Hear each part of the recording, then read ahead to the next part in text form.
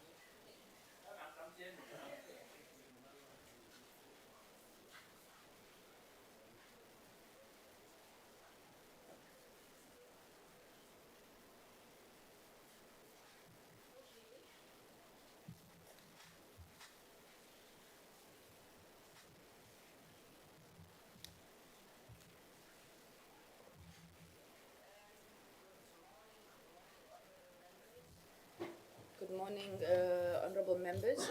This is a meeting of the subcommittee on the appointment of members for the Media Development and Diversity Agency, the MDDA.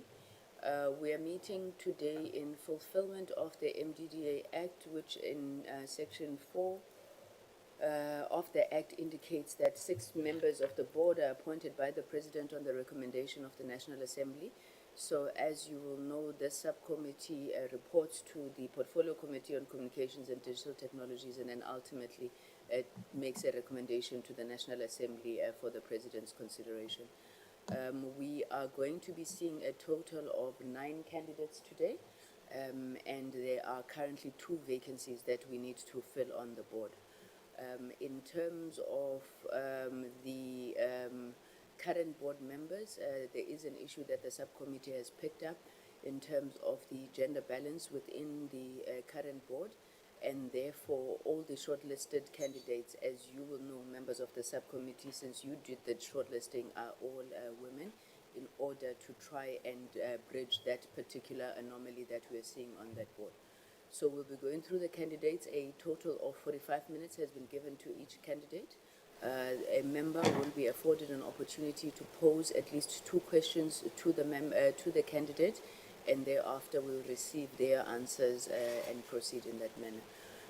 I think without wasting any time, we can take the first candidate. If we could just get on record the name of the candidate before we call them in. Thank you, Chairperson. Good morning, members. The name of the first candidate is Dr. Natalie Skepas. Thank you, Chair. Thank you very much.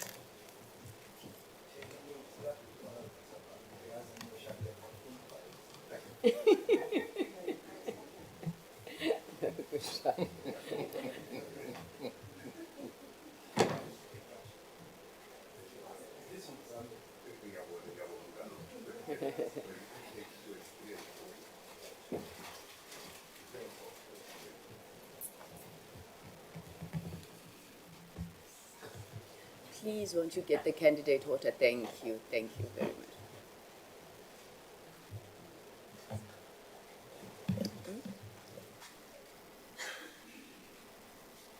You don't have glasses, Mr. Erasmus?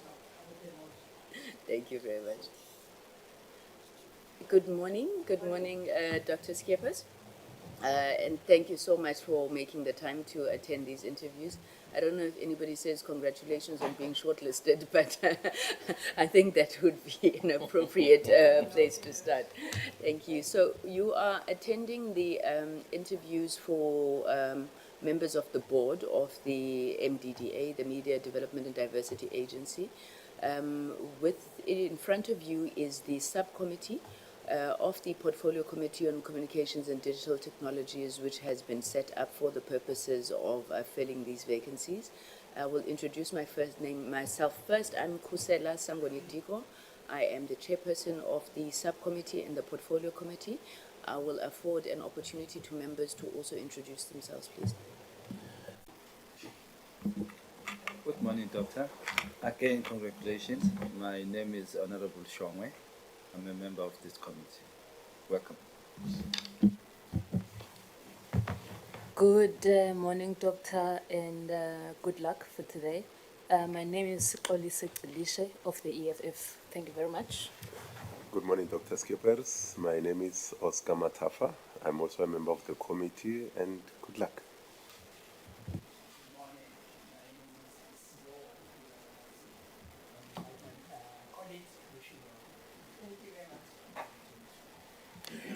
Morning, speakers.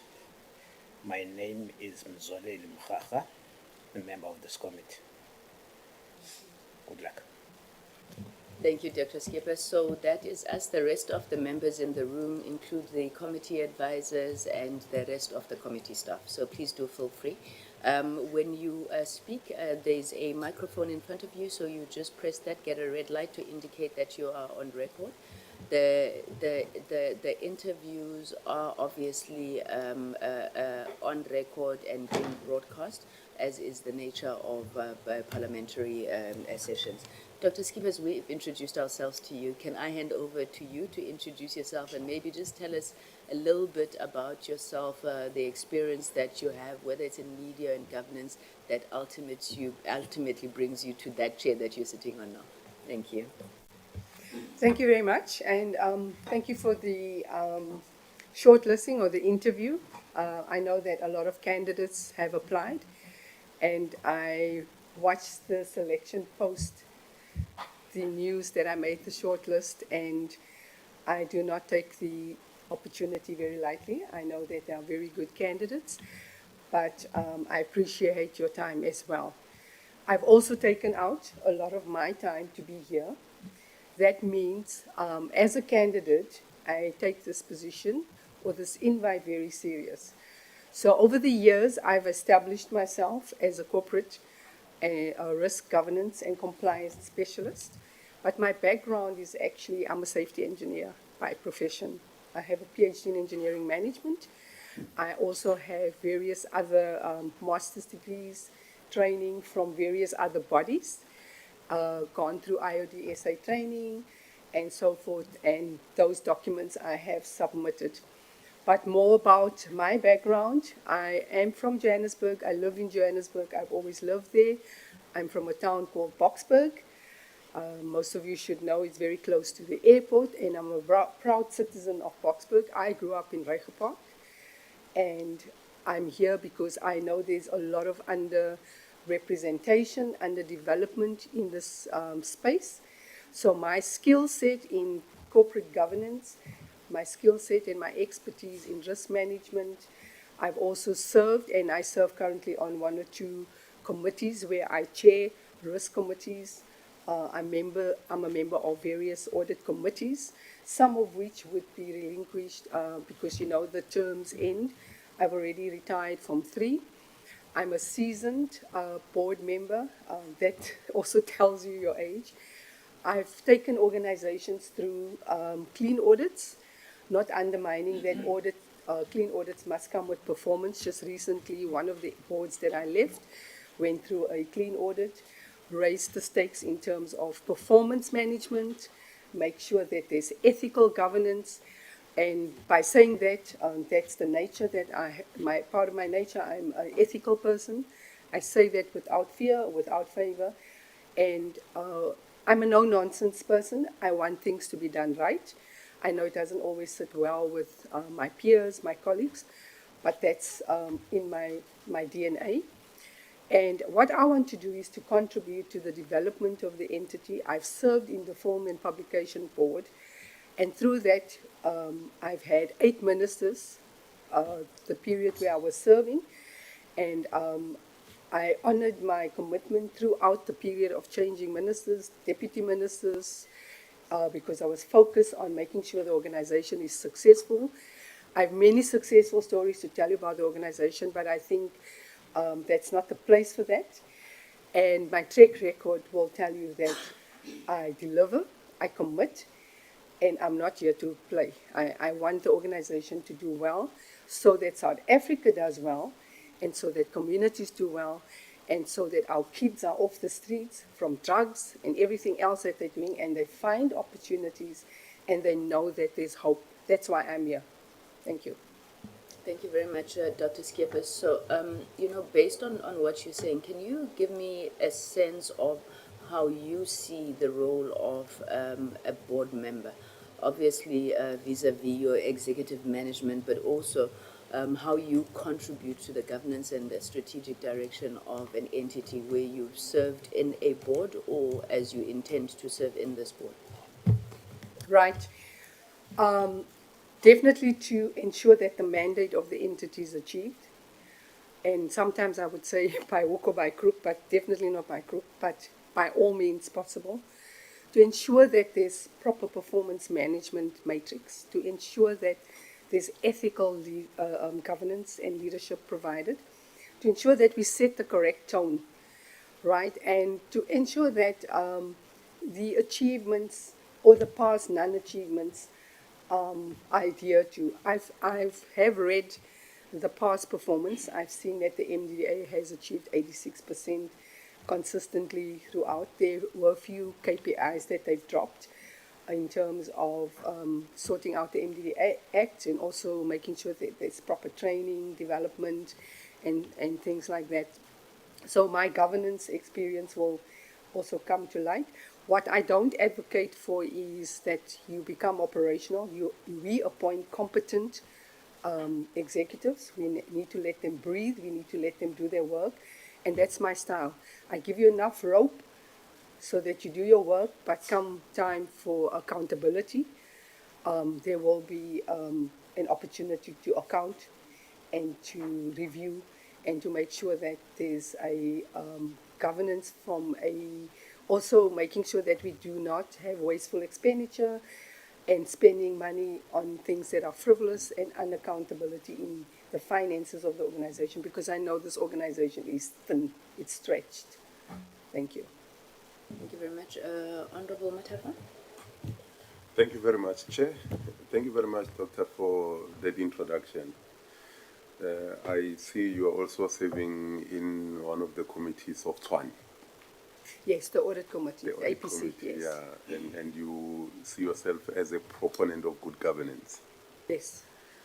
Now, the MDDA had at times faced negative media coverage around governance and performance.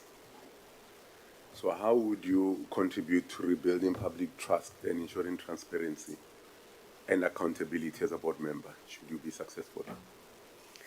Right, I don't know what the link is to Tshwane, but I will speak on the MDDA. Sorry to interject. I'm a resident of Tshwane and we are Okay. benefiting from some of your work. Thank you. Yeah, thank you. I appreciate that. We are trying very hard.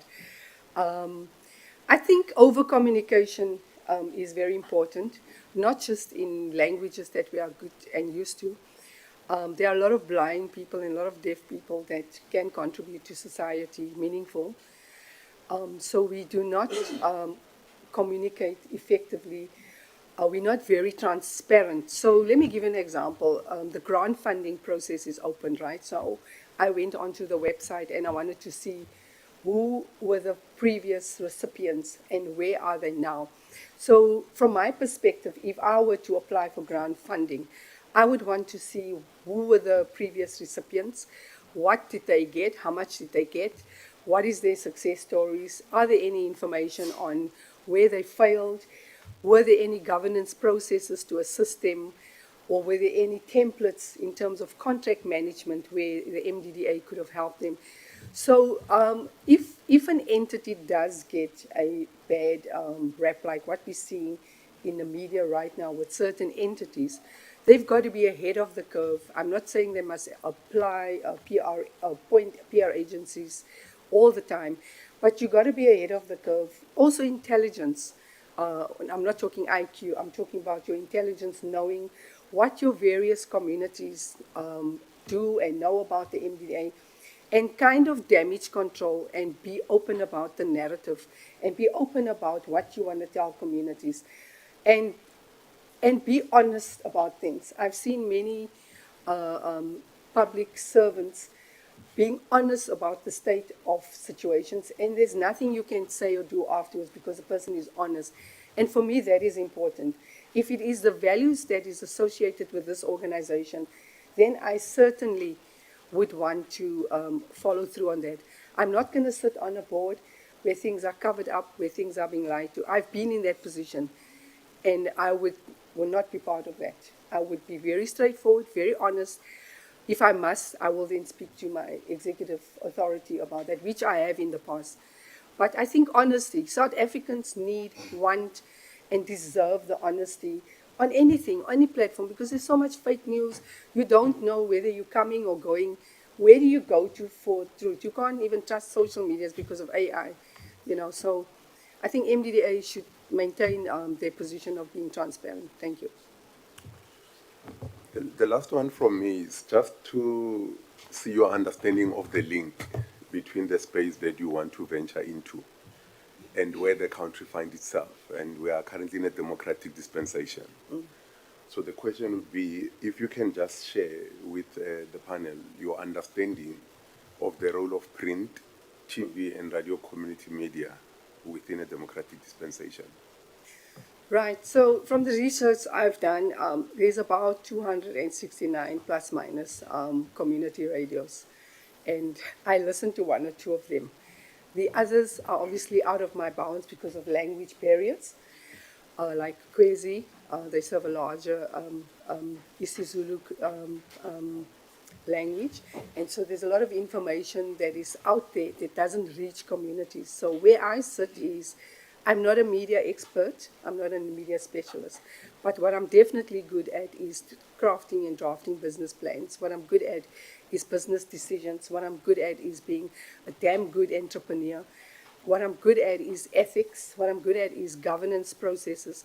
So we can help all the media outlets by creating frameworks that they can use, onboarding them to digital tools, training them, and that's the expertise that I bring on board because I've been there, and take the knowledge of governance and ethics and frameworks and compliance, link it to the outputs, because ultimately you want a sustainable radio station, a print media house, or whatever. So we have the story of the young man in Shoshanguve that has got the billboard that he the project that he got. But how sustainable is that business if he doesn't link up with communities or other stakeholders? So what our role would be is to create a network, but that network can only be created if MDDA has a platform to bring in other stakeholders, not just the SABC, but the smaller players and communities and municipalities that must also provide their services to these radio stations, print media, and help them grow.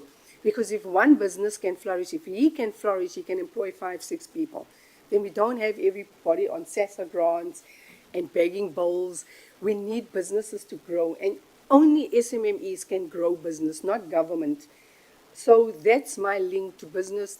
That's my link to the role that I want to play in MDDA with my network and making sure that even the stakeholders get onboarded, because I've done that before. I've reached out to big players and I've helped the municipality where I used to be at to get not contracts, but to be linked to big business to say this is how we can improve on our business without using government funds. Well, it's directly, indirectly government funds. Thank you. Thank you. Thank you. Thank you, Chair. Thank you, Honorable Malisha. Thank you very much, Chairperson. Good morning again, Doctor. I think my first question I wanted to ask was about funding. Yes. And you've already responded to that question. And because you spoke so passionately about fake news, I just maybe want to pick your brain on something. What do you think about the chanting of the Kill the Boer chant? Okay, I need context. No, it's just the Kill the Boer chant. What do you think about the chanting of that song this day and I age? don't like it, and it doesn't sit well within my stomach. Is it because it's wrong, or you just don't like it? I just don't know. I just don't like it. I don't know what it means when you say kill the Boer, kill the farmer. I've not chanted that ever, so I can't. So do you think it's okay for other people to chant it?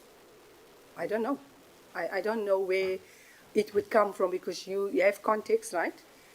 Why you want to say that. So I've never been in a position where I needed to chant anything, so I don't know the understanding of.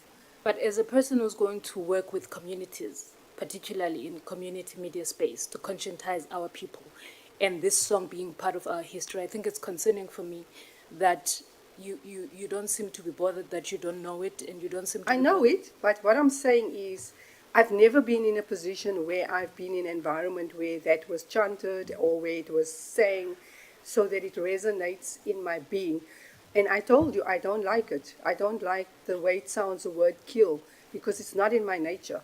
So how you do things, is it about how they should be done or whether you like them or not? Remember, I have a certain upbringing. I have a certain background where I come from. I've been groomed in a certain way. So when I say I don't like it, I mean I don't like it. As a person, History of certain people in this country. There's no reflection here of anything that I've said that I'm negative about anything. I'm telling you that I don't Sounds like negative to me. it. You see, now that's your perception. Yeah. Honourable So Belisha? I'm also saying from my Am side, I running out of time, Chair? Yes, ma'am. Okay, thank you very much, Chair. Thank you very much, Honourable Vilakazi. Thank you, Chair. Good morning, ma'am. And I see that you are self-nominated. yes, I am. And one of the issues that do become a bother about state entities is career board people. Do you think it's a good thing to have people sit on a number of state-owned entity boards? And how do you think that can come across to the public? I know quite a few people that would sit on 16 boards or 20 boards or whatever, and they would have their own business as well. I do that myself. I think if somebody is dedicated enough to serve and give their time, because this is of service, this is self-service, servanthood. It's not easy sitting on these boards, like having to answer to our honourable colleague and being challenged, or being challenged from any portfolio committee about being on a board and decisions that you've made, because it can be career limiting. It can actually tarnish your career. So to make that decision to want to serve on a board, it's not an easy thing. However, individuals that have kind of retired and have the time and have the ability to dedicate, I certainly have no problem. At some stage, you also have to let younger people of different backgrounds in, to allow them to be part of the system. So you can't hog the space for that matter. There are certain individuals that I think should have retired from this, because you get nominated all the time. That's why I self-nominate, because I'm taking accountability. I don't think there's any laws preventing us from doing this or from anyone doing it. So I think it's got to do with the individual. It's got to do with their credibility. It's got to do with their contribution and the skill set that they're purporting to be contributing. So I personally don't have a problem as long as their commitment levels do not become a problem. Thank you. Thank you. And I noticed that you said you are a straightforward person. Yes. I think you may have used the term no-nonsense person. Boards can get highly contested because it's experts, each with their mind, with their own view of how something should be done. And sometimes you might even see something that you disagree with being done on the board. Being a no-nonsense person, how do you work that out, weighed against the need to build cooperation and to work with others? And perhaps if you could give an example of an instance where you've had to practice where you've had to practice that skill. So you're talking about conflict. Healthy conflict is always welcome. You have to have conflict in an organization. Otherwise, you're going to have a bunch of yes men people sitting around the room. There has to be a difference of opinion. There's got to be independence in the board. People are independent already when they arrive, so they must have their own thinking. They must have their own views on how things should progress, as long as it's healthy. And the respect for the players around the table. So if you have a chairperson, the person that's chairing is chairing for a purpose. There's a sort of hierarchy in the room. So conflict must be dealt with in the correct manner. Either it is personal, and that should never be in the boardroom. If it's about where the organization should go, we will debate it until we have an answer as the interest of the organization, and not playing the ball. This is always about, playing the man. This is always about let's say we want to debate, should we give someone more funding than the other person? The merit should then be discussed, the merit should be fought about and argued about, but not the personalities. And then the framework should also guide you what is the right thing to do. If at all, and it has happened with me, to me, I don't get my joy, I'm not happy. There are certain structures that I followed up until the minister where I've said, look, I'm now at my wit's end. I'm not happy. Can I approach you? Can I write you a letter? Can you intervene?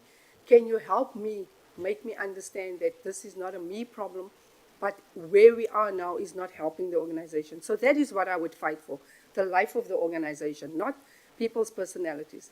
And yes, I said I'm not a media expert, so I need to be also convinced that the route we're taking is not because the person purports to be a media expert, and I can see financially it's going to ruin the organization, financially it's going to break the confidence, it's going to break the other platforms.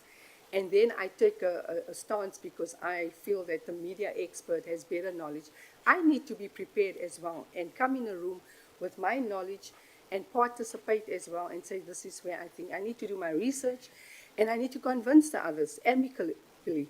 But it won't end up in a bun fight, if that's what you're worried about. Thank you. Thank you. Thank you very much. Thank you, Chair.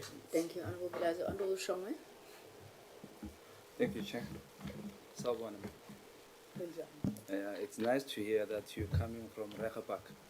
Oh, you're from Rehoboth? No, I went to school there, Rehoboth High School. Good for you. Good stock. Good. Unfortunately, Rehoboth is known for, then it was known for gangsters, high level of crime, and all sorts of issues. I want to ask you this. In your understanding, what's your understanding of the MDDA's mandate and its role in promoting media diversity and access to South Africa, specifically for Rehoboth residents who will be listening to a local radio station? So that's my question to you. And it's a very good question. That's why I'm here. I did some homework and I did some research, and I realized that my community, well, I don't live there personally, but I still have a lot of interaction, family members, friends. I still go there every day. There's no radio station that services the community. But there are other radio stations around it that they could access, print and all that. But I think the challenges are the knowledge and the information sharing. So there's an underserved community that often does not get information where other communities would get. Like I listen to Kofifi because mostly of the content that I consume. I sometimes listen to Alex FM. It may not be relevant, but I like the station. But in line with what you're asking, should there be a digital platform where someone could start a radio station? They would definitely need funding, but the how-to is not there. They don't, the people that I've spoken to, and these are well-established community leaders, would not even know where to start. So I'm definitely going to make it my purpose to ensure that at least there's some level, form or shape of access. Obviously, I'm not going to go there and offer grants because that has to be following a certain process. Information is very key. We don't want kids scrolling on social media, getting the wrong information about our country, getting the wrong perception about people in this room, any players. Then diversity is also important. Rehoboth is no longer what we used to call the colored community. It's very mixed. And so that diversity needs to filter through. The language barriers need to be addressed. There's a lot of information that communities lack. Sometimes one person would send a date of payment for SASSA, and she's taken that role on to send it to everybody. Why would there not be a platform, a proper platform, where people would know where to access information? What if her information is incorrect? Sometimes I think it was incorrect. So there's a lot that you can do in your communities to address gangsterism, to address idleness. I don't want to call it gangsterism because I think that is subsided now. But idleness, not knowing what to do with your life, having no hope, not knowing where to go and get information. But there is a positive story. I know 4 podcasters that have started casting in the community, And certainly, they would definitely benefit from this platform and this entity if they know what the entity does. Thank you. Thank you very much. Thank you. Just a follow-up question. You said you are a no-nonsense person. I just want to ask, how honest are you? Are you Mkhwanazi honest? Are you Mr. Ramaphosa honest? This is the question. And that answer will come from how you reply. In this experience, this number of years that you've been in the board, in many boards as you say, what interaction have you interacted with in terms of a whistleblower, and what have you done that will prove to us that you are really a no-nonsense person in all these posts that you have served in? On that question again, I'd like to ask again that, do you believe in giving other people a chance, specifically youth? Hence you say you have served in many boards. Don't you think it's time maybe to give to the younger Dr. Skin or somebody else, while we know experience is very much needed? Thank you. Yeah, absolutely. Let me try and answer the first one. I don't know what you mean, Ramaphosa honest and Mkhwanazi. I can't answer that. I was not part of what happened there, but to answer you on what I do and what I would do, yes, I've been in a situation where I've received whistleblower reports on sexual harassment in an organization where I was the chairperson, and I dealt with it. Not swiftly, I dealt with it immediately. The person was dismissed. And I've done it in few more other entities. So if I have to come across information and I can verify the information, I can fact check it, I can let the investigators run the course, I will certainly not sit on that egg. I will deal with it, especially if it comes to issues where women are disenfranchised, where it's a personal matter, where people are not being advanced regardless of their race, color, creed, and they're being attacked because of their truth. I will address it. And if I'm in a position to do so, certainly I would do that. The other thing, sorry, you asked me something else about the youth. Yes, I think that's a very difficult one, because the youth do not believe that they can apply, they have opportunities. Look where we've advertised this very same position, right? This very same position should have been in all the local community newspapers, prints, so that the youth see this. But what is standing in front of them is that the experience, the nomination. When you say someone must nominate them, they wouldn't even know that they can self-nominate. So that information is information we must share. And I'm more than happy to step aside and let somebody else take the reins, because I'm qualified enough to do it. I have enough business experience. I'm an entrepreneur. I'm here to serve. And whatever I can contribute, I will contribute. But this is not the first and the last opportunity that I will seek out for. If I do not get the opportunity, there will be others, but I'm more than happy to advise others to apply, get in there, which I have done. Thank you. Thank you, Honorable Shonga. Honorable Alicia, I did stop you in the middle of your engagement with Dr. Skipper, so I'll give you one other question. Thank you. Thank you very much, Chairperson. I think my other question would have been about her experience, particularly in the media space, and about how familiar she is. But I think the doctor has clarified that she has no particular experience. Am I correct, Tola? Other than serving on the Film and Publication Board, that I served 2 terms, and it was part of the JCIS family. So that part, yeah, I have served there. Okay. What is that, or can I just ask another one? Just to pick your brain on something again, Doctor, what do you think about the media portrayal of the alleged white genocide in the country? Sure, that one I can answer honestly, because I don't know where it comes from, because I've not experienced it, and it doesn't seem like that there's white genocide, not the way whites are treated in this country, or behave, or being given access, or have businesses, or freedom, everything. I've not seen it, so I can't say that there's white genocide.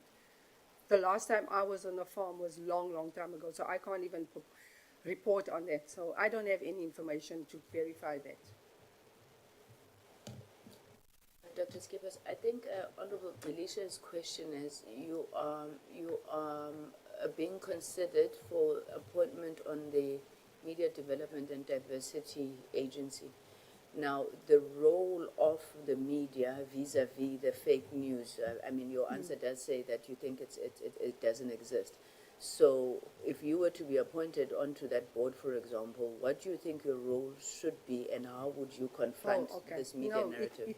Everything has to be fact-checked. Even the training that we will give or should give journalists, we need to train them to fact-check. We need to train them to understand how digital tools work, how AI works, how the integration of the media from this platform to the next translates. So research is very important, and you need to know that the information that you're putting out there is correct. I've seen a few podcasts where a certain, I can't get his name now, podcaster had done his fact check where he's listed various situations where he has not seen or he could not verify that your question is contributing to that. So I think in our society, the important thing that we need to teach the up-and-coming media specialists, the media platforms that are there, they must make sure that their sources are credible, because it can create a lot of problems like what we've seen now through this unfortunate misrepresentation of what is happening in this country, which is not what I've experienced. Thank you very much. Thank you, Honorable Commissioner Mkhekhe. Morning. Morning, sir. I think I'm comfortable with your set of principles. The buzzword today is about transformation, both in society and in government. Now, given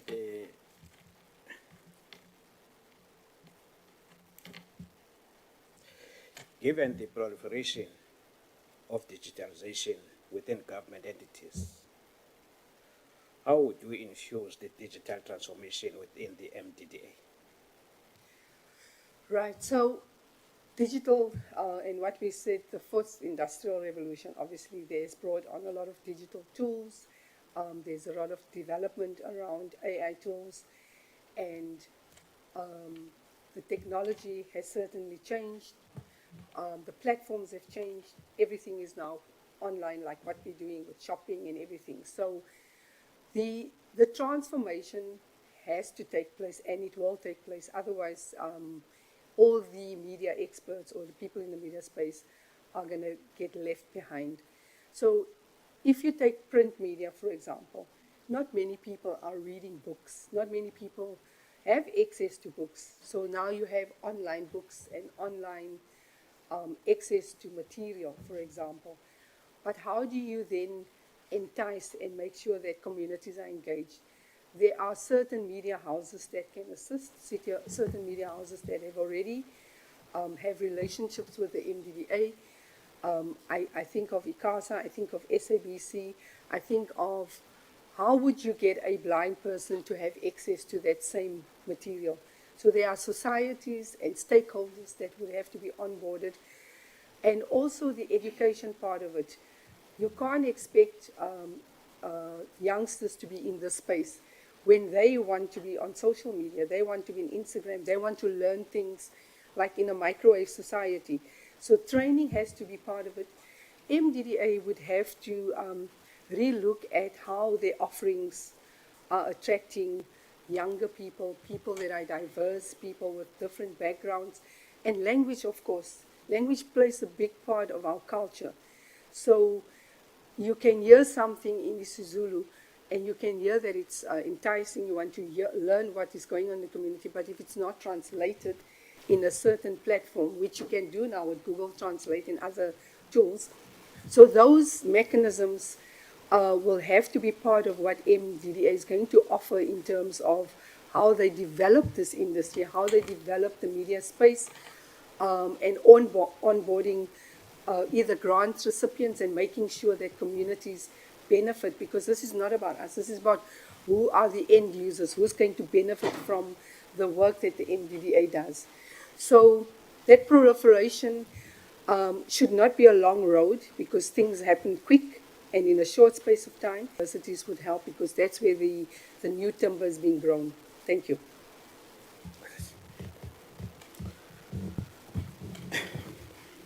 Then, Honorable Chair, my second question, as a person hailing from the rural areas, From what area? from the rural areas of the Eastern Cape, Okay. where access to resources is a big challenge. Now, how then do you, what is your stance on 30% advertising quota on community radios?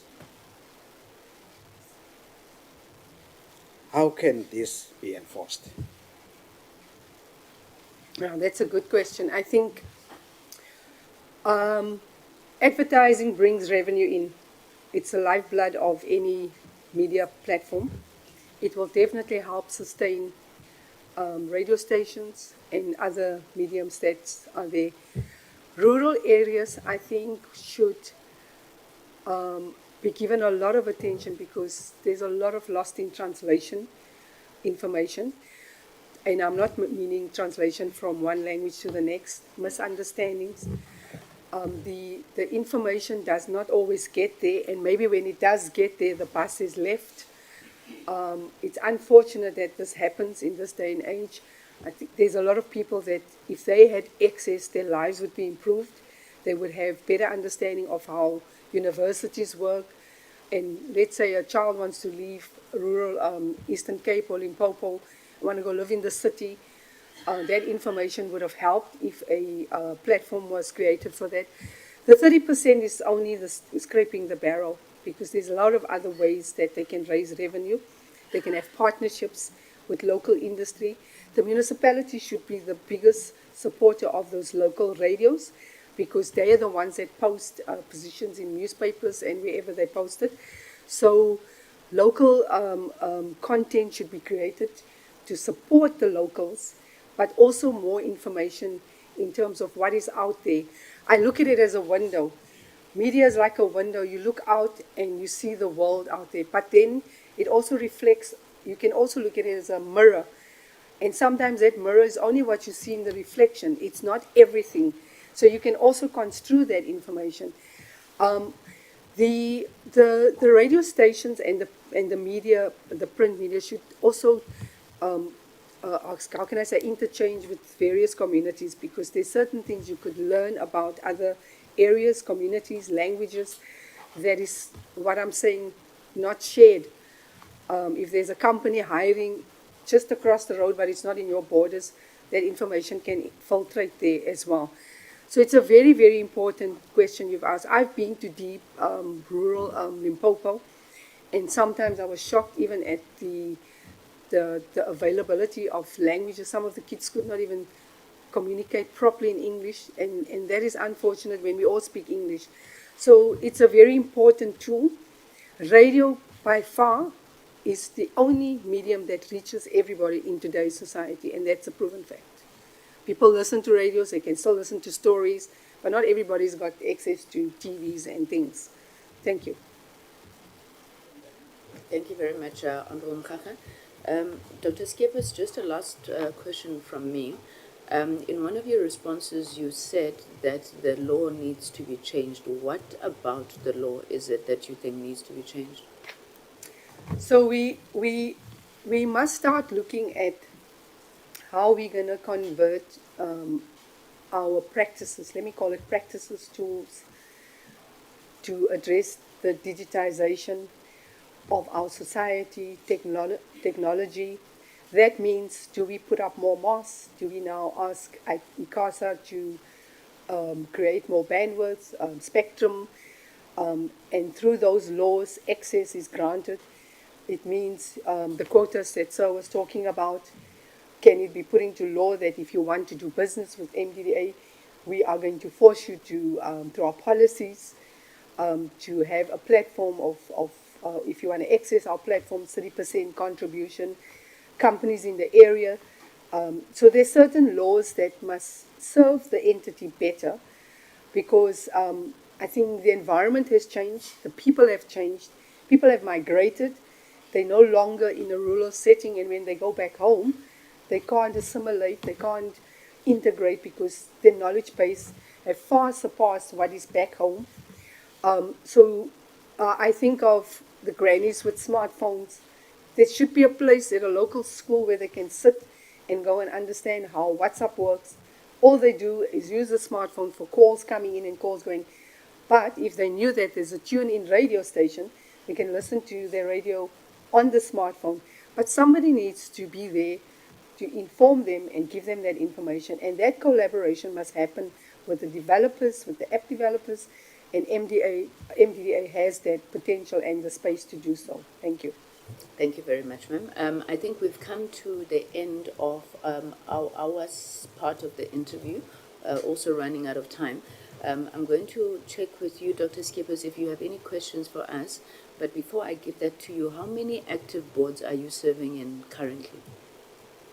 I think 5 of, I've just retired from one, and one would be retiring in September. And then next year, I think March, I should be retiring from one as well. Okay. Yeah. Thank you. Sorry, that's off the cuff. I can't count. So currently, as I'm sitting here, there should be 5. But one should be retiring in September. So then that makes it 4. Are they all government entities? Yes. And I do have my own business. I'm not a full-time non-executive director. So I run my own business, small business. I'm an entrepreneur. I do training in my field, and so that won't interfere with what I'm doing here. Thank you very much. Dr. Skippers, do you have any questions for us? Yes. I'm not sure who should answer this, but being the portfolio committee or the subcommittee of MDDA, what has been your contribution to assist the MDDA in terms of its growth, its development, making sure that it's sustainable or going to be sustainable in the future, and addressing issues of youth unemployment through this entity? And I know that there's no potential of integrating or disbanding this entity, because I think it's doing great work. But you've got to look at sustainability of the stations out there, the print medias out there. So what has been your contribution as a whole? And anyone can answer that. Making sure that this entity thrives, and when I join, it's not going to be a dark hole. I must know I'm here with people that are serious. We nominate the chair to respond. Seconded. I was going to pick. I have the luxury of being able to pick from the chair. But no. Doc, now, okay, now I feel like we're being interviewed for the MDDA board. I think you'll appreciate that. I mean, as Parliament, our role is around oversight as it relates to MDDA. We have worked with the entity. MDDA accounts to the Government Communication and Information System. The issue of sustainability of the MDDA has been front and center of the work that the committee has done. In particular, we're pushing them to finalize issues around their audience measurement capabilities, which are verified, working with the Audit Bureau of Circulation. And our view is that once you get community media with verified audiences, you are able to attract advertisers. Then the issue that you spoke about with regards to digitization and how the possibility of community media missing out on that, that's something that we've worked with them on. Their board just recently approved a digital strategy also working together with Centec to create an aggregation of a platform for community media, and many, many, many other things I would tell you if we had time. So let me just stop there. Can I ask one more last question? Yes, ma'am. And I don't want to sound controversial, but I've been put in a hot seat, so I want to ask, what is your view on Starlink and its presence, potential presence in South Africa? Okay, so as I a didn't put committee? you in the hot seat. The person who put you in the hot seat can answer that question.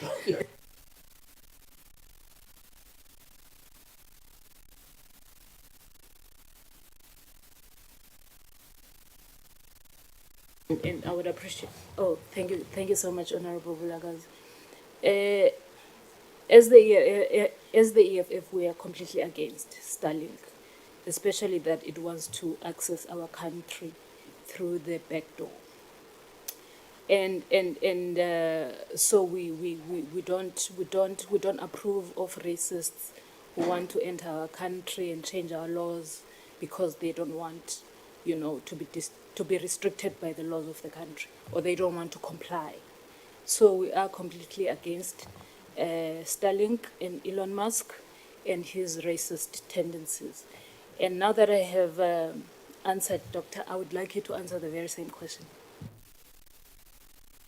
I thought my interview was over, ma'am. I think let's stop the interview. We're going to run out of time. Thank you. Dr. Skeppers, thank you. Thank you very much for making the time for this interview. It was truly enjoyable.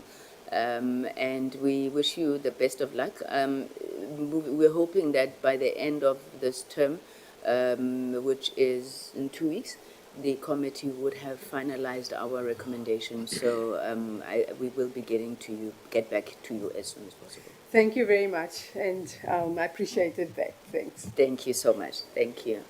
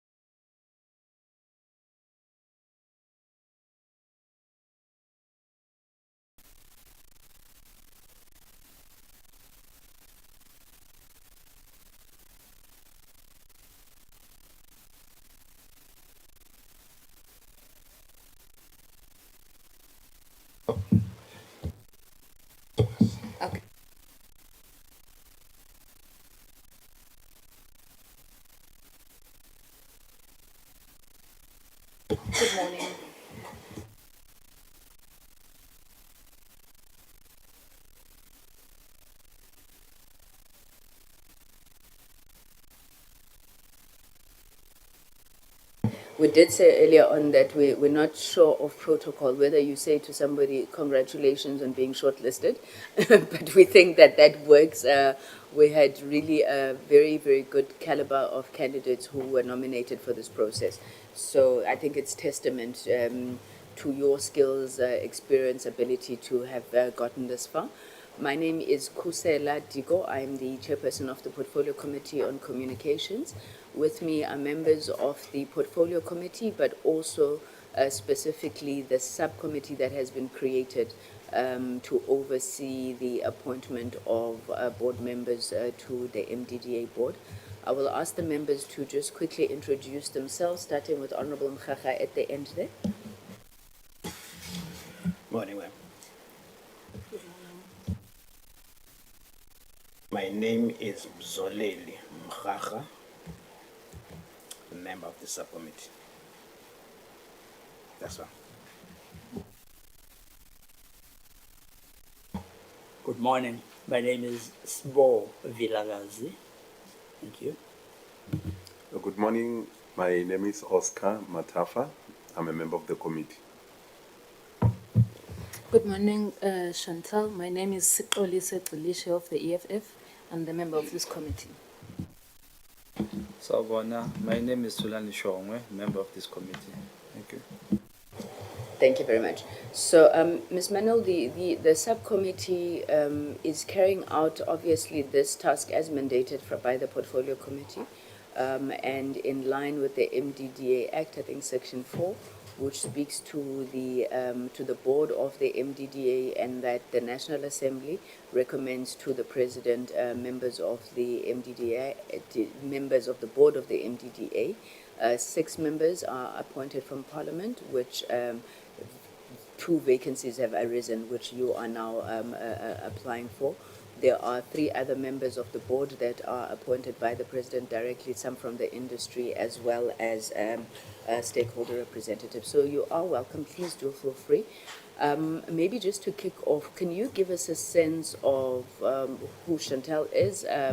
You know, your experience in governance, in media, broadcasting, any related field that you think would stand you in good stead for this position. Thank you, ma'am. Okay. Good morning, everyone, and thanks very much for the warm welcome. It's very interesting sitting here because for 20 years I've been on the other side of the interviewing table. So a little bit about me. I'm a media person. So I've worked as a journalist and a media leader for the past, 27 years. Started my career at the Cape Argus as a reporter before moving to the NGO sector and then community media, which is, sometimes you find yourself in a space and it feels like home and you never expected that that's what it was going to be, and that's what community media was for me. And over the years, I've been repeatedly struck and reminded by the power of community media, and that's why I stayed there for so long, for 24 years. And so for the past 17 years, I've been in a senior leadership position. So that's exposed me to, issues around governance, leading a big team, managing budgets, etc. And for the past 2 years, I led a national team, which comprised our titles down here in Cape Town, one in Kimberley, one in Durban, and one in East London. The reason I no longer work in formal media is, as you know, most of media is going through a very difficult time, and our department went through a major restructure, and I opted to step out into self-employment, which is where I find myself now. And apart from being a journalist, I also take on independent media projects, editorial projects. I'm currently busy with a very exciting project that's documenting the history of Livingston High, which turns 100 years old next year.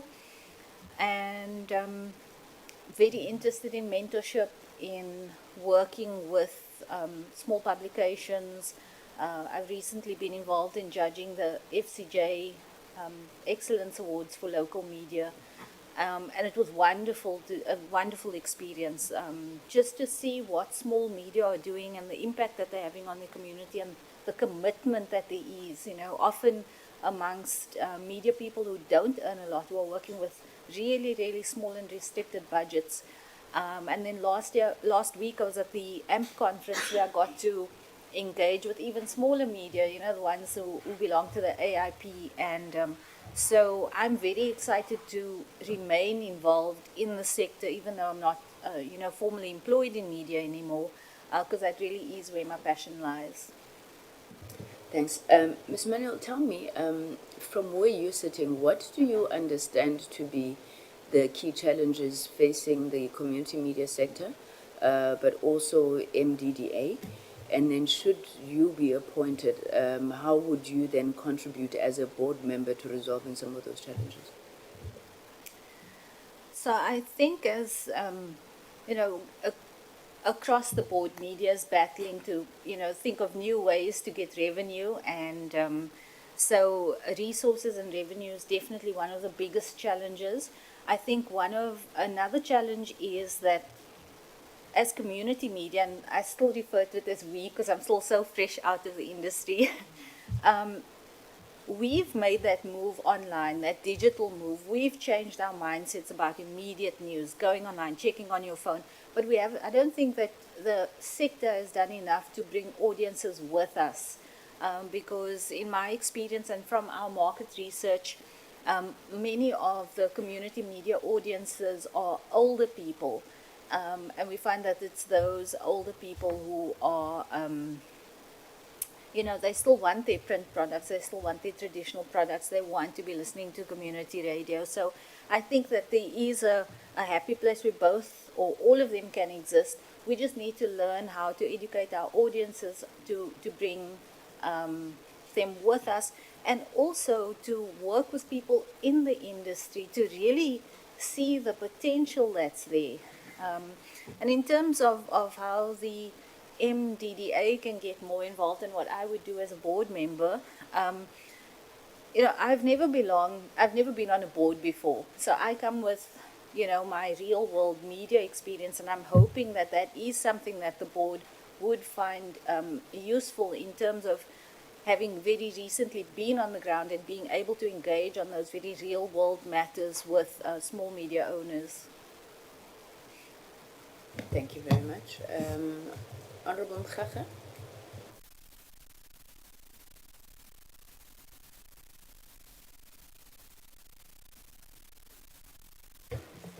Thanks, Honorable Chair.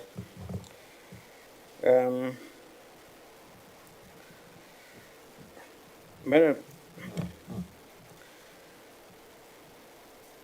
transformation of society and in government is a buzzword today.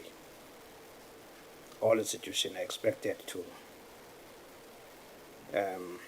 undergo that particular process. Given the proliferation of digitalization within government entities, how would you infuse the digital transformation within the MDDA?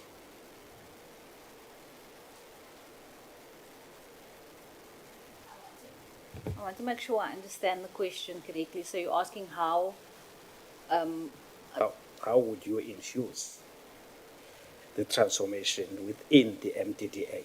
Okay, so in terms of how I'm going to be promoting that transformation Exactly. from an MDDA perspective. Exactly. This is very interesting because I think, one of the key factors, if we look at younger people who know nothing else other than digital, I think it's essential to involve young people in everything that we're doing. But I don't have an immediate answer to your question. I'm sorry. You don't understand the question? I'm struggling to answer it. Okay. Can we proceed, Chair? Thank you. Honorable Mkhaga? Can I move? Yes, sir. Thank you. Honorable Vilakazi? I like it when the media is on the other side.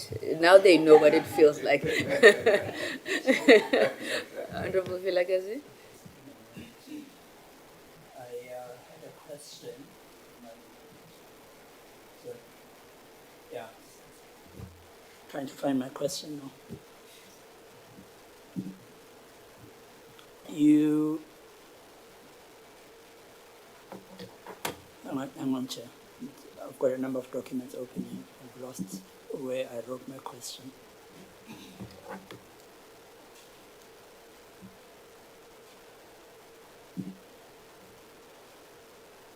You said that community media has gone digital as a means to survive, but has not brought its audiences along with it. I find that curious, and I think it's quite an insightful characterization of the situation, because the revenues haven't gone along, the traditional revenues haven't come along with this digital shift. And perhaps this could even be related to Honorable Mkhaka's question, but how do you think community media in its various kinds, in various ways, can bring along those audiences? What is it that's missing, and how can this be overcome? So I wanted to take a step back. As community media, we have gone digital, and you are absolutely correct that we tried to take the revenues with us, but we didn't manage to do that. So, just to touch on that, I think we need to start looking at different revenue streams. We're so dependent on advertising, and I think, especially as community media, with our free titles, we are dependent on that advertiser base. And so one of the ways that we can bring our audiences with us, and we've seen this happening when we start working with the community. And, as someone who comes from corporate-owned community media, there's often this tussle between, are we even really community media? And one of the things that we did quite well was working with the community in terms of training, in terms of getting them to tell their own stories. And I think that's another opportunity there for us to bring them with us, because we can start setting up memberships, subscriptions, which, if you think about it, community media doesn't touch that kind of thing. And currently I'm busy doing my research, my doctoral research on WhatsApp, and how people are actually using WhatsApp as their own community media platforms, and the challenge that this could potentially pose for traditional community media. And they also, that is an audience that's being created on its own. They're creating their own news, and there's a way for traditional media to tap into that, to start working with those communities. And in that way, it's not kind of this sort of power and subject situation where you're saying, oh, we are the powerful medium, we're going to bring you with us. We have this opportunity to say, we don't know what's going on, you're doing something very interesting, let's work together, and in that way bring our audiences with us as we grow this new community media, or the new media sphere that we need to create. Thank you. You said that you have not been on boards, and you were very brief with the input there. However, here you are, applying to go on a board. One. Secondly, you've got this experience. You keep telling us about examples of work that you are doing that could clearly benefit an organization such as the MDDA. You've also sat on senior management, senior leadership positions. And I get the idea that you would have a clue around the role of board membership. I would hope that you do. And so what do you think you would bring to the MDDA board if you were on it? I'm uninstitutionalized. So I think I might, sometimes when we know things really well, that is just how it must be, and that's how we expect it to be. And I thought about this when I reflected on my time, my 24 years in community media. You know, you become very comfortable in a position because you know your colleagues, you know how they're going to think, you know what they're going to do. And I think when you're new in a position, you also come with a certain kind of naivety. And I may come and I may ask questions that maybe someone last asked 20 years ago, but it gives everyone an opportunity to kind of rethink about those things. And so, I mean, I don't mean to sound like I'm downplaying myself in any way. I've got a lot of sort of informal experience because I've worked a lot on project management and that sort of thing. So I think that maybe my freshness out of the formal industry could be an opportunity to exploit. My sort of newness might create opportunities for new discussions and new debates and for us to re-examine questions that we may last have examined many years ago.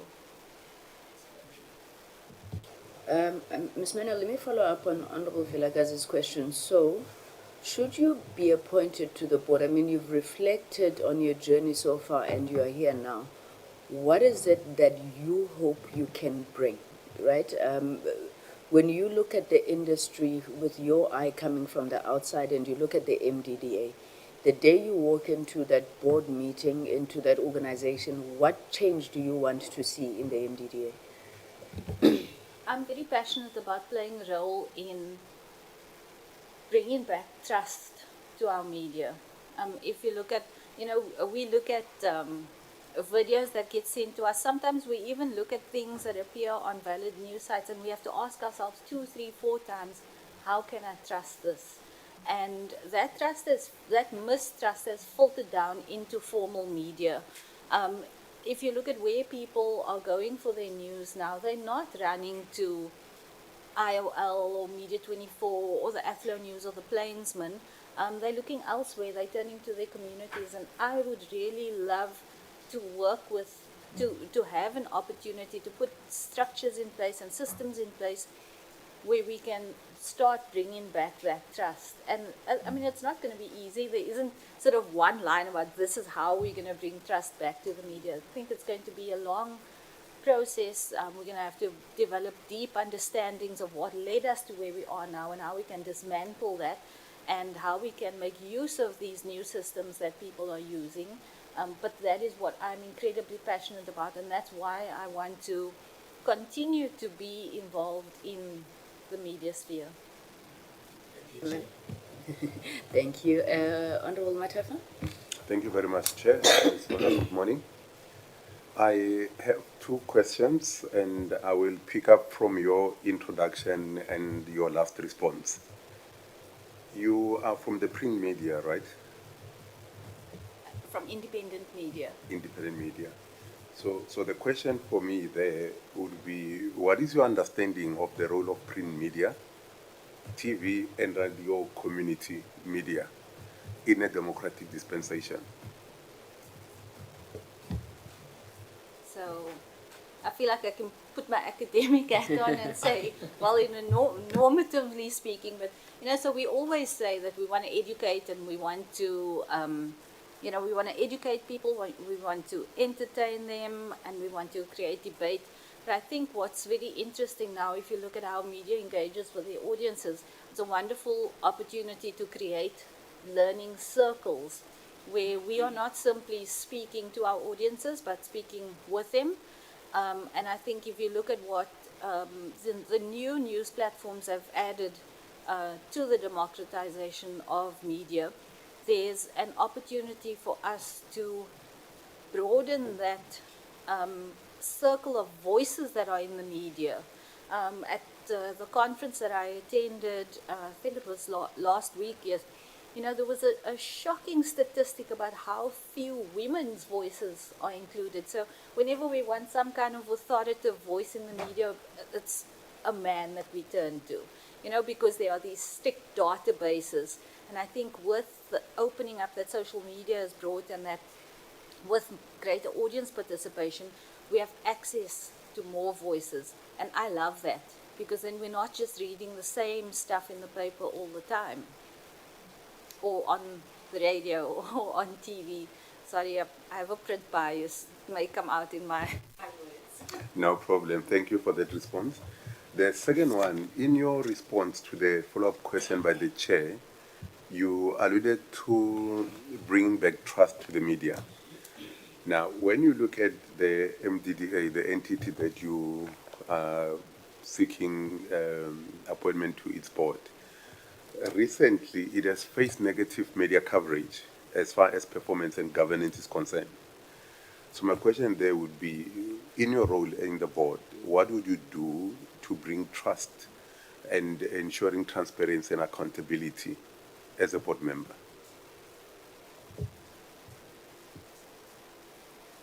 I think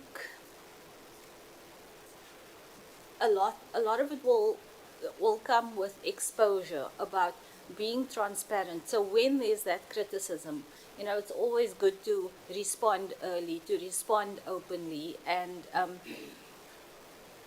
from my personal experience, I had read a lot of the negative sort of reporting on the MDDA, and being in the small media sector, you hear the criticism, you hear the moaning. And a very concrete example that swayed my thinking a bit was at the AMP conference recently, where there were members of the MDDA present, and they did a presentation, and I heard from small media who had been funded by them, and I thought, well, why haven't we heard this before? Why are we only hearing the negative stuff? And so I think there's that, so yes, there's the opportunity to respond immediately and in a transparent manner to criticism, but also to talk about the successes, to showcase those successes. Thank you, Honorable Matefo. Honorable Malisha. Thank you very much, Chairperson. Greetings again, Chantal. Maybe my first question will determine how I move forward. I just want to know, what is your relationship, if any, with SANEF? Wow. So, I used to be a member of SANEF when our company was a member of SANEF. So when independent media was still owned by the Irish, we were all, because the company had memberships for us. And then when Sekunjalo bought our company, ultimately our membership to SANEF was ended. I don't, as an individual editor, I didn't have any real input with him. Yeah. Okay, then maybe let me now ask a question, Chairperson. What then would be your strategy to fight disinformation? Because there's a lot of disinformation, there's a lot of fake news, and sadly, this day and age, it looks like the journalists and media houses have jumped into that space as well, because they spread a lot of disinformation and fake news. How would you fight that? Because that's how we got to know about the groups of Tumamina groups, that there may be incentives to journalism to push a certain narrative. So as a person in the community media space, which is crucial because it does shape the opinion of our people in communities, how would you fight disinformation? So I don't believe fighting disinformation can be any single person or any single board or any single agency or media houses' responsibility, and I don't think anyone will be able to do it individually. What I do think we need in South Africa, specifically to break down this kind of disinformation that stems from this highly competitive environment, I think we need the media to be respectful of each other again. and I know that sounds very strange because, you know, when I was growing up, there was healthy competition. Growing up in the media, there was healthy competition, but there was also a respect. And I think what's happening in the news now is there's so much fighting about like media houses and different factions and you know, I also come from a background where we had to try and be as objective as possible as journalists, and these days I think we're moving more towards the American model where, you know, people are picking their sides, and so I definitely think that fighting disinformation is going to have, it has to be something that the industry is committed to when we work at the strategy together. So I don't think that there's anything the MDDA can do as a solitary organization and say, this is what we are going to do to fight disinformation. I was asking on your part as a possible board member, but that's fine. We can move because I do want to ask my next question, and it is a follow-up question on what you said about factions in any space, right? Factions can create a very toxic environment. How do you handle factions? How do you think, if there were to be, or you were to find factions at the MDDA, how would you handle that?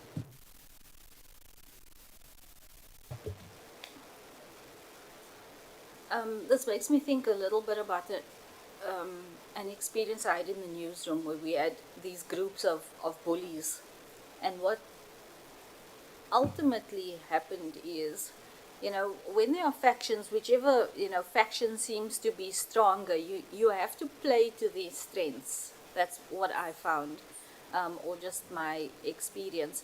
And you somehow need to draw them in, and if you are working towards a particular goal, give them some responsibility in terms of reaching that goal, so that they have to kind of break away from whatever kind of factional thinking that they have. I apologize, I don't have a better answer than that. Can I ask another one? Okay, you spoke, it's my last one, you spoke passionately about print media, and you actually declared that you are print biased, right? So I just want to find out, because there's a clear danger when it comes to print media. So, like, do you have any thoughts in terms of like how you think you can assist in that regard? So I have a bias towards print only because that's where I spent my entire career. I do also love radio, I love audio podcasts, because I think it also plays into our tradition as South Africa in terms of oral history, and I think there's a wonderful way that can be incorporated into news telling and news sharing. So I'm certainly not biased, you know, to promoting print either. You know, it's only because that's where I come from. Seeing that print is dying, how would I assist? I think print needs to reinvent itself, and one of the things that's contributing greatly to print's death is the high cost of printing, and that's very, very difficult to get around. And so I think that the survival of print is going to depend on that happy marriage between digital and print. So our print products, we need to work with our media houses, with the small media, to ensure that when we're putting something out in print, it is fantastic. So all of the breaking news can go online, because that's what people are going online for. You know, when they read a newspaper, when they spend their hard-earned money to buy a newspaper, they don't want to read something that happened yesterday, a breaking news story, crime, etc. They want really good analysis, in depth, and so that's always been the model I believe will contribute or assist print not to die. So that's one of the things. I think we also need to look at how we can build membership models, some interesting looks at revenue for print. Thank you, Honorable Malaysia. Honorable Shongwe. Thank you, Chair. Sawubona sis. How are you? Good, thank you. Fine. Given the mandate of MDDA support to historically disadvantaged communities, how do you measure whether your board's decisions are truly empowering black-owned community media platforms and they're only not just ticking BE boxes? I think very importantly would be to work closely with whichever media we are funding or the MDDA funds or works with to those follow-ups, those assessments, those really continuing to work closely with them rather than kind of just watching everything from afar. And also when applications come in, I guess that the rigor with which those applications are looked at will have to be seriously considered. Also in terms of reach, I think that's incredibly important because I think lots of people are capable of perhaps starting media companies and they might apply, but they might not have the reach or that ability to sustain it. And so I think assessing things like sustainability, reach, those will be very important, and the follow-ups afterwards. Okay, thank you.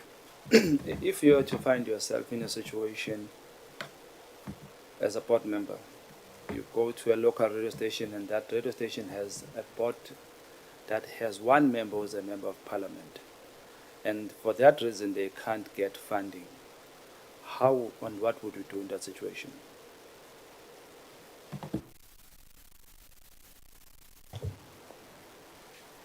Well, I don't know exactly what the powers of the board members are, but perhaps they could be.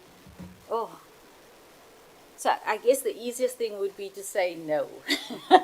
Your board does not comply.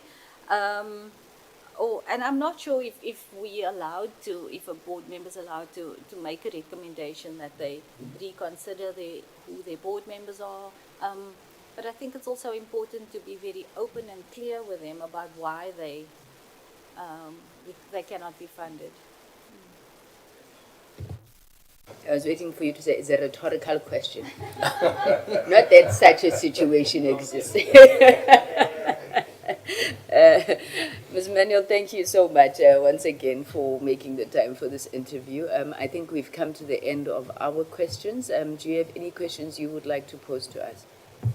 Yes, firstly, I would like to thank you again for giving me the opportunity to have this discussion. I think anytime we talk about the media, I get very excited and it gives me an opportunity to reassess my thinking. One of the things that I was curious about was the time commitment, because I couldn't find anything online or in the ad about that. So what is the time commitment that's required of the board members?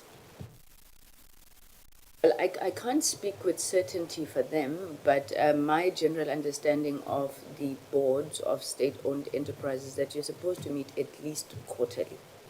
There are boards that, in dealing with crises and things like that, they meet more frequently, which is not encouraged. But I think anything between once every 2 months, once every 3 months is generally the norm.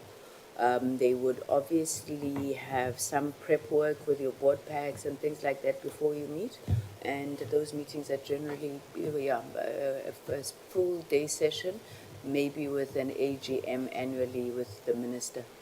But that's just from my knowledge. I'm not sure if that's exactly what happens at the MDDA. Thank you. And when will this appointment be made? Our intention is that before Parliament rises for recess at the end of this month, the subcommittee would have gone back to the portfolio committee and made a recommendation to the National Assembly. How long then it takes for the National Assembly to consider that recommendation and make a decision, we're not sure. But we would like to complete our process before the end of this month. Thank you, that's all. Thank you, Chantal, and best of luck. Thank you. Thanks, everyone.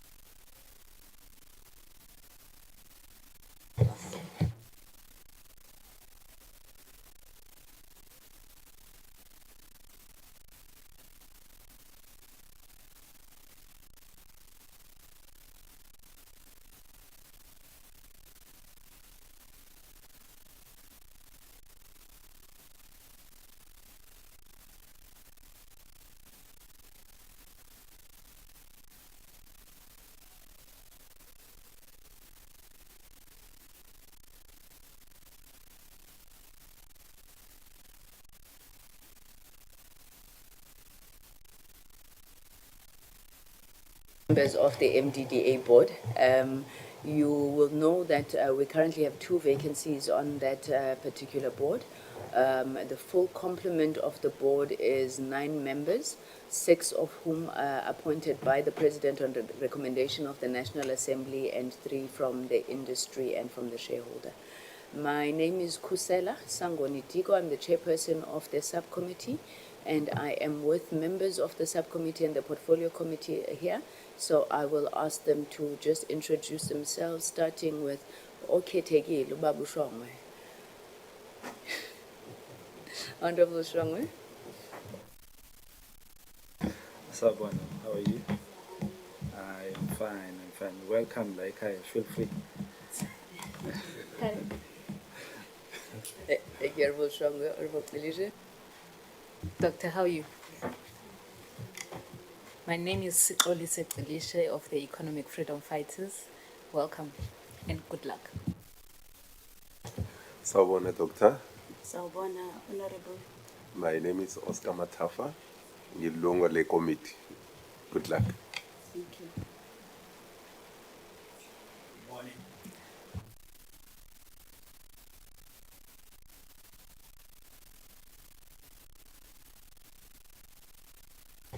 Molo Doc. Molweni. Igama lami uMzoleli Mkhaga. Ilungu lale committee. Thank you, Doc. And then the rest of the team, that gentleman strolling Justo Media in front of him, KK Research behind him, Hajira Secretariat, and the 2 gentlemen next to me, the advisor and the secretariat. So thank you once again. Doc, let's get into it. Our interview, we've allocated 45 minutes just for an engagement with you. We're obviously keen to know that as you have been nominated to the board of the MDDA, what is it that you think that you bring to the board? Should you be appointed in terms of your experience, whether it's in governance and media, and maybe just your understanding of this institution, the MDDA as well? Thanks, Doc.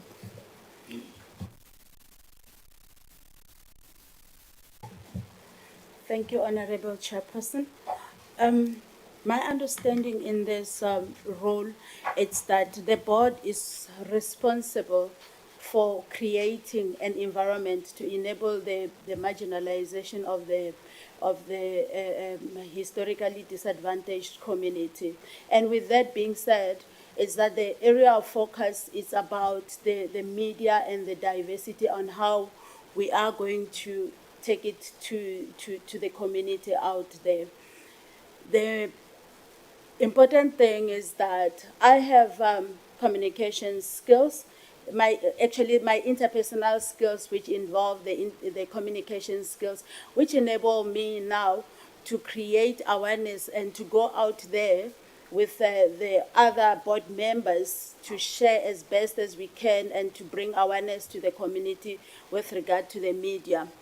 My detailed experience include in the governance area as well, the digitalization, the transformation of digitalization strategies as well that I've previously worked on, and then even currently I'm working on. So I do believe that with the experience that I have, and also my qualification of the one that I also publish different papers with regard to the digitalization platform, it will bring a lot of weight.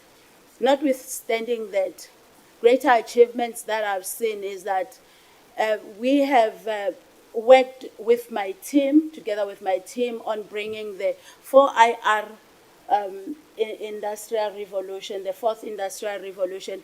And that being said, we were using the virtual reality and the augmentative reality, whereby we're creating content. And that I felt like that is the biggest straw, that it's actually quite being ignored in the area of communication, that it is easy for community or for youth to see images live being simulated in a normal environment. So in overall, Chairperson and the Portfolio Committee, it's that my intensive skills are also that of the financial background. I have a qualification in finance, of which I did not continue much with it based on my interest with regard to the IT environment. And I found that with the little knowledge that I had on the financial background as well, it's actually a contributory factor into the digitalization, into the transformation of digitalization, in also pursuing performance and also automating the entire processes that we are currently having, because you cannot you cannot have digital transformation without having to put people and also the processes in place. That's how then we then call it into the digital twinning, so that we allow everybody to be part and parcel of it. Thank you, Chairperson. Thank you, Doc. I'm going to give Honorable Matafa an opportunity to ask, because I know I'm going to lose him in a few minutes. Honorable Matafa? Thank you very much, Chair. Truly appreciate it. Doc, mine would be two questions. The first one is how we turn around the image of the MDDA, because lately you've seen that it has faced very negative media coverage as it relates to its governance and performance areas. So if you are successful to be appointed into the board, what role do you think you will play in order to bring back public trust and ensuring transparency as well as accountability in the institution? Thank you, Honorable Member. What is important at the Media Development and Diversity Agency, it's to ensure that awareness campaigns are carried all throughout. Our mandate as the MDDA, it's that we have to ensure that communication, not necessarily communication, media awareness is being carried throughout to the local community. So the role of the MDDA should be then protected in terms of the governance and the administrative reporting as well. We have to report where necessary. We come to the Portfolio Committee as well to report whatever that we have to obtain. It should act in the best interest of the agency, the best interest of the government, seeing that also there are funds, there are grants in there are seed funds that are being obtained from the government, and such should then be accounted for. And KPIs as well should be set, they should be met. One of those is that we have to be seen in the public platform as well, that we are in existence, and we are making sure that service delivery is being carried through what? Through the media, through the media, and to diverse all the issues also for the marginalized community at large. Thank you for that response. The last one would be on an area that you touched to a great extent, the community radio and media space. So my question there would be, what do you think is the role of the community media, as well as print and TV, in a democratic dispensation that the country finds itself? Thanks, Doc. One of the important factors within our communities as well, it's to ensure that we have what we call the digital print platforms, whereby we ensure that whatever that we print, it should be understandable to the public. It should be understandable to the community. The role of the media is to ensure that all these Twitters, the Facebook, and the Instagram and other platforms are embedded into the media industry without anything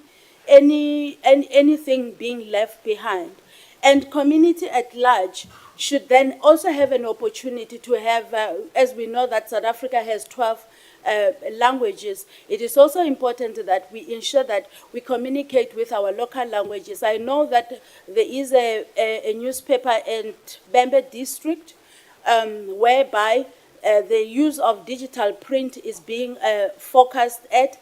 they are using like 70% of the Chivenda language and 30% of English. So we should ensure that our children, they take pride of their own languages to ensure that message is cut across and awareness then is being created, and also to ensure that the community get access to the media in an easy way. Thank you. Doc, you said, sorry, I wanted to go back, I wanted to give Honorable Matafa a chance, but I didn't follow up on my question. And I think where you are leading me to. So how would you utilize your experience in digitalization, digital transformation to support the community media industry? And maybe let me be specific. What do you think technology is doing to community media, both good and bad, and how should you, or how should we then harness it? And yeah, let me put it like that, Doc.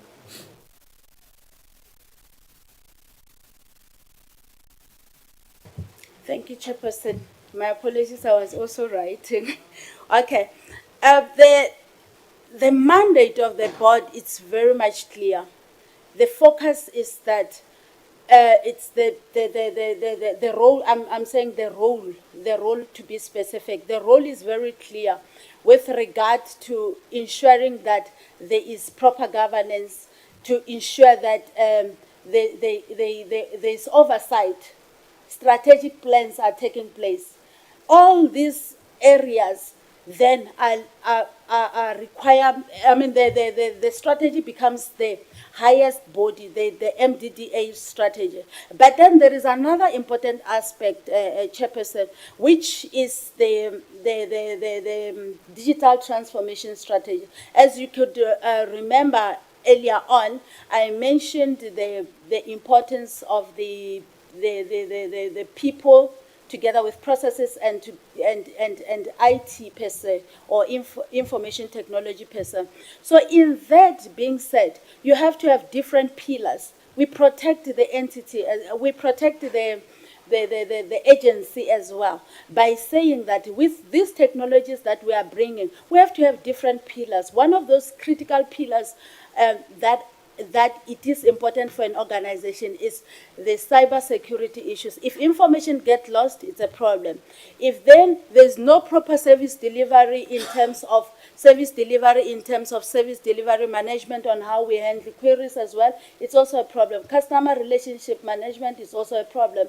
And change management, one of the important aspects, because now when you bring technology, you have to ensure that there is change management processes taking place. And this change management shouldn't only focus on IT space as well, but it should also focus on the culture perspective. The culture perspective, I will take it back into making sure that ethically there is right information right content, right information being sent to the community out there, and also the media to secure their image as well, because I understand that every community every media print, every broadcasting station, it has an image to protect. So it should be protected according to policies as well and procedures to ensure that that takes place. Thank you very much. Honorable Vilagazi?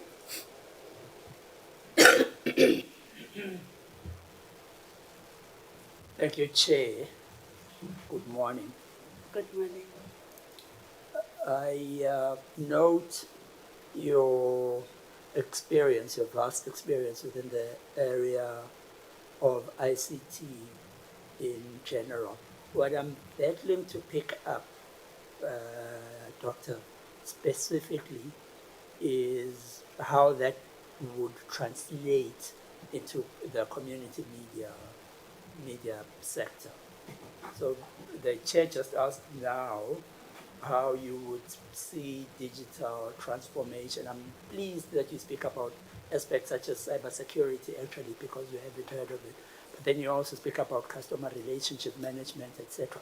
And I'm not sure that I follow the connection between the experience that you have and the knowledge that you have and how that could come to bear for the benefit of the community media sector through your board membership of the MDDA. Could you just clarify for me again? I'm sorry if I'm making you repeat some of the things you've said, but I'm just looking for that direct link to the task at hand. Thank you, Honorable Member. I have experience in stakeholders engagement. I've got an experience in public awareness. I've got an experience in governance issues, as I've alluded earlier on. And with that being said, and also digital transformation, of course, I've written numerous papers on that regard as well. And I've got also experience in research in detail. So with that being said, it is important that where members are lacking, I will be able to come in to support. To support in which sense? To ensure that professionalism is carried through, to ensure that there's integrity at highest level as well. And then there's also Ubuntu. We have to translate everything according to our South African culture, I must say, whereby we have to advocate for our community. We ensure that proper awareness is being carried through in whatever that we are doing. Because you see, when you implement IT, Honorable Member, when you implement any technology within the space of IT, there's no way that people cannot be involved. So who are our people? Our people are those community media and commercial small media. And those are forming projects. And those projects should then be taken care of. I've got an experience in project management as well, which it can also add value into how we handle all these projects coming in to make it to be into effective use so that we don't have wasteful expenditures and all those unnecessary reports that are happening. Moreover to that, by the way, we have to generate revenue of all things. We have to generate revenue. One of my skill set is the revenue enhancement. On the generation of revenue, in bringing the IT expertise, it's that you will look at ensuring that all the content that is being created, we make use of the artificial intelligence. I mean, the developed countries already now, they know which content is to be set at what time, which content is to be created for which community. So that is something that we have to bring it within the space of the MDDA. Thank you. For the clarification, and in fact, then you took away my second question, because I was going to ask you about sustainability, but I guess that saved us the time, and I hand back to you, Chairperson. Okay, I'll take your second question then. Dr. Mulungane, have you served on any boards previously? Do you have any board experience, and what is your understanding of the function of a board? Thank you, ma'am. Thank you so much, Chairperson, for the question. I am currently serving at South African PhD Association as a marketing strategist there, together with the Fourth Industrial Revolution, to see that all the technologies are being embedded. However, when you look at the MDDA, it's all to do with the overseeing part, unlike the South African PhD where I am, whereby we actually activate the protection of our qualifications and the likes of within the space.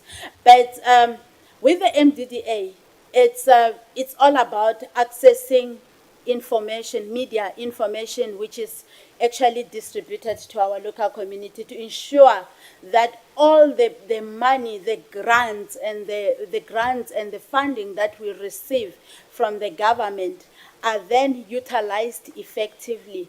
Why are they utilized effectively? To ensure that a community receive the right content at the rightful time. Not only withstanding that, to close off the skills gap that we are currently having in South Africa. We know that digitally we are lacking with regard to skills gap.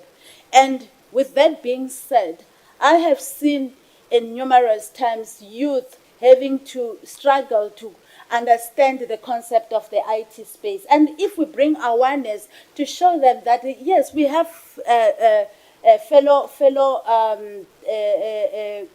journalists who are now in the space of of using the digital platforms, the streaming and all that, then it's quite easy. And another thing that I've also noticed is the protection of this information, because the youngsters more in particular, they go ahead doing the video streaming, online streaming, everything that you can call it, and at the end, they do not understand the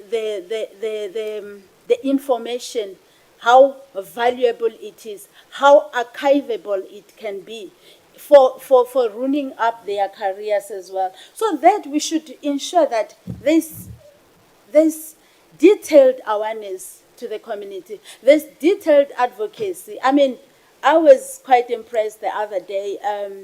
A journalist, I can't remember her name, a journalist was defending South Africa in America.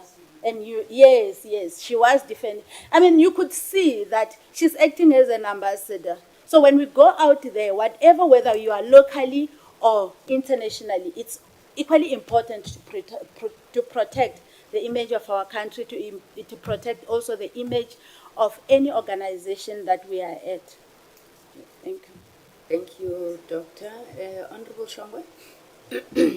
Thank you, Chair. Sawubona again, Doctor. Sawubona, Honorable. Sawubona. Just two questions. How will you deal with ghost projects and funding abuse within the MDDA? That's question one. You may reply on that one.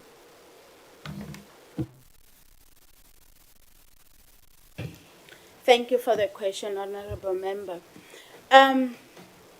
There cannot be ghost projects if then we follow the project management frameworks. They cannot. There should be auditing. There should be accountability. Should there be any? And I know for a fact that of recent, I mean, I looked at your annual financial statements as well. And I've seen that there was a certain material that was not reported to for grant and funding. And then somehow, even though it was a minor audit finding, but then it didn't carry weight. But with those being said, that should be attended to. Projects are equally important because they are going vis-a-vis to the funds that are being spent for our own country. So we have to accountability should take place. No matter how little can it be, they should be. But auditing should then take place. Everybody who's working for the MDA responsible for projects should then be required with the internal audit department to then investigate and also to ensure that all these are being reported to. With regard to funding, that is another challenge. I read one of the report, I think it was the sustainability report.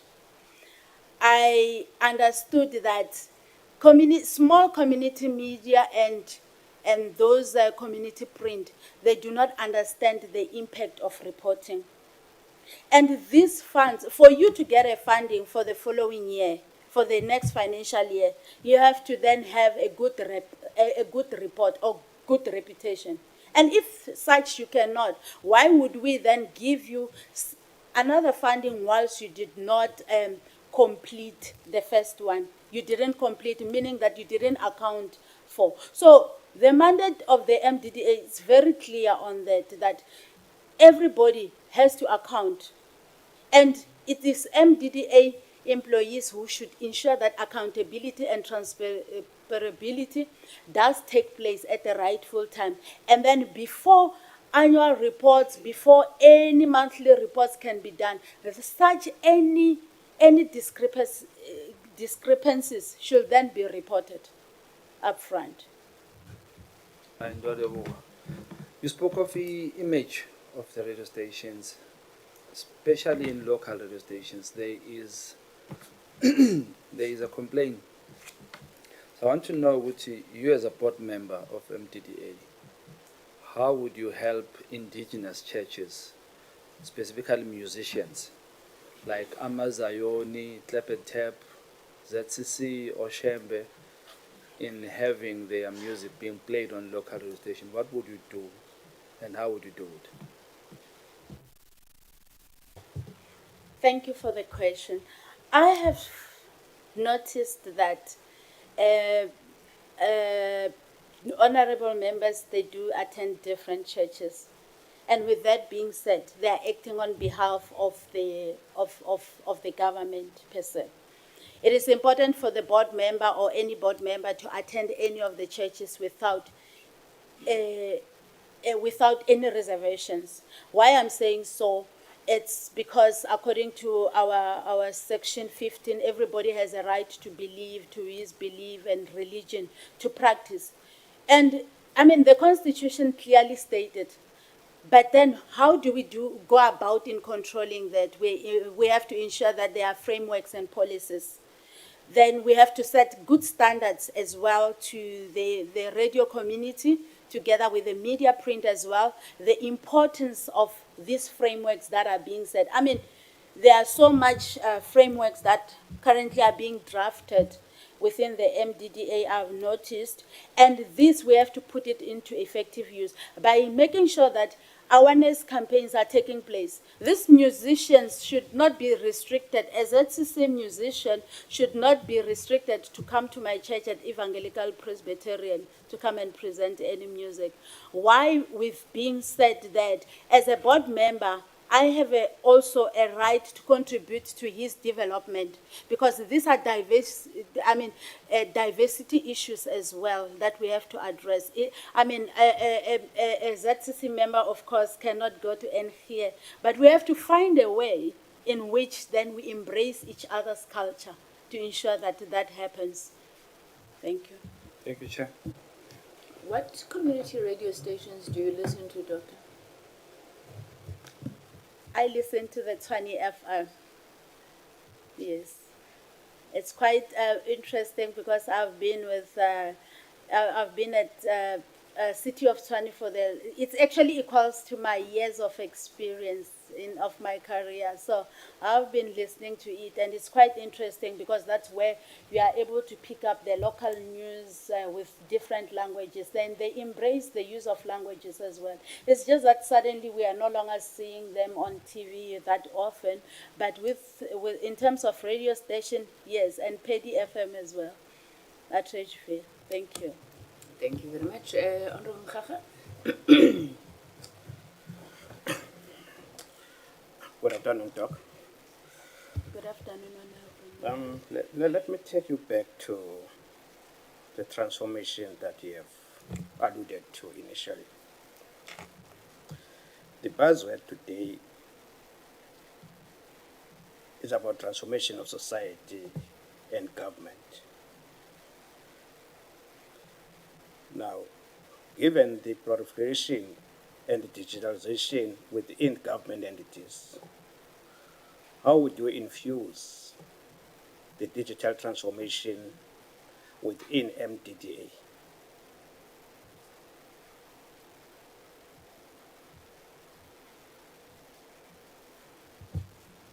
Thank you for your question, Honorable Member. I have earlier said that one of the pillars within the digital transformation strategy is to ensure that we have change management implemented. How can I infuse this? I have to start from the ground level. We have to work together with the team, depending on whether they've got a very solid IT team,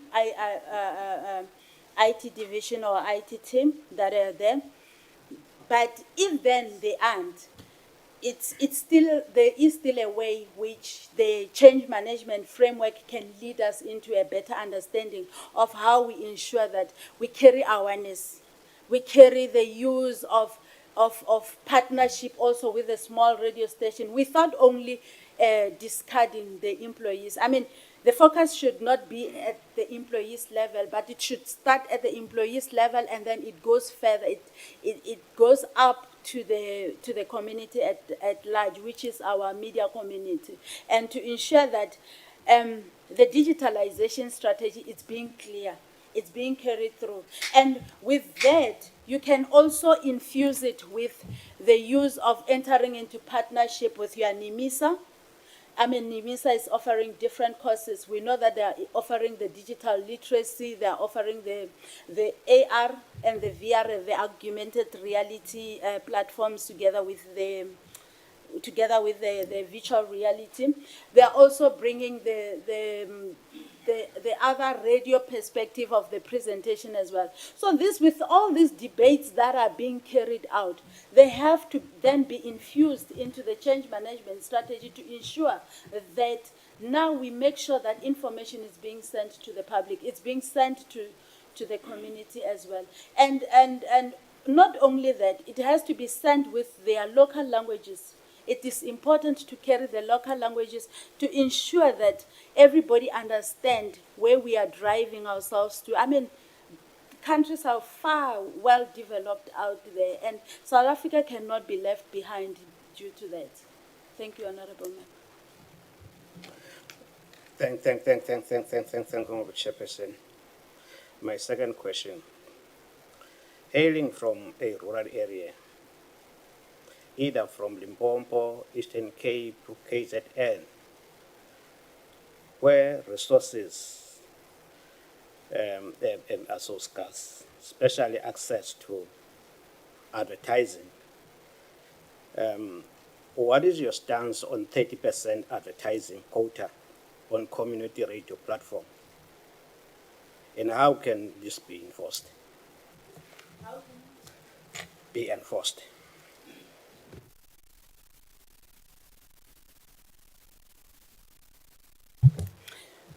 Chairperson, through you as well, I understand, Honorable Member, your question that with regard to resources, the resource capability has to be there. The development of this sector should be seen very clearly, whether it's in the rural area or whether it's in the urban area. We shouldn't be, well, we can separate them, but understanding, because I come from a rural area, so I much understand what is happening as well there. Resources can be made scarce by ourselves without being involved. There are local DJs. I know YFM is doing quite far better with their revenue because it's in the urban area. They touch base at what we call the local content creators. What do we call them? The local content, the influencers. They touch base on the Facebook, all those people. And we know our own with Soshanguve as well. In Soshanguve, we have one influencer who's forever on TikTok called Grace Moldani, if I can say so. With that being said, those small influencers should then feel free to come and share their content locally without having to go as far as your well-established big giants, our Metro FM and the likes, because those are fully funded. But then we need to create revenue along those lines. We have to create revenue in making sure that our content that is being created, our local DJs are embraced within the community, ensuring that we pay them accordingly and we report, like I've said earlier on, I've alluded on the reporting factor as well. We ensure that resources are made available for them, no, without anything left behind. Yes, resources are scarce, but we have to make sure that there's proper awareness, there's proper advertising. The community radio station should ensure that they run campaigns. There's GBV campaigns that are actually lacking, I must say. And with the gender-based violence campaigns, I must say that with that, you can easily get funding from locally even outside the country, because these are prioritized human factors projects that are very important for us to communicate to our society as well. The 30% adverts, I'm still a firm believer that the Vuka Uzenzele media print, those is for the limited few.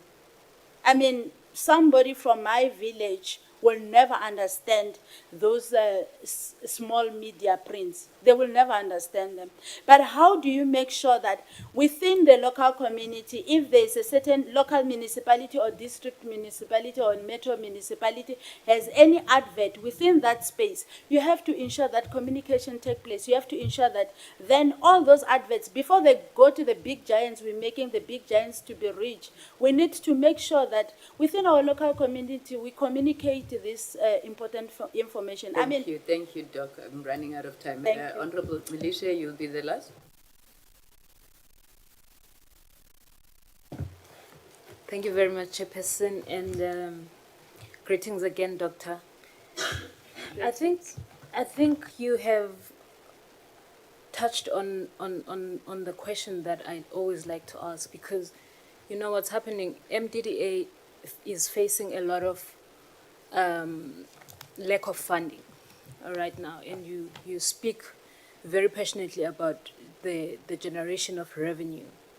I think you did touch on the funding aspect of it, but I just wanted maybe to elaborate how do you think your experience, or how do you think you can assist in ensuring that there's sustainable funding for the agency? Thank you, Doctor. Thank you, Honorable Member. It is important for the MDDA to enter into public engagements, to enter into stakeholders management, to enter into contracts which are going to bring revenue. Those contracts should not only benefit a certain community, but the marginalized, because remember, according to the mandate of the MDDA, we have to ensure that now we address we redress the exclusion and the marginalized historical communities as well with regard to the media. So we ensure that that happens. Not only that, there is use of Spotify adverts. It's something that at times I ask myself a lot of questions about it.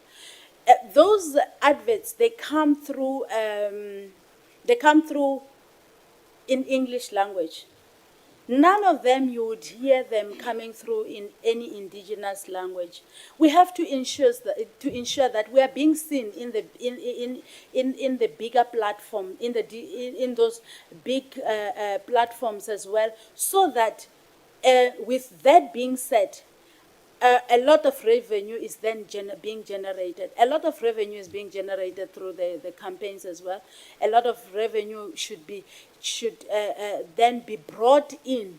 We should bring in the responsibility of accounting, of reporting. Then it's easy for you to get funding for the following year without anything that is being left behind. Thank you. I think my other area of interest, Doctor, is your view or opinion when it comes to, in my view, media is very contaminated right now. As a result, I think our people also rely a lot on community media, because this is where, you know, their opinions are shaped, and there's always like a fight for space. I mean, possibly next year we're going for local government elections. That's where the fights are going to erupt. You're going to have different political parties fighting for space in that media. So I just want to understand, what do you think is your role, and how would you handle dynamics like that, where, you know, there is fight for space, and every political organization wants their voice to be heard. So I want to understand, I want to hear your understanding of the role of media in shaping the public opinion, but also just, the understanding of the role of the different mediums, which is TV, print, and radio. Thank you, Honorable Ma'am. What I've understood with regard to the dynamics, everybody has a right to speech. And with that being said, we have to ensure that as a board member, in actual fact, as a board member, we have to ensure that every individual out there has access to media. Access to media doesn't mean abuse to media. It means that content, there should be ownership and controlling of all the content that is happening without any fear. Therefore, to ensure that the role of media is easily seen out there, it's that we have to have what we call effective reporting. Mainstream reporting should actually happen. And then to ensure that public are not compromised in any decision that we are taking as an organization or as an agency, to ensure that people get the right information at the rightful time. And the role of one of the key roles is that we have to ensure that the training, this understanding that any training that is being provided to them, they can utilize it to their own content creation as well. So in short, it's that the media diversity should be realigned according to the needs and the aspiration of our own community as well, without it being compromised, like I previously said. Thank you.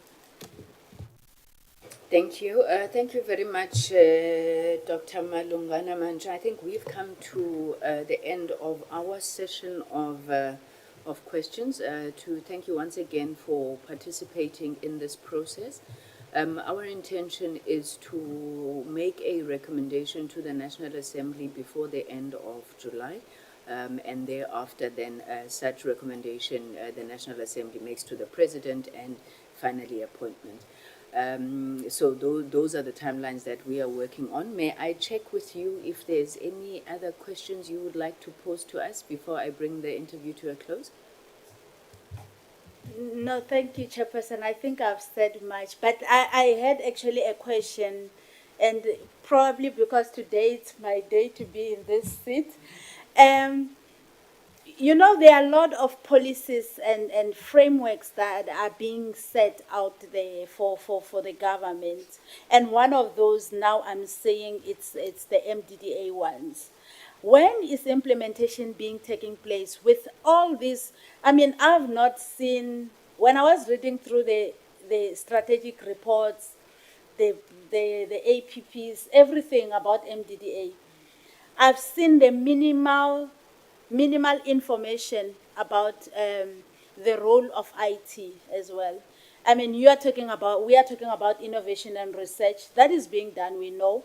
But how do we ensure that now community feel that now we have to have tech savvy out there? We have to have, I mean, we can't be left behind. We are a developing country, by the way. I often say that. So we can't be left behind, but implementation should take place. But so when is it taking place within the MDDA space? More in particular with all these policies that I've seen being created, and yet now everyone that I could also listen to touch base on the funding issues. Thank you. I volunteer, Honorable Vilakazi. When are you going to implement it? Thank you very much for your question. It's an important question. And the role of the Portfolio Committee, as you will be aware, is that of oversight over the entities. And it is just those questions that we ourselves are asking. And so in the year, excuse me, in the year or so that we've been in this parliament, that's one of the things that we've strived to emphasize to the department. I don't know the extent to which you have been following these budget debates currently taking place, but even on Friday, on the 11th, when we were discussing the budget debate for the department as a whole, for the department besides the entities, one of the things that was emphasized, probably the strongest emphasis, was on updating legislation, but then implementing all these frameworks and tools that we have no shortage of. So it's a good point that you raise, and your concern is shared by the committee, and we would hope that board members on the entities, particularly on MDDA, set about implementing. Thank you, Honorable Fleckers. Thank you very much, Dr. Malungane. We wish you all the best as the committee sits to deliberate and travel safely. And thank you once again for making the time. Thank you once more. Thank you. Aye.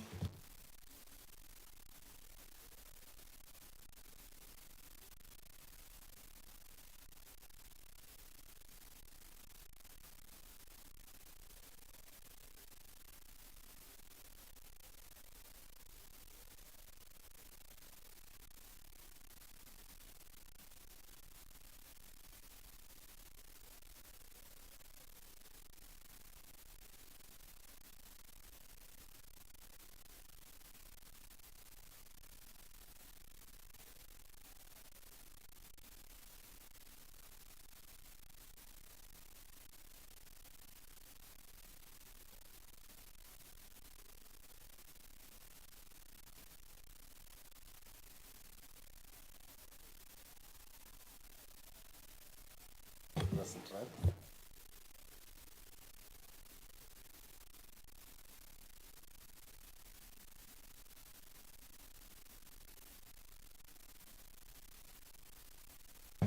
Ms. Roy. Good morning, yes, Chair. Thank you so much.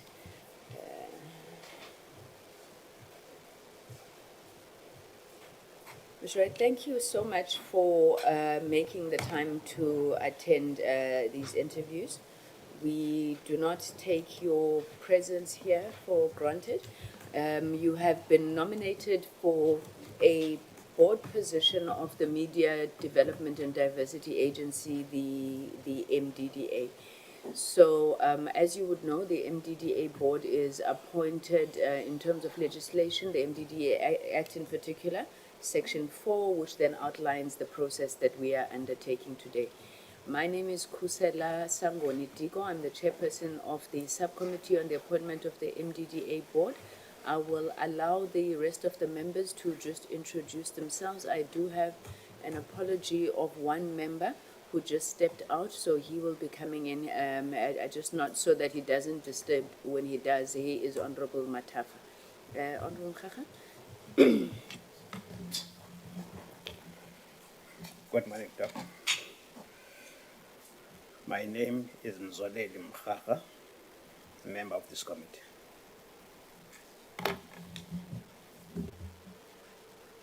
Good morning. My name is Sbo Vilagazi, and it's a pleasure to meet you. Good morning, good afternoon. My name is Sikolise Xilishe of the Economic Freedom Fighters. I'm a member of this committee. Sawubona. My name is Tulani Shongwe, member of this committee. Thank you, honorable members. So, Ms. Roy, maybe just so that we don't waste any time, we've introduced ourselves to you. If you could, just tell us who Melanie Roy is, how is it that you happen to be sitting on that seat today? And if you were to be appointed, what do you believe that you would bring in terms of experience at governance and so forth to the board of the MDDA? So good morning, Chair, and good morning to all the honourable members here. Firstly, thank you for the opportunity to be able to present and to be given this opportunity and platform to state, my contribution to this potential nomination. So let me introduce myself. My name is Melanie Roy. In my personal capacity, I have decided to nominate myself for this position. In terms of what I do, Chair and members, is that I'm a senior research executive and project coordinator at a research institute for a very well-known trade union. I think most individuals know. In terms of where I am and how do I fit in all of this, so what makes me unique in all of these is the platforms that I sit in all of the platforms, which gives me an overview, an holistic overview of what is actually taking place within the media landscape. And that would be looking at the various positions that I fill and committees that I contribute to. And that would be, for example, I'm a current board member of the Mine Health and Safety Council.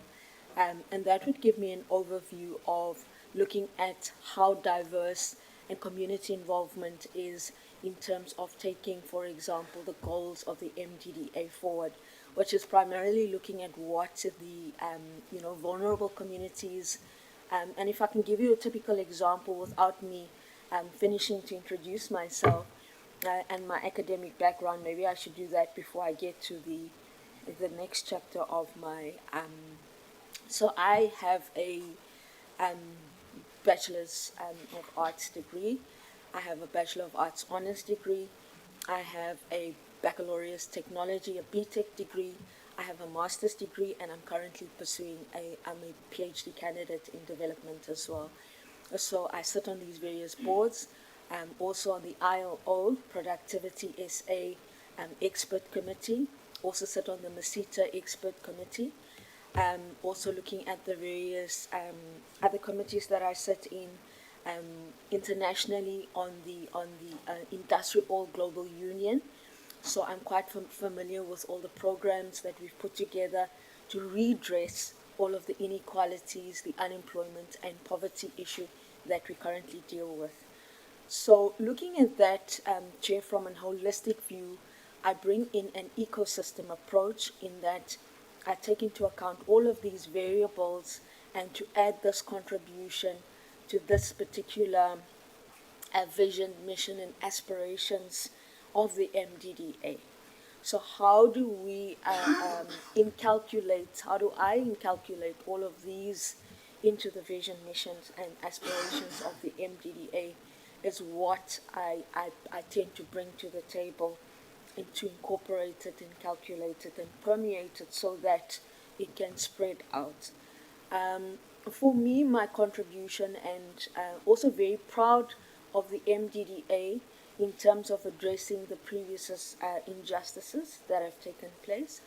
A typical example is the current project that was recently introduced in the Eastern Cape, Pondoland in particular, which is also an area that has been previously marginalized by the Apartheid Act, the act that particularly marginalized those communities. And now that these projects actually find expression in those industries, those community voices actually find expression. We actually empower those people. It's one thing to sit at a place of where we are but not understand what the grassroots level of communities are and address that. If you look at, for example, that particular community and how do you use and aspirations of the MDDA, is looking at that as a case study, for example, would be something for me to share with you, is that over 400 communities have now access to this media, which allows them to be able to express themselves. For me, what's most important is these indigenous knowledge systems that come out of these communities. What you find is that you have a capitalist system and these communities do not have access to these media to be able to express and get that information for them to be able to share and to disseminate into the other communities. You're getting these entities that be able to take this indigenous knowledge systems, for example, and then be able to use it. So when we come to the localization of aspects on a more granular level, we want to say, how do we take the indigenous knowledge systems and that it can actually beneficiate the community that it comes from. If you take, for example, a herbal product. Sorry, Ms. Roy. Yes, Chair. I think we digress. Let me give the members an opportunity to ask. I'll start Sure, with you, Chair. Honorable Shangwa. Thank you, Chair. Thank you. Savannah again, and welcome here. All right. There are many local communities that don't have local radio stations. And looking at the fact that it is so-called local radio is dying, would you encourage the communities that don't have local radio stations on their communities to require license for one? And if yes, why? If not, why not? So, to answer the first part of your question, Honorable Member, is that you need a local radio station, and that is why community leaders play such an imperative role into this process. One would look at municipalities and the structure of the municipality, and your first line of communication would be your community leader to your ward councillor. And your ward councillor would actually be able to do, and that's why the involvement of the MDDA is important for collaboration with all of these stakeholders. For you to be able to look at what the lay of the land is in terms of an infrastructure point of view, what are the mechanics that are available to do that? So what is the infrastructure plan to do that? So it's one thing to do it on plan and one thing to do it in practice. Do you have the infrastructure to do it? Do you have the technical capabilities to do it? For example, do you have community wireless technology available? So it's important to do something, but it's also important to do the risk assessment of how you're going to do it. So you need to map it out. So that's why community engagement, collaboration is quite important. Perhaps you want to be able to put out all of these wonderful infrastructure projects, but yet you don't have the basic baseline resources to be able to disseminate that information. So I think that the involvement between and collaboration between all of stakeholders is quite important to know the practicalities before you implement, because it's senseless implementing a project where it's not going to come to fruition because we didn't get the basics right. And the basics is known from a grassroots level, which is the community involvement. And then obviously protocol being observed, we need to take it to the councillor and escalate it to various working groups, for example. I hope that answered your question, Honourable Member. Last question. If you happen to find yourself in a situation like with General Mkwanazi, Commissioner Mkwanazi, in your board, where you uncover certain things and some of your board members are not going with you in those findings and taking it to the higher authority, would you do what he did to get to get that matter sorted? So I think that when you approached with a situation in life, it's not a one-size-fits-all scenario. One has to look at the merit and the demerits of what the situation actually is. I think it's important that as a board member, we have what we call a board charter. So when we are sworn into a board, we must meet a certain aspects of ethical requirements, considerations that we need to follow. So we must act out of a place that does not without fear or without favor. So I think that it is important for us that we act in an ethical manner, that we display integrity in what we do and follow the board charter in terms of our values and objectives in doing so. And obviously, conflict resolution is a primary pillar in terms of being a board member to find a resolution for a conflict. So I would say that based on a merit, I would not act the way anybody would act, because if I do not understand the dynamics and the variables within a specific context, I cannot act in a context that is out of context. So it's important for me to look at a situation, to analyze it, and to see in context how would I deal with it based on my skills, competencies, but also acting within the mandate and the legislation, that the roles and the responsibility that are bestowed upon me to be able to do in an ethical conduct manner in terms of a board charter. I hope that answers your question, Chair. Just a clarity seeking question, Chair. you find yourself in this situation. This is how I'm asking this question. Not because I want to know if you can do what it did exactly. I just want to know if you find yourself in a situation where you've done all that is to be done, policy-wise, formally done the reporting and all those things, and you've uncovered a lot of corruption in the board. Your high authorities are involved in that situation. Would you go within the structure of that board, or would you overstep and try to take this to the public to get help, or would you just leave it there? Thanks, Honourable Member. I think that, again, I reiterate that once you are a board member, you operate under a structure whereby there is order and protocol.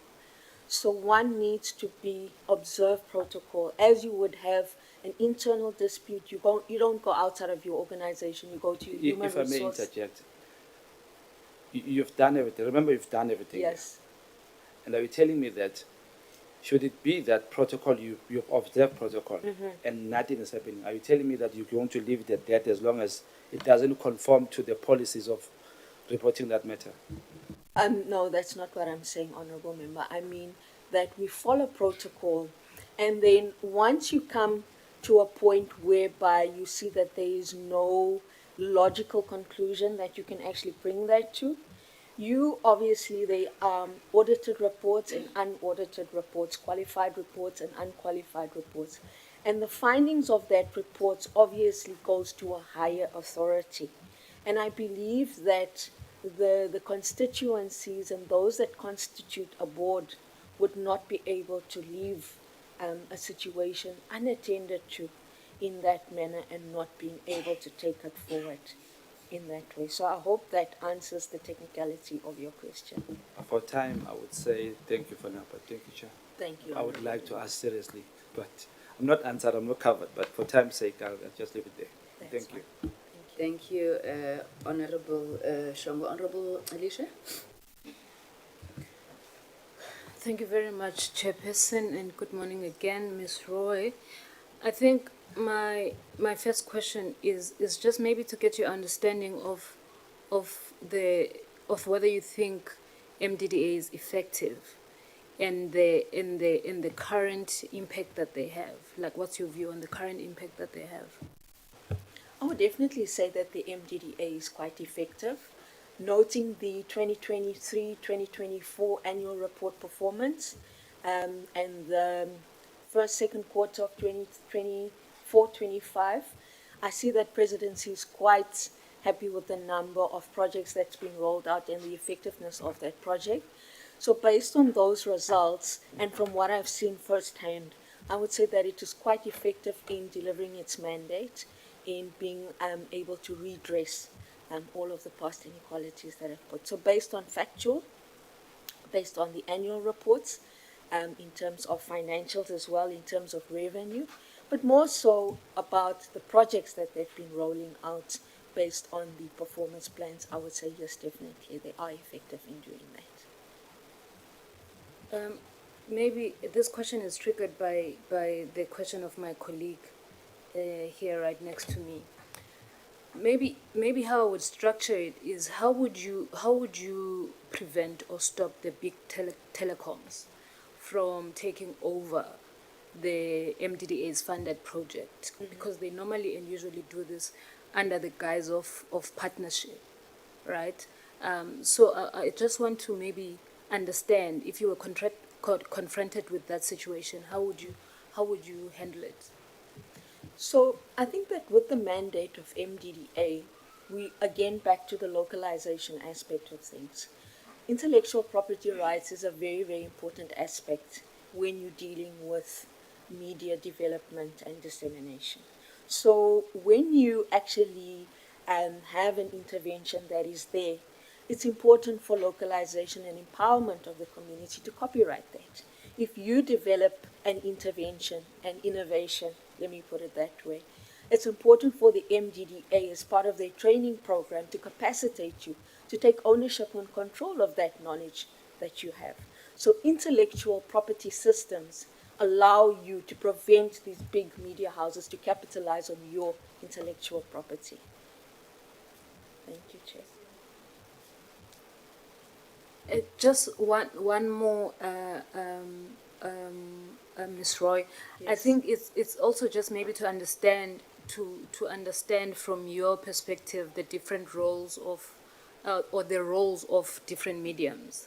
Like, what is your understanding? What do you think is the role or the importance of the role of community media, especially when it comes to because people in mimic things that they see in the media, right? Mm-hmm. They repeat that information, whether it's fake news or disinformation or not. Mm-hmm. So I just want you I just want to understand from you, what do you think of those things, and how would you handle a situation, or how do you think disinformation should be handled?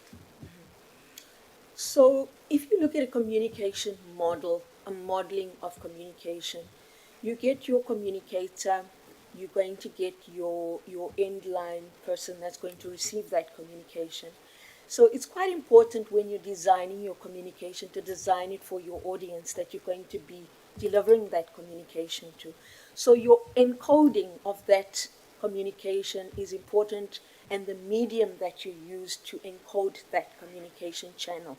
For it to be decoded by, let's say, your end user in a certain way, and the importance of interpreting that in the way that it must be communicated. So what I'm trying to say is, Honourable Member, is that you need to put the communication in a shape and a form that is going to be a successful receiver of that communication. So one needs to take into account what medium to use. So if you need to know who your audience is, you need to be able to design a medium that's going to reach a community member, for example. So you need to take into account educational backgrounds, resources that's available for you. So would you be able to use a publication that would be effective means of communication?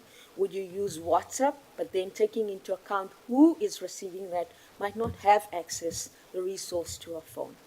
So it's important to put it in a language that is going to be accessible. English is not everybody's first language.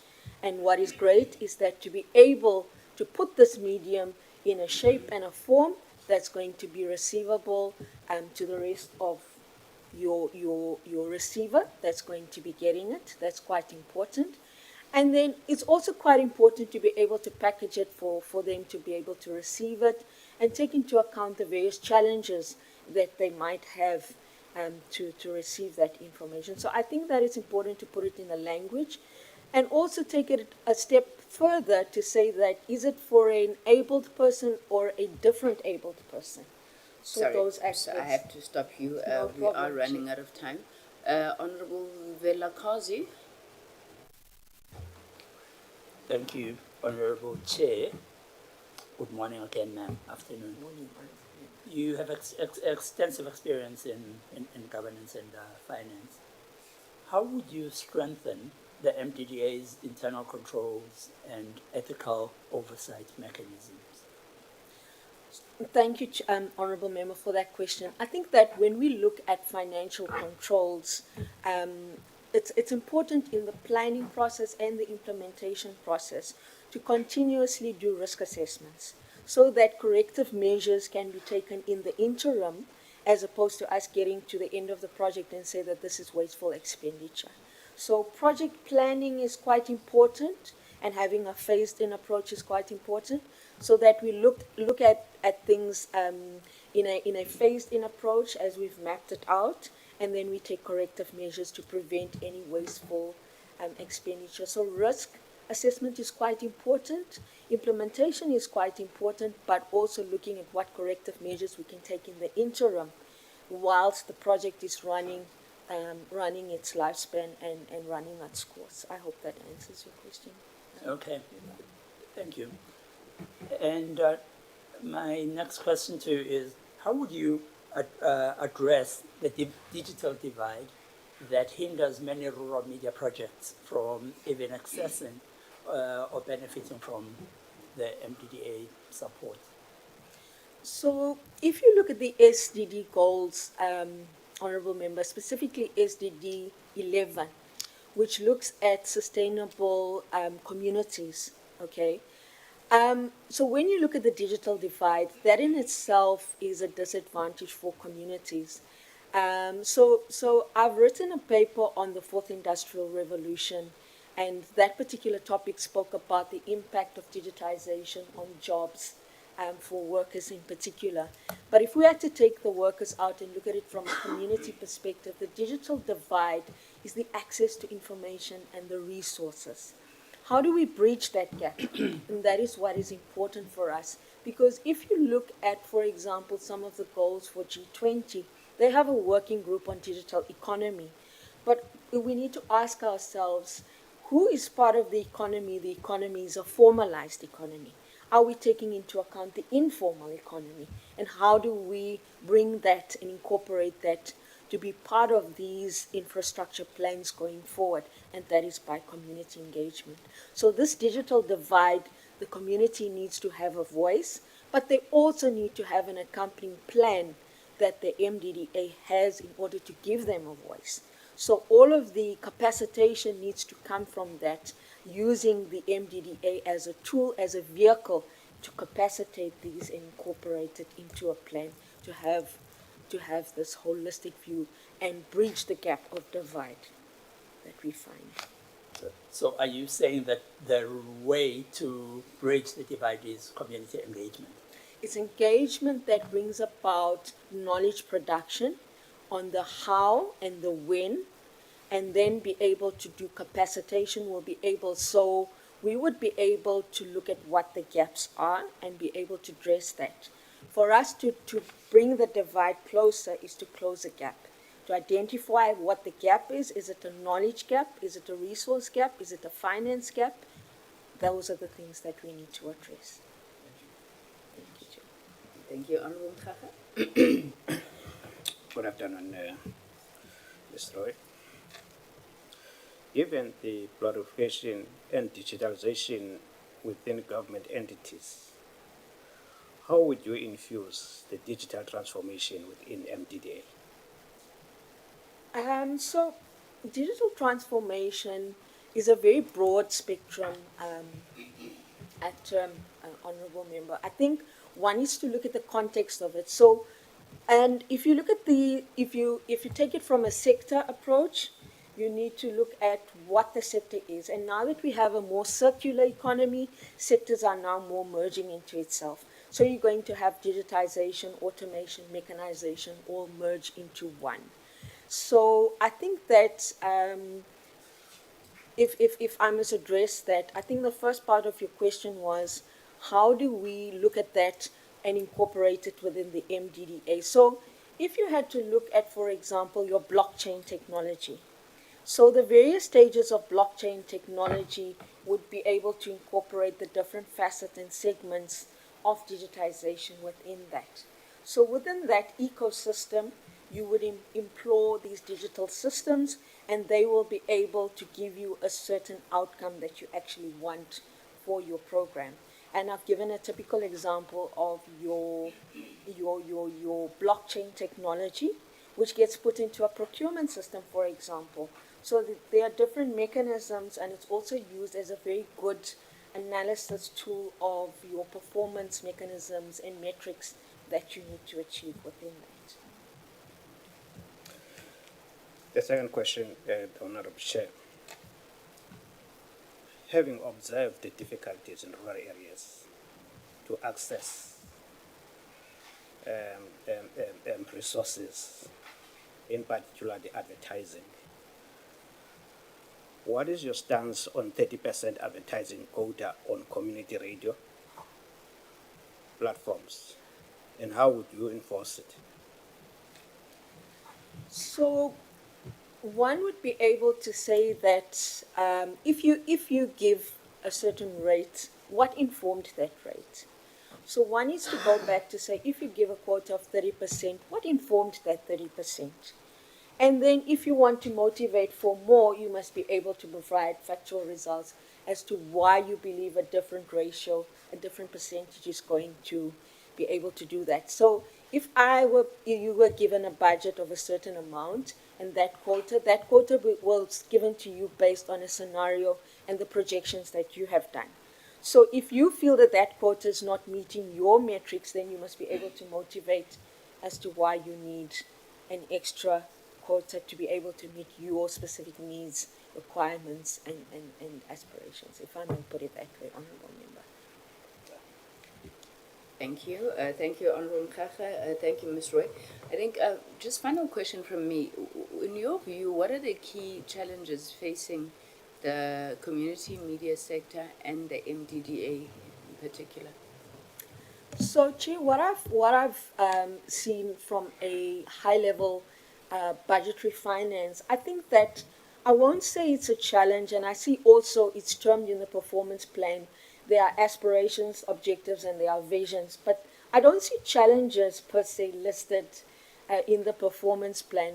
So I would rather say that what would be important for us to be able to address is the issue of finance, and how do we be able, because I've noticed that the budget for the allocation for the MDDA has been reduced by Treasury.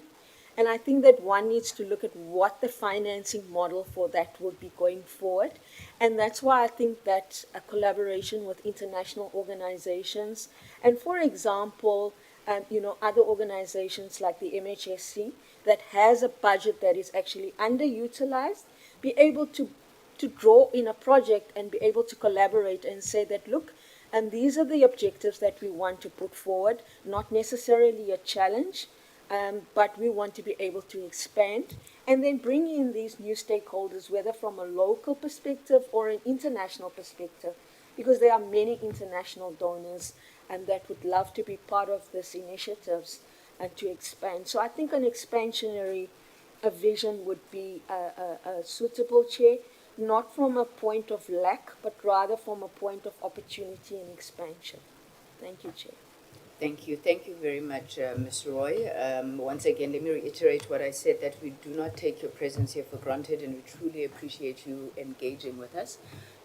We have come to the end of our part of the interview. You haven't asked? She asked. Yes, she asked. Yes, sorry. I just want to a clarity, Chair, because on the notes that we have, it says that you're not serving on any board, but I think you did mention that you've got one board that you serve on. Okay, I just wanted clarity on that, Chair. Can I answer, Chair? So through you, Chair, yes, Honourable Member, I do serve as a non-executive member of the MHSC board. I'm in my second year of term. It is a non-financial board, to put it, so there is no financial gain in that. But it's important that the value that we add to those boards are quite important, especially for us in terms of, so we don't just do it from a socio-economic level, but we also do it as our community and our give back in terms of giving back to the communities that we come from. Thank you, Chair. What is MHSC, sorry? Chair, so it's the Mine Health and Safety Council, and it's part of my social responsibility, and also because I've been nominated to serve on that platform. Thank you, Ms. Roy. Thank you very much. So maybe let me not waste any time. We've come to the end of our grilling of you. I would like to check with you if you have any questions for us. So, Chair, I just wanted to say thank you to all the honourable members that is here again for taking the time to do all of these things. Not a question for me, but a comment is that just wishing the board, the current board, all the luck and taking into account all of the delegates and wishing everybody well. So thank you for that, Chair. Thank you very much. Let's reiterate that right back to you and say that we wish you all the best of luck. The members will be deliberating over the next 2 weeks, and we hope to make our recommendation to Parliament by the end of the month. So thank you so much, Ms. Roy. Thank you, Chair. Thank you, members. Have a good evening, a good afternoon.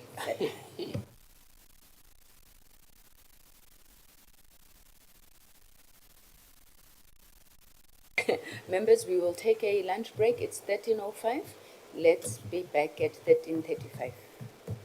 Because if we can finish earlier, we're going to cut out the tea break also in the afternoon. We want to finish. Why are you not working out the candidate? Niphelele na ubele.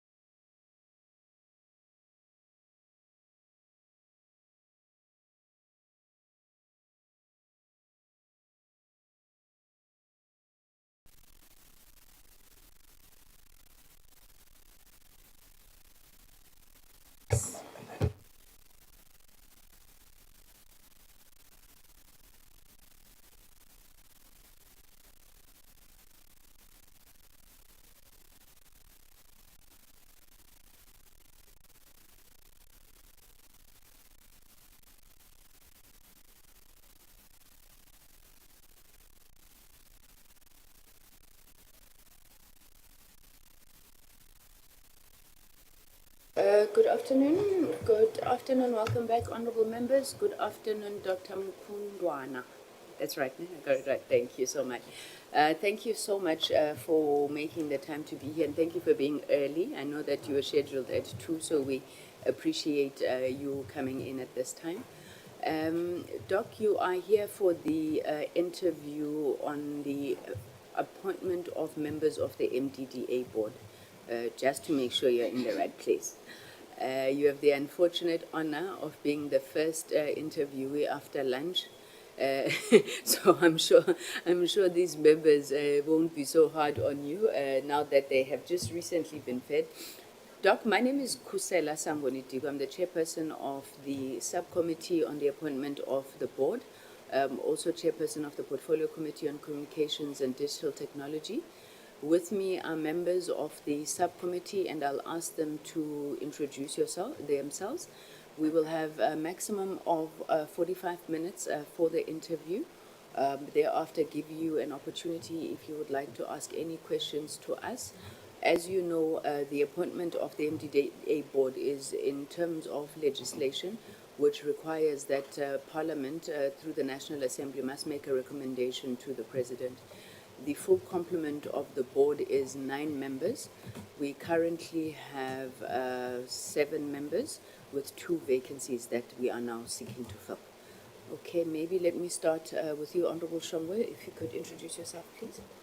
Thank you, Sawubona, Dr. Nujani. Apelika Malamu Tulan Shongwe, member of this committee.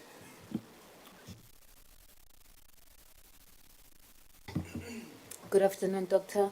My name is Xolisa Qilishe of the EFF, and I am a member of this committee. Thanks.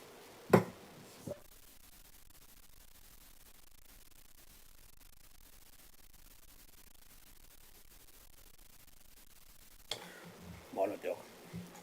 Igama lam Mzoleli Mkhaga, ilunga lekomiti. We do have 1 member who is absent, so I apologize for him in advance should he come into the meeting. Honorable Oscar Matafa, he just had to step out to take another meeting. Then in the room, we then have the committee staff, including our researchers, our advisors, as well as the secretariat. So please do feel welcome, Doc. Maybe let's just start off. We've introduced ourselves to you. Perhaps you can introduce yourself to us. Tell us how it is that you come to be sitting in that chair. So in terms of your experience, whether it's board otherwise, your qualifications, what value do you think that you would be able to add to the MDDA board? Over to you, ma'am. All right. Good afternoon, honorable members. My name is Ropiwa Mkundwana.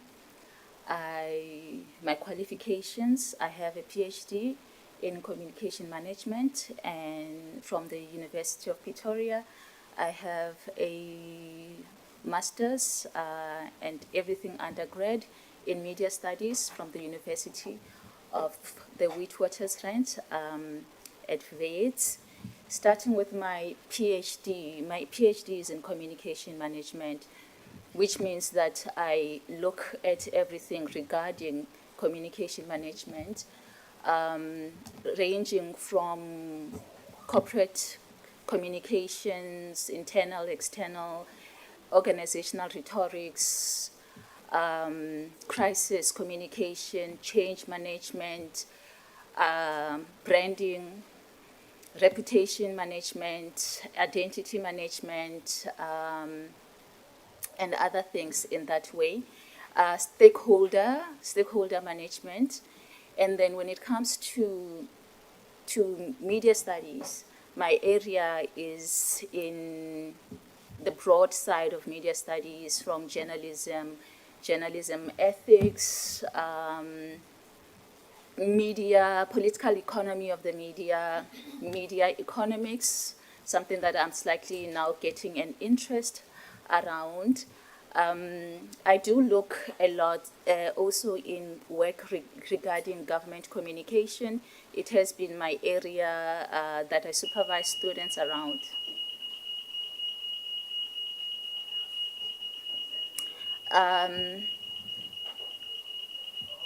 Is it for me?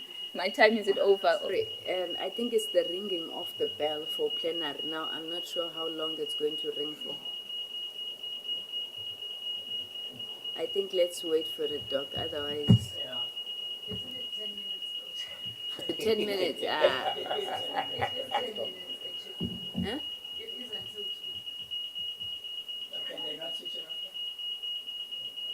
Mr. Erasmus, you are very chilled.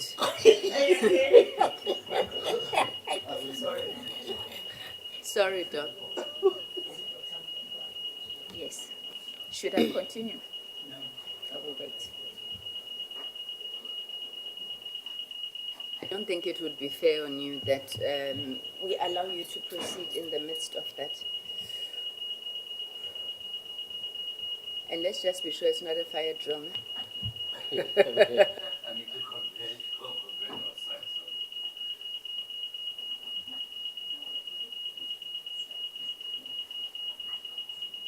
the old way. No, but I remember the old chamber. Yeah. The one that went down. Now I remember that the bells would ring like this. I've just never been in a room where they Wait, actually, but you could hear them from around the precinct when they start ringing. until 12 o'clock. It is forcing me to go out. It's so painful. Yeah, they intended that you need to stand up and get up. Imagine if we had left. Well, so much for starting early. Till the NCOP like this.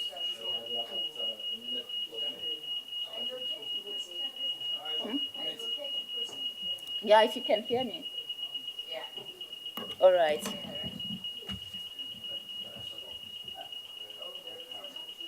Oh. One, also J.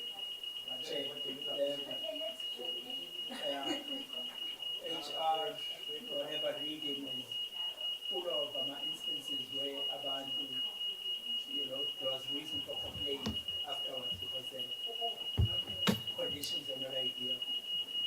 So let's have a look. I need to get out of the sound. Is it better outside or here?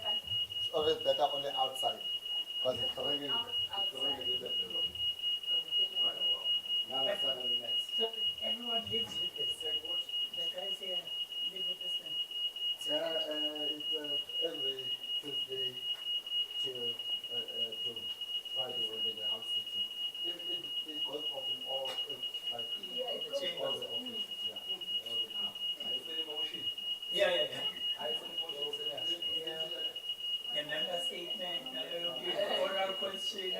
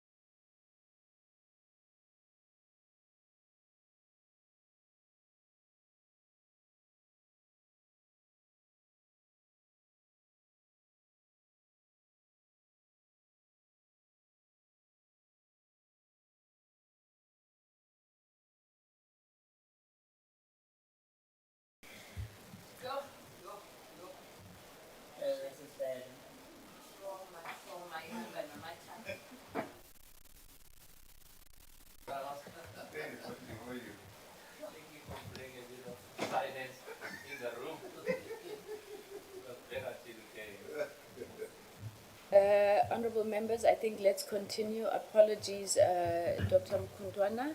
Unfortunately, that was out of our control. Sincere apologies.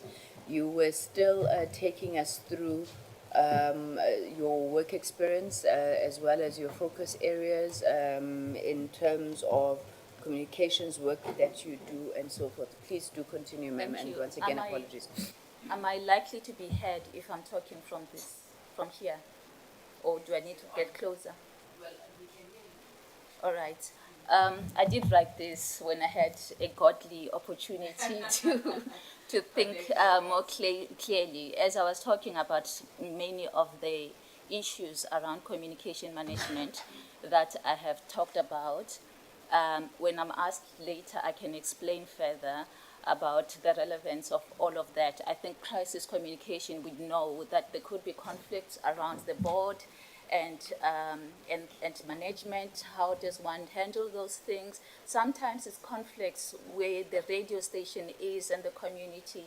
Stakeholder engagement is one of the critical points. I think the area of the board that they must align and they must liaise with stakeholders, many stakeholders, different kind of stakeholders, funders, sponsors, government, regulators, legislators, communities, the community media and small corporate community media and also small commercial media. So I'm just making an example, but I can expand in each of it.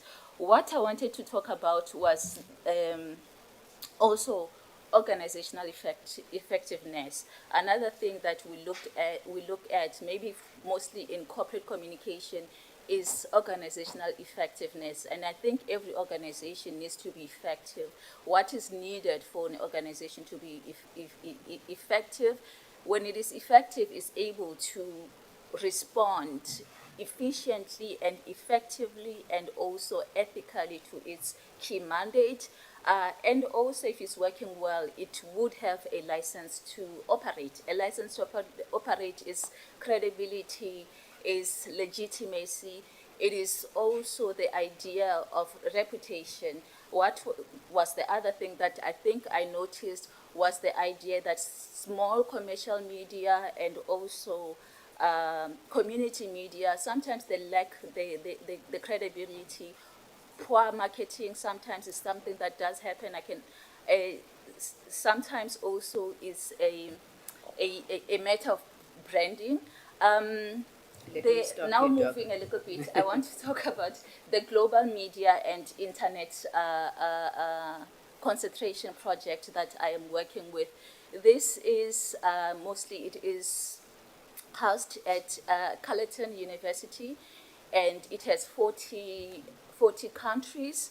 I am the principal researcher for South Africa, and I think another African country is Nigeria. What they're looking at is the impact of concentration, the level of concentration, and the impact of concentration both in the traditional media system and also in the internet. We looked at 16 industries. Within the 16 industries, we looked at the core internet, infrastructure, service providers. We looked at the traditional media and online media. We also looked at internet soft technologies such as your Metas, Google, and all of those. Yes, I am a versatile media scholar. I am an associate professor from the University of South Africa, and we have been working with students. Mostly, I am liking the work that we have been doing with students, co-curricular activities, where we bring different experts. I'm going to stop. Okay. I'm going to stop. Okay, just one follow-up from my side very quickly. Why the interest in serving in the board of the MDDA, and your understanding of perhaps the MDDA, its mandate, and any challenges you think confront the organization? Okay, as I have mentioned, I think mostly as academics, we stay in the towers of the universities. We study things and we review things from a idealistic perspective.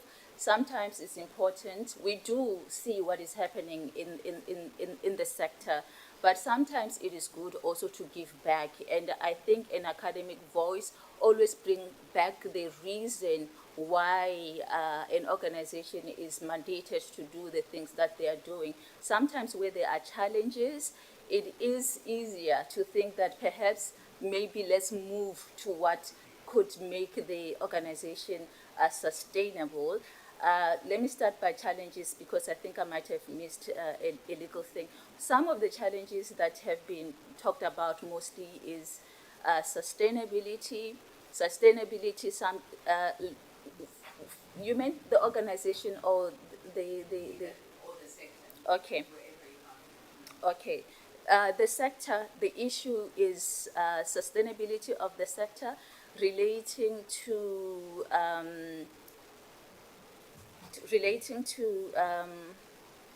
lack of skills,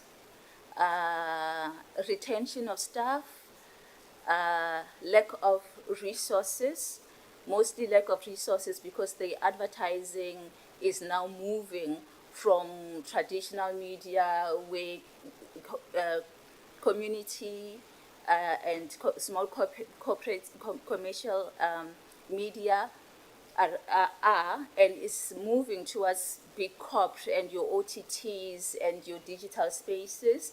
I can expand later if I have time about what I think can be done to assist when it comes to advertising. And also, advertising is not a very reliable revenue thing. Sometimes what is the other thing is that sometimes there is poor support and lack of non-financial support from the stakeholders, including communities themselves, because if communities do not do a buy-in themselves, then they won't necessarily listen. The other problem that I think in South Africa is the idea of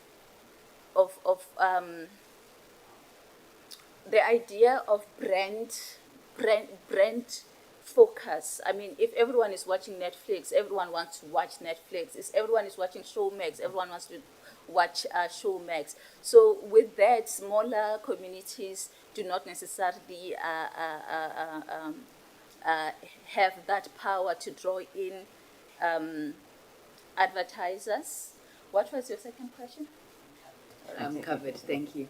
Honorable Mataf, we've missed your voice. Can we start with you? No problem. Thank you very much, Chair. Thank you for allowing me to attend to my matters outside. Good afternoon, Doc. Absolutely. My name is Oscar Matafa. I'm a member of the committee. I'm going to ask two questions. And one speaks to the first issue that you were addressing in terms of the challenges that the sector faces. But my focus will be on the MDDA. And one of those challenges is negative media publicity. And the media publicity stating that there are weaknesses in terms of governance as well as performance in the agency. So my question is, if you are successful, how would you contribute to rebuilding public trust and ensuring transparency and accountability? Okay. Number one, I think that what the current CEO has been doing has been very good. She has been, I think, visible in the media. She has been attending quite a lot of things. I also like the breakfast, the stakeholder breakfast that brings in the media and I think other stakeholders. I would not necessarily would have thought that the coverage of the MDDA is bad. When I read the annual report, I felt that they are doing good things. Obviously, in terms of if there was negative media, it is media relations, having better relationships with the media. Obviously, the other thing is transparency of what is going on in the MDDA. It is also publicizing the good work that the MDDA is doing. And it is not only the reliance on the public media, the websites, the Facebook, the social media of the organization also can bridge that gap and actually tell a positive story about what the MDDA is doing. I mean, when it comes to their focus or their strategic focus, I think they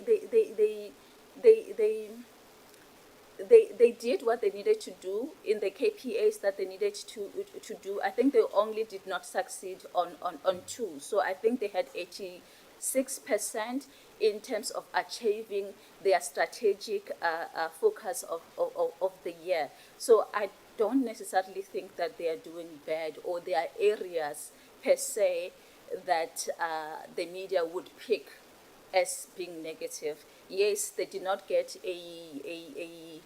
they got a qualified report because of. Chair, if you allow me, can I interject? In your view, they are doing well, there wouldn't be anything that you will change? Or would there be some things new that you will introduce? That is where my interest is, not what they have done. What would you do different compared to what they are doing currently? If you are happy with it, it's okay. You can say that you are happy with what they've done. I'm happy that you at least know what is it that they have done and you have well analyzed it. So just share with me if you would have anything new that you will introduce. Okay. I think a critical challenge is on digitalization. A critical challenge is on digitalization. My focus would have been on digitalization, the skilling of the community media, more training, resources, funding, maybe increase other diversified type of funding for the MDDA itself, because the Act does also make provision for any legal type of funding. Yes. Thank you for that. Maybe my last one, it's on your view in terms of the ideal role of print, TV, and community media in a democratic dispensation. What would you say this is the role that ideally they should be playing in contributing to the democratic project? Thank you, Chair. Okay, thank you. I think the traditional role of the media would apply, taking also into consideration the MDDA focus on historically disadvantaged communities and also underserved communities. Normal democratic roles would mean that information provision is there, making sure there is a culturalization. The media is able to bring forth issues of identities, culture, diversity of languages, and also to bring the unifying or media universality, that all different segments of society is catered for. Information is required for there to be rational debates and for there to have for there to have a good public sector. The watchdog role is important for the mainstream media, but it's also equally important for the community media, even if it's not so huge outside of in the national space. Obviously, they have to do their part in the national space, but they also have to start in the communities that they are in, creating that discussion. I think we need to take care of the youth in the fact that we give them also space to communicate their issues that they have. The other role of the media is socialization. There are things within society that I think the media can set an agenda to fix.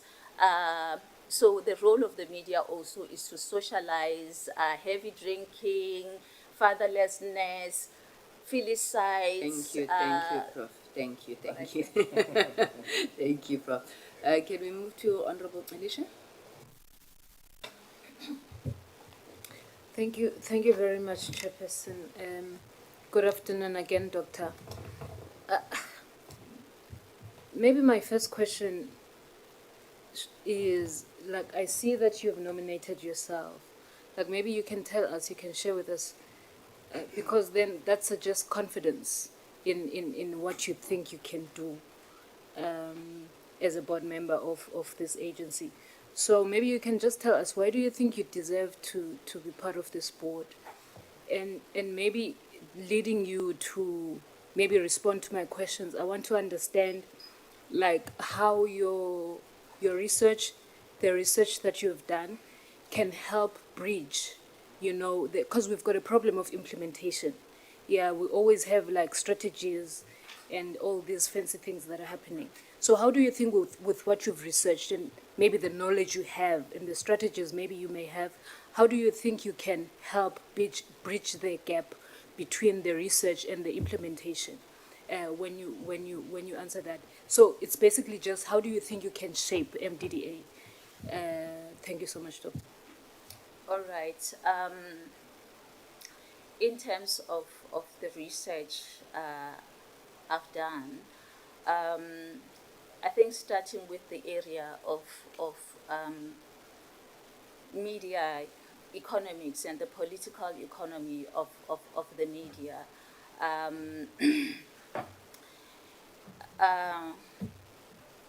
Sorry, can you repeat your question quickly? So my question is, I'm saying, I see that you've nominated yourself, which to me suggests that you've got confidence in whatever it is that you think you can contribute as a board member of MDDA.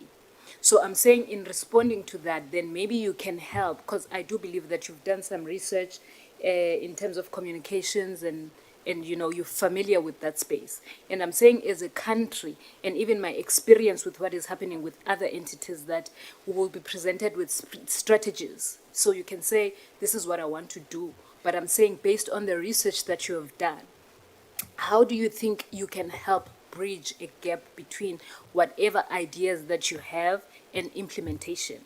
So basically, how do you think you can help shape the MDDA? All right. Thank you.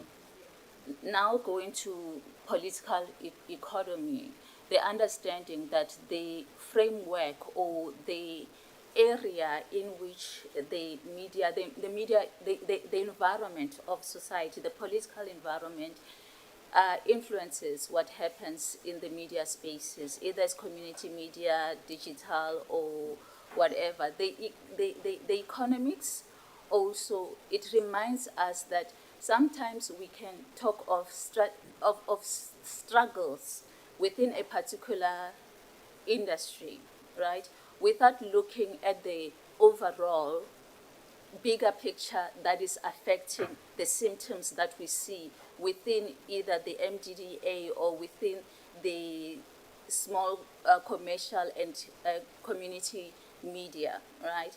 There are things that are obviously happening in the digital spaces which would affect the way that community media would succeed or not succeed. So those kind of research also assist in that way. The comparison data or the comparison of different countries' work also assists in understanding what is happening in other global spaces.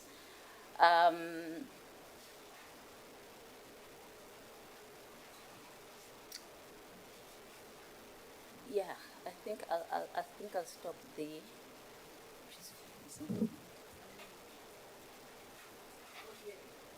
I was interested to know how where you were going with with other communities. So what is happening, Doctor, is that there is a, you would know this as a communications person, that community media is in fact, maybe let me ask this question. So MDDA is struggling with funding, right? And we want something that would sustain it. How do you think you would ensure that it's got sustainable funding? Okay.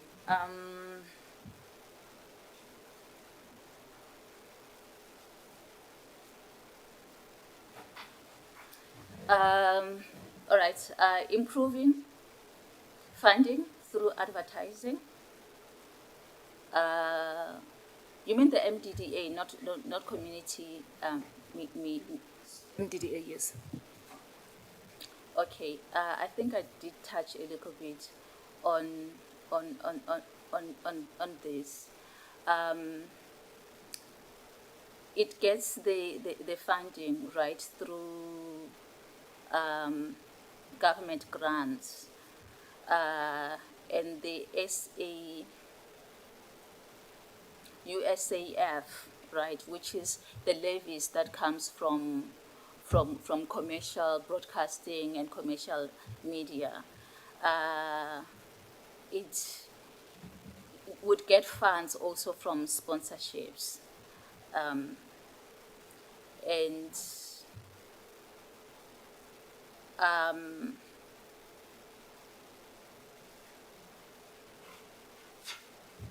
how would it improve its funding structure? Okay, and we talked about getting more sponsorships, applying for grants,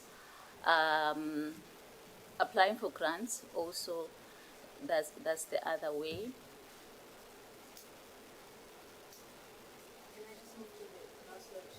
Okay, Doctor, maybe my last question. So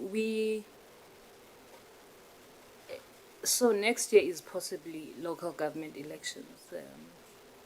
We're going, like, possibly, Chair. So what I want, so everyone is going to be fighting for space there. And when we're doing oversight visits, one of the things that some community radio stations were talking about is the importance of protecting editorial independence, right? And I just want to understand from you, how are you going to ensure, because everyone will be calling and complaining about, because we'll be fighting for space, especially as political organization. So I just want to know from you, how are you going to ensure that the editorial independence is protected? Of community media and from politicians. The editorial, number one, obviously, I like the fact that the community media are independent, obviously. There should be equal space given to different political organizations. There should be good management of the stations that have integrity, and they understand the role and the mandate of the of the stations or the community media, and are able to resist political influence in that way.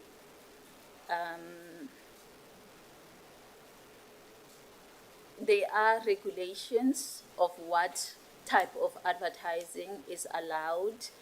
Those regulations should be taken into consideration.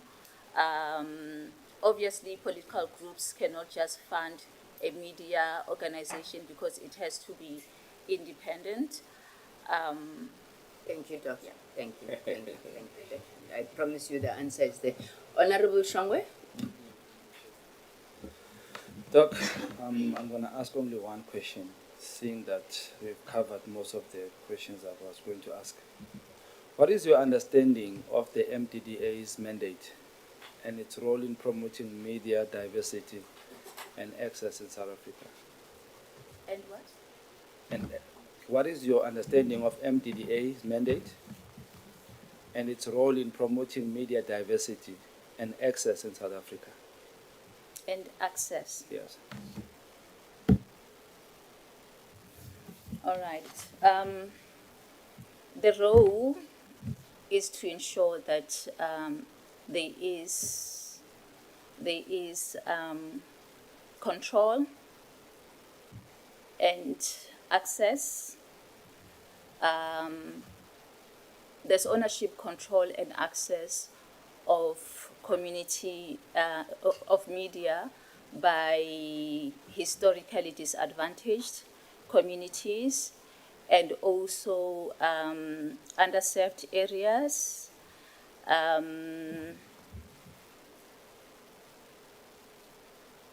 My mind just left. You said what was the role of? MDDA. What is your understanding of the MDDA's role and mandate? Okay. In diversity and access. Right. As I said, control, access, and ownership of historically disadvantaged communities and underserved areas. The role also is to look at funding, identifying areas that are poorly served, and then identifying also projects that can be funded, training and capacitating of the community media so that there's not only diversity but also there is plurality, diversity of languages, we've already talked about that, that also different sectors of communities are served, either by gender, race, and all of that. That also... Doc, you see the trend, ne? When you've answered the question, I stop you. Oh. You've answered the question. Honorable Vilakazi.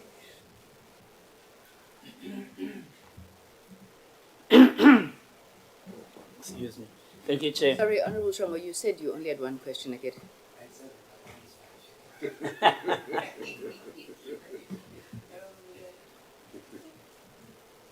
Thank you very much. I also had a question that the Honorable Tradisha touched on. So maybe what I would ask now is, what governance experience do you bring to the MDDA board, and how would you apply it to improve the oversight role of the MDDA over funded projects? Okay, I've never worked in government, so I don't necessarily have practical experience when it comes to government. No, not government, excuse me. Oh, you Chair. said governance. Governance, yeah. You said what experience? Yeah, what experience do you have in governance, and how would you bring that to bear on the MDDA board? Or if you do not have it, how do you see yourself contributing then with the tools that you already have currently on the MDDA board, particularly as it applies to its oversight role of the community media space? Okay, I know that the board has to play an oversight role in terms of looking at the strategic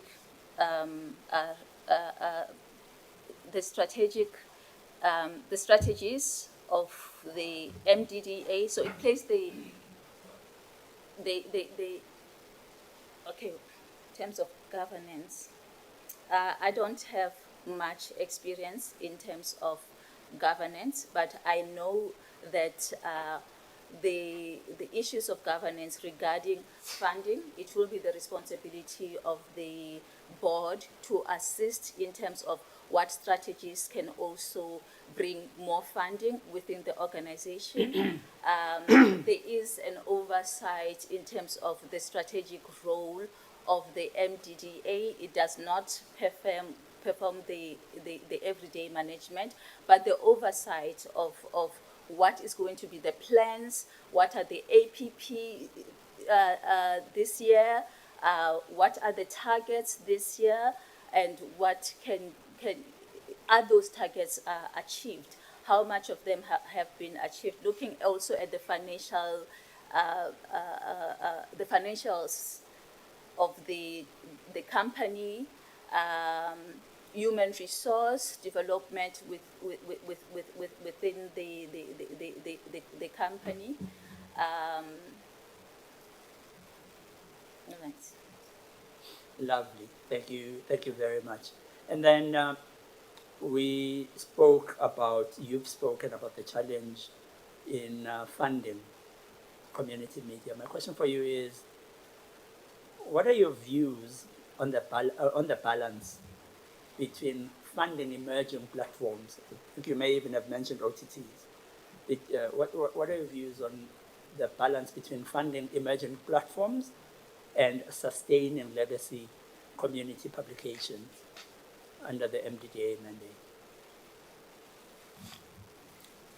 What is the balance? Yeah. And the balance of funding emerging platforms and legacy platforms.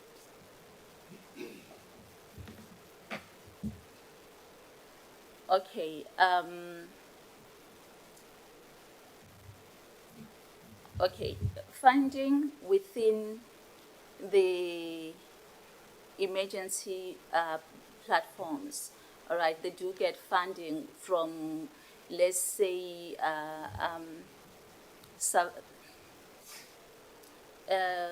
subscriptions. Sometimes they make funding from sourcing. Sorry, Doc. Okay, Honorable Villa Aziz is saying he wants to hear what you think should be prioritized between funding your emerging platforms, your OTTs, your podcasts, all of those new ones, vis-a-vis the need for you to fund and maintain traditional legacy community media platforms, so your community radio, your print, and so forth. Okay. Honorable Villa Aziz. That was the question.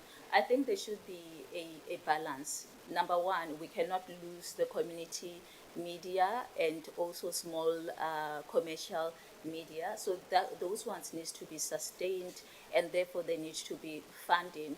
They are also suffering in terms of your big tech and the way that they are treating them in terms of, let's say, maybe you must carry regulation that the SABC had. Yes, it was a good idea during that time, but now the streaming service or those areas are actually making money and not giving back.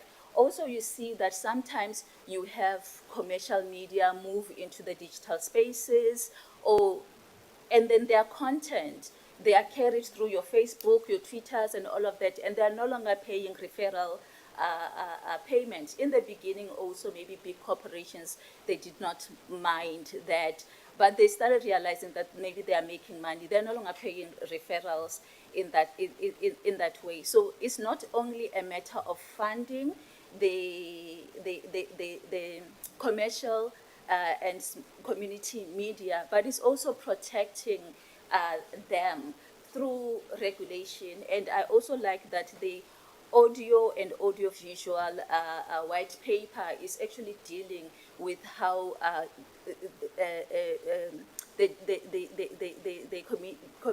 the digital spaces can actually be made more secure in When the terms of that. candidate has answered the question, we stop the candidate. Thank you, candidate.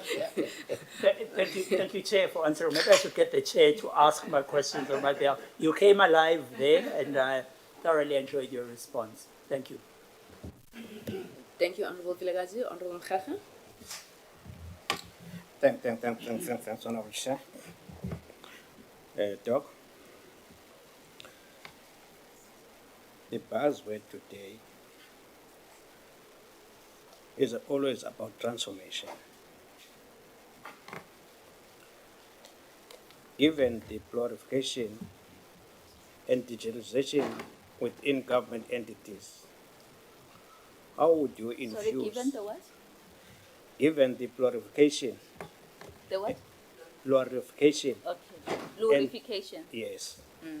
And digitalization within government entities, how would you infuse the digital transformation within MDDA?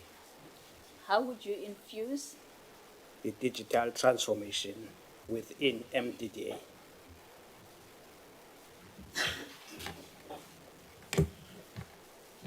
How would you infuse the digital transformation within MDDA itself?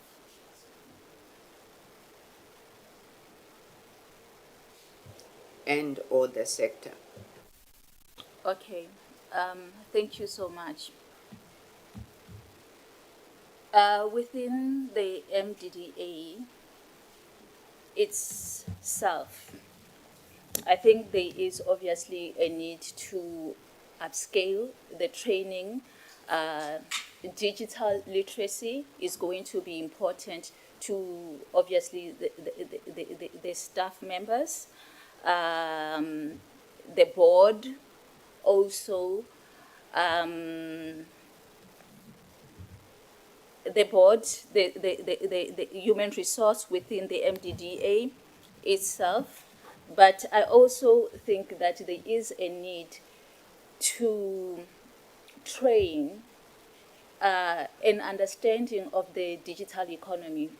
The digital economy itself works in a different ways that we are all learning and trying to innovate from. And as I've mentioned from the beginning, treating a symptom and not necessarily treating the bigger thing. If we are working within a space of digital coloniality or neo-coloniality as such, we are already operating in a space that is already of challenge. For example, the OTT video streamings, Meta, all of them, Google, they don't disclose their subscription data. They don't disclose their financial data. Maybe they do disclose those details to you as government. But for researchers, that data is not there, which makes it difficult to see the level of competition, the level of concentration, the level of how much money they are taking from South Africa. So in the digital economy itself is different, right? So there's a need of capacitating that by the board themselves and also by the human resource within the platform.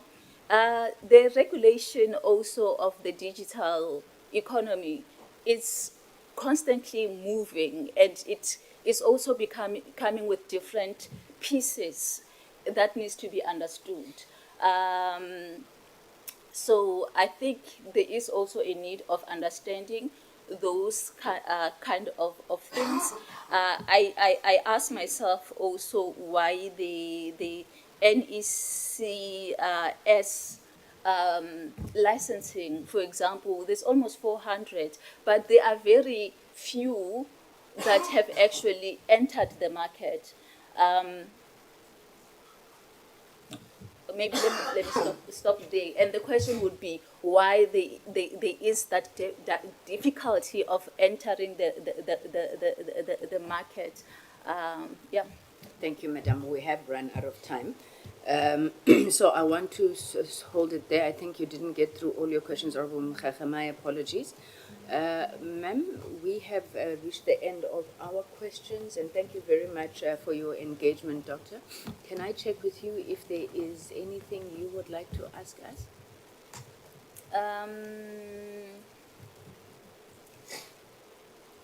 I think maybe the question that I would ask is that in terms of the MDDA right now, what do you think are the critical skill sets that are needed by an additional board member?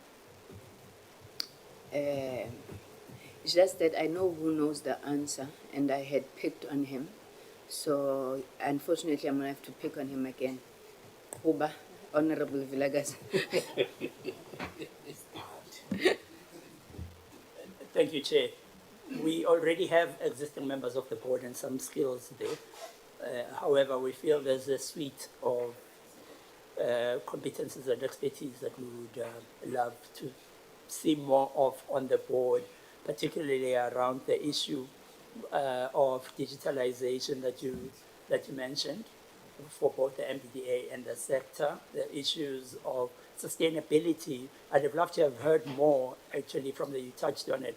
I'd have loved to have heard more sustainability, excuse me, and then of course the skills building that you were talking about. So those are just some of the key areas that are necessary at this point for the sustainability of the organization.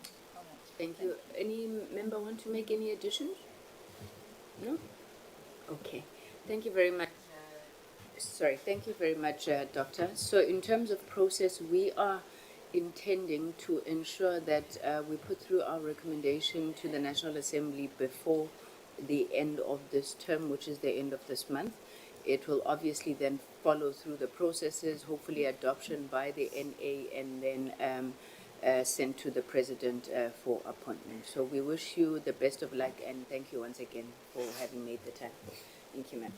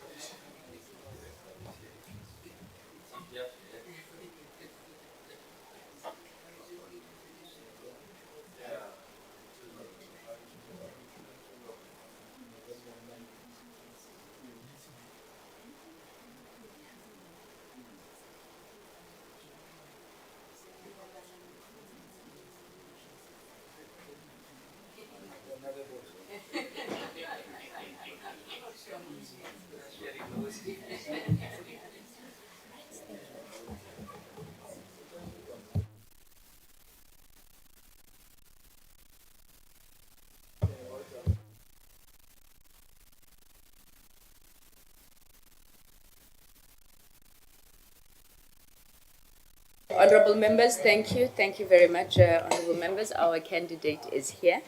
Good afternoon, Ms. Dyer. Is it Sandika Dyer? Yes, that's correct. Thank Good you. afternoon, Chairperson. Good afternoon to the members of the committee. Thank you very much for having me and for considering my candidacy to the board. I'm very excited to share with you my experience and what I can bring to the board. It's the first time this chair has ever been speechless. You walked in and you took right over. You're welcome. You are welcome, Ms. Dyer. So my name is Kusela Sangoridigo. I'm the chairperson of this subcommittee of the Portfolio Committee on Communications and Digital Technologies. We are here today to obviously interview candidates for the board of the Media Development and Diversity Agency. With me are members of the committee. I'll just give them an opportunity to introduce themselves, and then we will go right into it. Honorable Mkhaga. Good afternoon, ma'am. My name is Mzoleli Mkhaga, a member of this committee. Sawubona, Gama Sibongiseni Vilakazi. Pleasure to meet you. Good afternoon. My name is Oscar Matafa. I'm also a member of the committee. Pleased to meet you and good luck for the interview.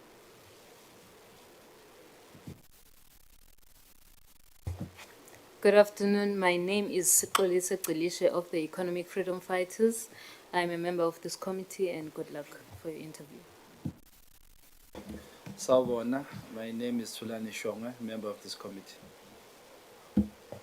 Thank you, honourable members. We have also with us members, the support team of the committee, including the advisors, the researchers, and the secretariat. Ms. Dyer, maybe let's as I said, get straight into it. Tell us about yourself, your experience, your qualifications, what it is about you that makes you believe that you're the right person to be sitting in that chair for consideration of the MDDA board. Okay, thank you, Chair. Nice to meet everyone from the committee. So just some background into myself. I am an IT person. I studied a BSc in computer science and applied maths. I've also got an executive master's in digital transformation. And from my entire career has been more around oversight, specifically within audit or risk and governance. So I've always had a bird's eye view of what's happening throughout the organization, despite having a very focused area of expertise within IT.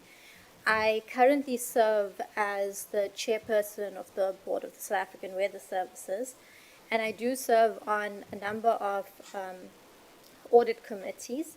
My full-time job, though, is at MultiChoice, and I wanted to disclose that just up front. I do understand that MultiChoice is one of the funders, quite a considerable funder. When I applied, and even as I went through the shortlisting, I did not see it as a conflict of interest because I'm not in a position where I can influence funding to MDDA. But however, I do want to disclose it in case there is any perceived conflict of interest that the committee wants to consider. Why do I want to be on this board? So I'm very passionate about ensuring that vulnerable members of our communities are taken care of. So it's a thread throughout my career and even on the boards that I serve, where at the South African Weather Services, we often have severe weather that impacts our vulnerable members of society. But how do we communicate that and make sure that those individuals are aware? How do we facilitate with other agencies and departments to make sure that they are well taken care of? Even my role within SASSA to ensure that the most vulnerable members of society get paid the right grants to the right bank accounts and that their money is protected. So it's very similar here. Understanding whether members, I think it's more around democratizing media. Essentially, it's saying, how do we level the playing field for media that was once held within the hands of the few, and to now say, let us make sure that it's out there for everyone, even the most vulnerable members. That's my purpose. Thank you, Ms. Dyer. Just a quick one. What are you doing with SASSA? I serve on the audit committee. I'm an independent audit committee member. And then just lastly, you said that your background is in IT, but you're doing oversight. Was that in reference to the boards that you serve on? And my roles in internal audit, consulting, risk and governance, that's the oversight. So in my career, I've never been sort of first line of defense.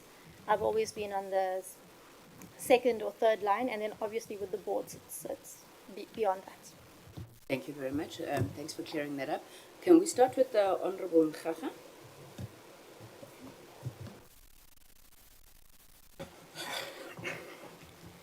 Yes.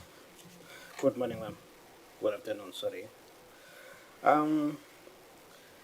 The challenges of today revolves around transformation of society and government institutions. Given the proliferation and digitization within government entities, how would you infuse the digital transformation within MDDA? That's a very exciting question. I'm very passionate about digital transformation in general, and I've seen it work quite well in some entities. I think there's definitely room for improvement here at MDDA. However, it is not a quick answer. Something quick that can happen overnight. I think we do need to understand what are our current challenges and where do we want to go to. So often when we talk about digitalization, we talk about the business processes itself. How do we make sure, if we've got different finance functions in different areas, how do we bring them together and share that responsibilities? But in a case of this, I would like to challenge us to think about what is the future of media looking like. So if we had to take our current demographics, who are we servicing right now? Are we losing a certain part of our demographics, for example, younger individuals? And what would we need to service them? So the example that I give you here is, I know that a lot of the community-based media agencies that you work with would be predominantly within print and radio, for example. Very important. It's still needed, but we have to frame it to say, is that going to die out at some point? I don't necessarily think so. I mean, 20 years ago, radio was important. It's still important now.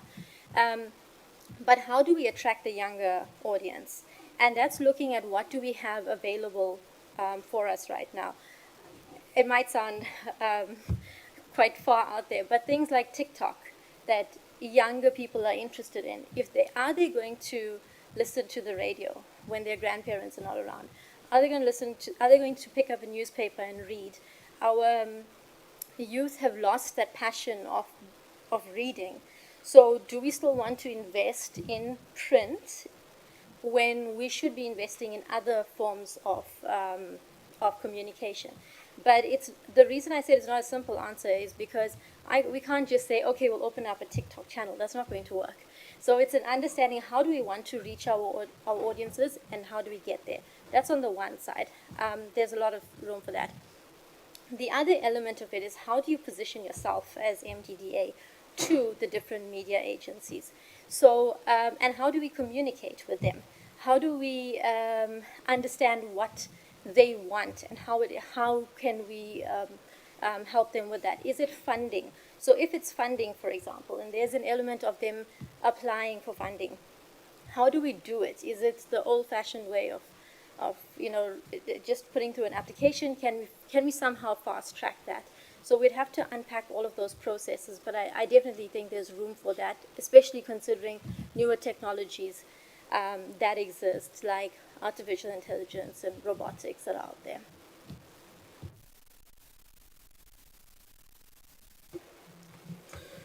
Thanks, madam.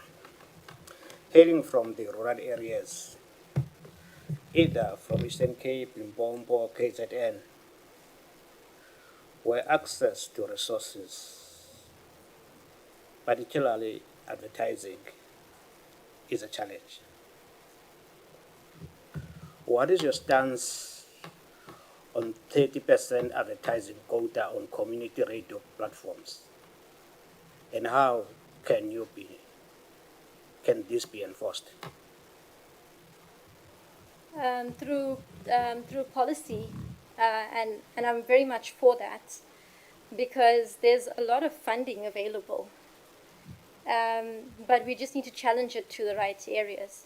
So if we have the right policies to say that a certain amount of advertising should be diverted towards community-based agencies or media houses, then we are able to bring some of that funding in. I'm not sure how it currently is, but I would assume it is whoever would want to advertise on the station or the magazine or the newspaper. But if we change that narrative, so the reason I'm talking about this is I have a very interesting case study with one of the IT companies. They were predominantly a website that would basically talk about different companies and what they do. Somebody would write an article, and that was it. Right now, they make a lot of money through things like advertising, through things like the right partnerships, because they've just managed to figure out how can they get the money that would have been diverted to corporates, but rather say, let me tell your story on this platform. And I must be honest, I'm not sure if that story on that platform is worth the amount of money that they're spending. But right now, it's gotten to a stage where you can't not play in that space. You have to, or you will be a nobody. But now when it comes to, again, the most vulnerable people of society, we often think that there's no need to advertise to them. That's when I say it must be a policy decision. So I know that's not an easy answer, and it's probably long term. But if we can make it a policy decision, then we increase where that funding is coming from. Thank you. Thank you very much, Honorable Mkhaga. Honorable Vilakazi. Thank you, Chair. My question has to do with your availability for the position, and you've spoken a bit about it. I just note the fact that you are on a number of other boards. How would you mitigate the risk of overcommitment and ensure your active participation in regard to governance within the MDDA? That's a valid point. I do sometimes feel that I have a lot on my plate. It is very intentional, though. How I want my career to move forward in the future is to be predominantly sitting on board roles and not have a full-time job. So right now, I take leave from my full-time job in order to devote time to my other boards and committees. At the South African Weather Services, we generally meet a lot later in the evenings because that's how we balance it out. But I must say that from my work ethic perspective, I always ensure that I will never accept a role if I'm not comfortable that I will be able to give it the time and attention that it needs. That being said, it's sometimes not as easy as just saying it's a sitting, it's one sitting of a board meeting. It's about preparing, and sometimes it takes much longer to prepare, especially if there's something that's quite complicated that you need to understand. So to answer your question, long term, I do plan on transitioning to having more of the board roles than my full-time employment. But right now, I'm confident that if I do take this, I would be able to manage the load right now. Okay, thank you. That's good to hear, because I mean, it's one thing for you to be convinced that you can do it, but it's another for us, because we are also playing an oversight role on the entity to make sure that the people that are putting themselves available for roles actually can take them on. So it's good to hear you respond in the way that you do. On that note, with your varied experience, and you will, I expect, have done a bit of reading on MDDA and the challenges, etc., and wins of the MDDA. But how would you strengthen governance within the MDDA, governance practice, to ensure transparency, prevent conflicts of interest, and improve public trust, especially in how funding decisions are made and in the public perception of the MDDA? So to answer the first part of the question in terms of improving governance, I think a lot of the basics are already there when I go through the annual report. Perhaps it's maybe deep diving into what could we possibly be missing. I mean, when I've read through it, it looks like we've got the code of ethics and the whistleblowing and all of that. I suppose it would be a case of saying, well, what else are we missing? I would definitely want to see what is it that our chief risk officer, or rather the risk management function, is doing in terms of do we have a policy repository, for example, a compliance universe, and what are the things that we are doing to ensure compliance on a regular basis. I'd also want to look at whether we are meeting some of the basic principles from a corporate governance perspective. It would be very easy to sort of map that out from a King 4 perspective. You had then asked about how do we ensure greater transparency for our funders. I'm a great believer. I'm a great believer in us driving our own narrative, and that means telling our own stories before somebody else tells it for us. Within the public sector, I've noticed that a lot of entities don't want to do that. They don't tell their own stories, and what tends to happen is that the Auditor General will tell it for you, or a whistleblower will tell it for you, or there's something that's leaked to the public. What I would encourage is finding ways to actually publicize what it is that you are doing. So I must be honest, until I had heard about this entity, I've known about the entity for a few years, but I hadn't known the intricacies of it. I hadn't known that you have so many community-based radio stations and publications that actually are driving not losing our cultures. I didn't know that.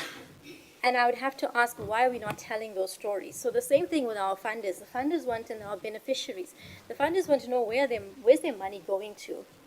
So how do we tell them that story? And not just to them, but how do we tell it publicly? Thank you, Ms. Naya. Honorable Matafa? Thank you very much, Chair.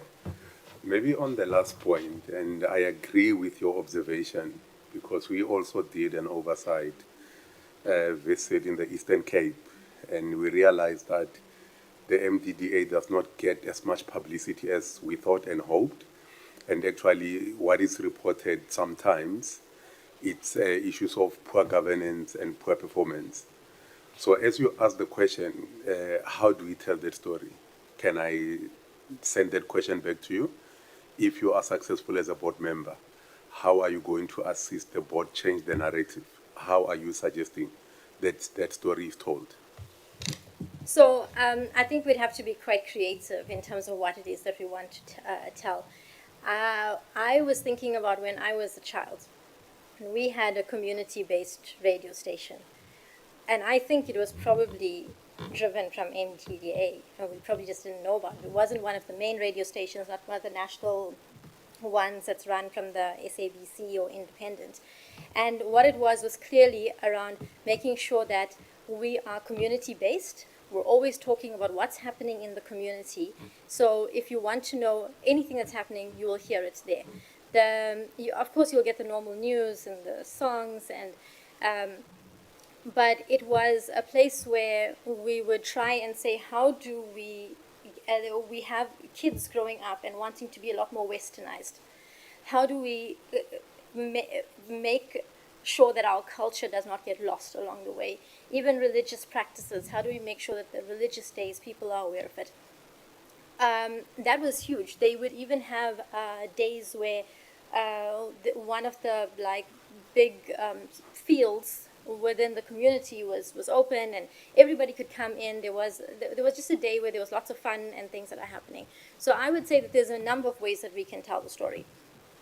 One would be the normal way of publicizing it somewhere, creating a documentary, those kind of things, seeing what people might see. You have to attack it from all different angles, of course, right? These days, media doesn't get lost. It's not just if you miss it on a TV station, you're not going to catch it again. You can create a podcast, you can create a YouTube video, you can create whatever, and it's always there. And then how do we repurpose that content and then try to get it out to as many people as possible? But obviously not in a way of I'm just telling my story. It has to be something else. And it has to be centered around, maybe it is a case of, okay. I wanted to come in as well, Chair, that I'm happy with the response. I like it when you speak about culture, language, and so forth. So it speaks to the democratic program that we are currently involved in as a country. So my question would be, as a board member, how would you then, from your perspective, see as the ideal role that print, TV, community-based media should play in advancing that very same project, that which elements you have touched? So if we're talking specifically about culture, I would want to see how much are we doing in terms of preserving that culture. Do we have, is there anything that we're missing?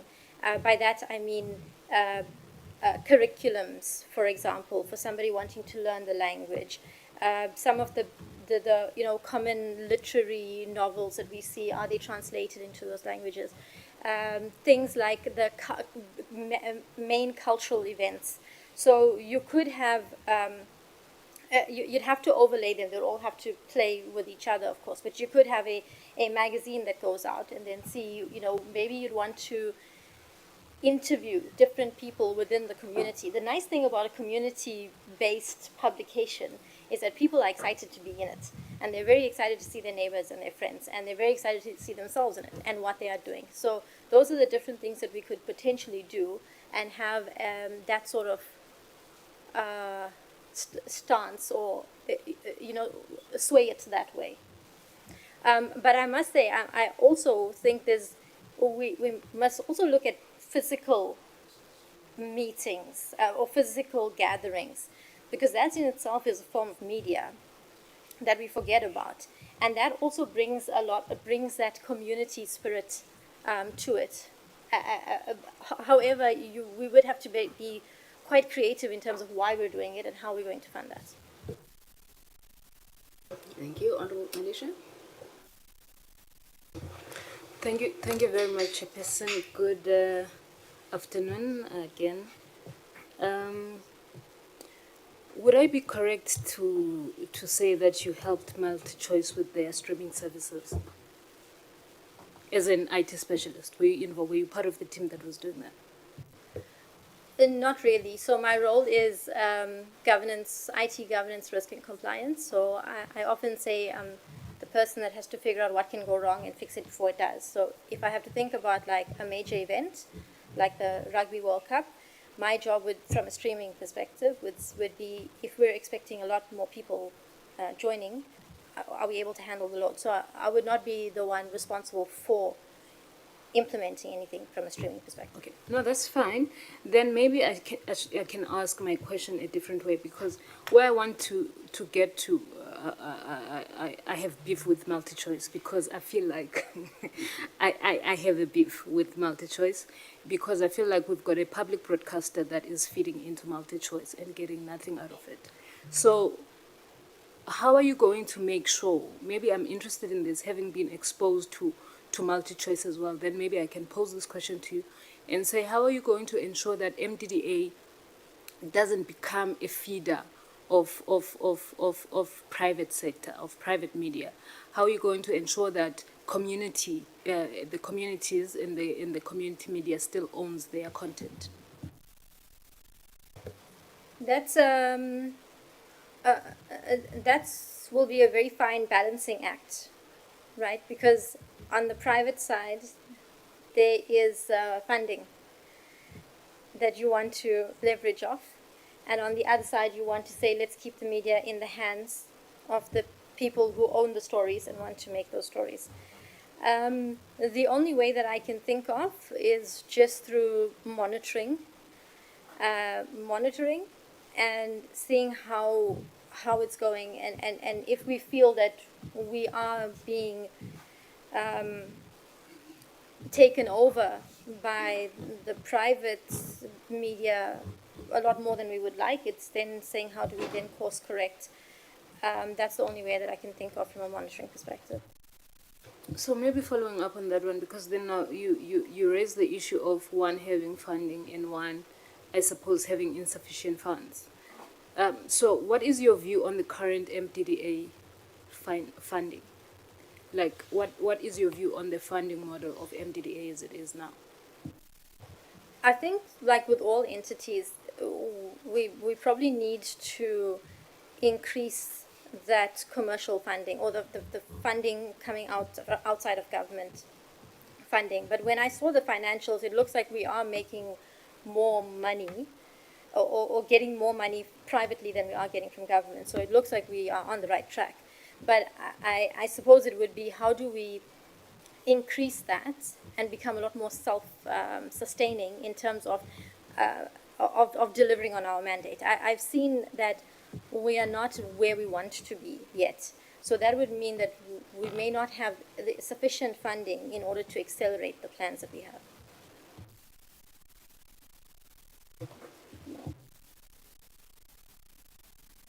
Thank you. Honorable Shongwe. So one again, I hope you're not tired, eh? No, I'm loving it. In your view, what's the future of local radio station looking like? I'm saying, in her view, what's the future of local radio station looking like?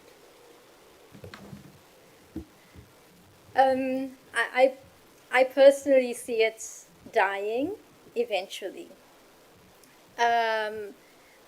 From a personal perspective, I've always had the radio on in the house. Right now, my in-laws are visiting. There's also the radio on in the house all the time. And it's something that we grew up with. But once they leave, my home is going to be silent again. And the noise that you will hear will be when I want to watch something on Netflix or when I get into my car. And I haven't had time to put on my YouTube music. So I do tend to think that it may die out. Maybe I'm speaking from a point of privilege, because I think for people who don't have access to the things that I do, it will still be around right now. However, we have to be forward, we have to be future looking. Right now we have the greatest smartphone penetration in South Africa that we've ever had. I think it's about 98% or 99% smartphone penetration. That means everybody has access to it. People will choose to buy data over paying for other bills because they see the value of it. So whilst it might seem that people don't have other options, I think we will get to a stage where those access to other medias will become cheaper and a lot more accessible. And then I would wonder, would we need a radio station? I don't have the definitive answer, but I think that in my opinion, it will dwindle. The numbers will dwindle eventually, but something is going to replace it. So if you look at how people are consuming YouTube and TikTok, and people do read news, right? They're just not reading it in the form of paper, or they're not listening to it in the form of, but they are consuming it in other ways. So I'd also want to challenge, how do we use those platforms? Who said we have to stick to radio? Who said we have to stick to a newspaper? Why can't we have a community-based TikTok channel? I know when I say it, people think that I'm too far out there, but why not? We have people who love to dance, who love to showcase things. Why can't we have those kind of platforms and see how do we make that work within those algorithms? The opportunities are there. We just have to try to be creative and see if it will work or not. So in that regard, looking at the point of privileged people, how do we get such people back to listening to radio? People like you, how do we entice them? How do you being on the board, help those people to come back? Or are you going to be part of the board for maybe to assist, kill the radio station or what? I don't know. Sorry, can I just add to Honorable Shongwe's question? Because I was going to follow up on that and say that your mandate and responsibility is to ensure the sustainability of the sector. Sustainability of the sector does not mean not killing. If the sustainability of the sector is transitioning into something else and what, take us through how you then believe that you will contribute to the sustainability of the sector, understanding the challenges that radio is facing. So my initial answer before you stepped in, Chair, was to say who said we need to go backwards. But for me, it's a strategy. It's to say where is it that we are going, and we have to be very pragmatic about that strategy. Radio is not going anywhere anytime soon. In 5 years from now, we're still going to have people that are listening to the radio. Do we need to bring people? It's the same as saying, do we need people who are paying for Netflix to come back to broadcast TV? That's a very hard transition, because we've gone to saying we want something on demand. The same here. It's about saying, well, which parts of radio do we want to keep? And which parts what do we need to transition for people who no longer want that broadcasted stream, that want something that's on demand? So for me, it's not about cannibalizing ourselves or killing this is a very important, the mandate is very important, but how do we fulfill that mandate in a way that we are not going to die out like dinosaurs by holding on to what we know? I don't know whether she's asking me a question or answering my question. Okay. All right. Just one more question, Chair, if I may. The importance of news, local news, is very important. And for it to be told as it is, it needs a person to have a vehicle, transportation around the community and all that. How do you encourage a journalist, a local news journalist, as a board member to keep doing their work without resources and funding?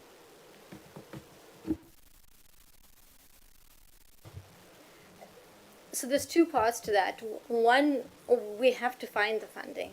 I think it's very, I don't think it's appropriate for us to just say we don't have funding, and therefore the people who are doing the work on the ground need to suffer. We have to find the funding, we have to incentivize them. Sometimes the incentive might even be things like, keeping the culture alive. If that's the case, maybe we don't need a journalist. Maybe we need somebody who is a bit more passionate, somebody who's retired, and is more passionate about helping the community and saying, well, why don't you help us and give us these stories? There's lots of instances where you see retired people within the community running these locomotive train stations and just something, keeping the community alive. So there's that element. Then there's the other part of it is also the crowd sourcing your news, because news happens instantly now. We don't wait for it to be in the newsroom and then be told for people to consume it. It happens instantly. Along with that comes the risks of misinformation and disinformation. But because the risks are there, it doesn't mean we can't utilize it right now. So how do we get maybe younger people or people within the community to give them a platform to say, well, here's the news and I'm bringing it to you? Maybe we don't need a journalist. Or maybe we do, but we needed a number of different things and not think of it as the traditional way. Thank you, Mr. You're killing radio stations, you're killing journalists. It's rough here. Maybe final question from me. Sitting where you're sitting at multi-choice, what lessons would you have learned and which would be beneficial, for example, to the community media sector from what multi-choice has gone through, being cannibalized by the streaming services, perhaps a lack of urgent reaction? What has that taught you? Because it's obviously the same fate that seems to be facing community media now. I'd love to hear your views on that. Chair, I'm a bit reluctant to speak on behalf of MultiChoice, especially because those type of decisions are not within my purview. But Okay, if sorry, let me help you. You're protected, but let me help you. I don't need you to talk about what has been done, what has not been done. I mean, we have a fair sense, right? What I want to know is that should you be appointed a board member of MDDA and having gone through, been there, right, and learning from that, what is it that you would do in an MDDA board? From that experience to ensure that we're able to sustain community media? So I think, again, I will speak generally. I have a master's in digital transformation as well. So I've studied many companies that have either gone extinct or have had to pivot. And part of that is what I mentioned in the beginning in terms of, do we know where we want to go? But do we know what the climate is going to look like? So that's how we're going to get there. The unfortunate thing is that the world is moving so fast. The technologies are moving so fast. Even AI as we know it today versus AI as we know it a year ago was completely different. So we don't have time to say we will wait and we still want to preserve. Because a lot of times people are at heart purists and they want to keep, what they want or how they're doing it. So I think for me it's having the right strategy to say, do we know how the world is shifting? And what is that impact going to be on us? And then as a result of that, what steps do we need to take to get there? Within the public space, we often face funding as a challenge. And then that leads to a little bit of inertia. It means we're not going to do something because we don't have funding now. Maybe in 2 years' time we'll get funding. But by then we're already on the back foot. I think the mandate that exists for MDDA is not going to go anywhere. We will always have this mandate. But how do we fulfill it in a way that we actually have people that are consuming that media? So the lessons learned would be, have a good strategy, make sure we understand what our demographics is. If our target customer right now is between 50 and 60, does that make sense? How are we going to sustain that in 10 years from now? And then how do we use emerging technologies and then partnerships to help us with the things that we can't do? We don't have to reinvent the wheel. We don't have to start from scratch. We just have to be very creative in getting the right people in and changing our model somewhat. But that commercial, it also brings back that commercial funding model that I spoke to earlier. Excellent. Thank you so much. I think we've come to the end of our formal interview. Thank you so much for the engagement. It was quite a lovely engagement.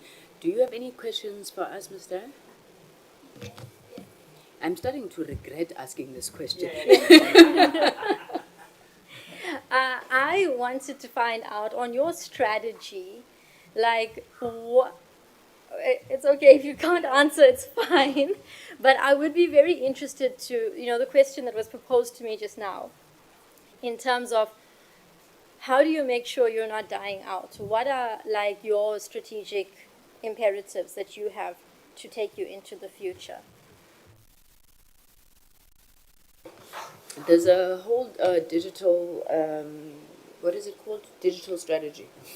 There's a digital strategy, MDDA, digital strategy roadmap. That thing. Yeah. It's called the digital strategy. That has just been approved by the board of the MDDA. I think at the core of it, which I think is first phase, is around aggregation and trying to go into different platforms. So trying to get a lot of these community media, radio and TV on digital platforms, then aggregating them, working together with the Centec, our signal distributor, aggregating them into a streaming service of some sort.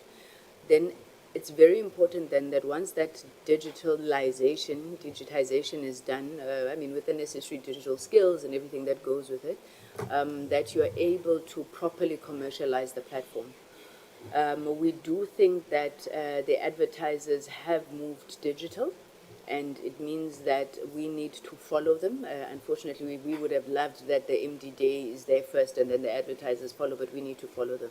So how that content is going to be packaged, a lot of the things that you were saying here around TikTok platforms. I mean, we went to a radio station in Port St. John's on the Wild Coast, where that radio station was very much part of the community. They run not only through the airwaves, they're on TikTok and Facebook and everything else and packaging themselves properly. So a key part of sustainability of this is going to have to be around the credibility of the numbers that we're able to put to advertisers. And we're hoping that by going digital, one, you can do that, but also then by strengthening the audience measurement system, we can do that, and many other things. But they do have a full-on digital strategy, which, being a master in digital transformation, I'm sure you'd love to go through. Thank you, Ms. Dyer. With that being said, what we intend to do is to make our recommendation to the National Assembly by the end of this month. Should the National Assembly then accept the recommendation from the Portfolio Committee, then the names would be sent through to the President. Unfortunately, I don't know how long that time will take, but we intend to complete our processes before the end of the month. So thank you once again and wishing you the best of luck. Thank you. Thank you very much, Honourable Chair. Thank you, Honourable Members. It was a pleasant discussion. I was hoping for more questions that were cut, but so I wish you well for the rest of the interviews. Thank you.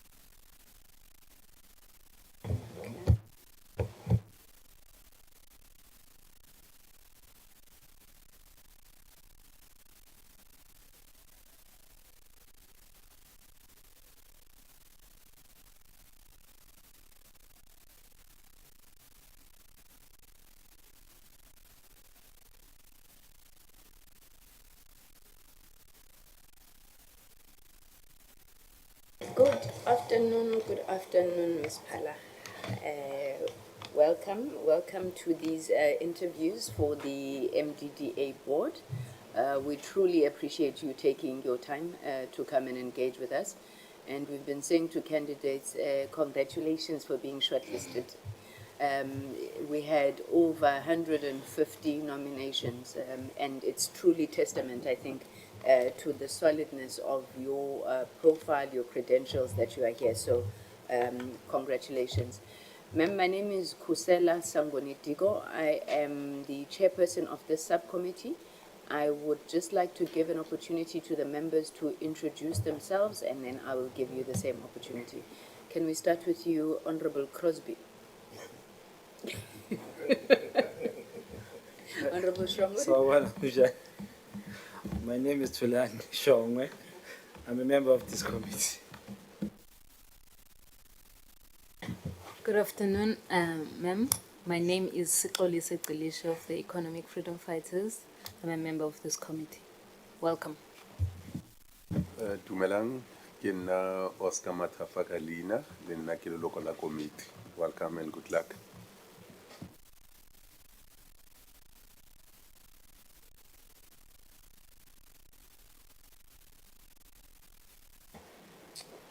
Mbona man. Igama lami Mzolile Mkhaga, a member of this committee. Thank you, honourable members. We are also joined in the meeting by the researchers, the advisors, the secretariat, and the media team of the committee. Ms. Phahla, Phala, yes. Phahla, sorry, my apologies. Ms. Phahla, please do, introduce yourself. Tell us about yourself, your credentials, why you accepted to be nominated, what you think you can bring to the MDDA board. Over to you, ma'am. Thank you so much. Thanks for having me. It's indeed an honor to be here. A little bit about myself. I am Ongkhopotse Dino Phala by name, born and bred in Gauteng, specifically Pretoria, so Kengwana Mums. I saw that when Matafa was smiling there and what it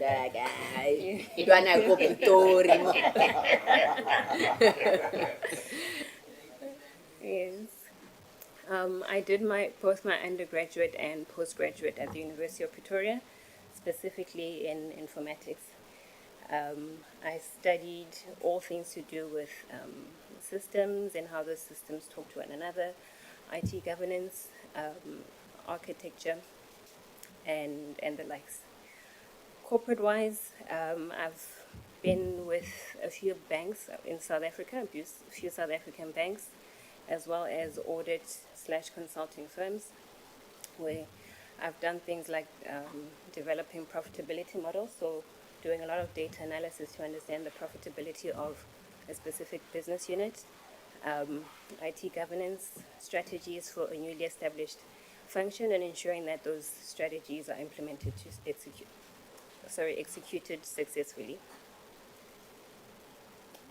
Sorry, your other question was? The MDDA board. So maybe just give us a sense of your understanding of their mandate and then what contribution you believe you can make onto the board. Okay. So my understanding of the board is that it serves previously disadvantaged communities or historically disadvantaged communities by providing things like funding and training.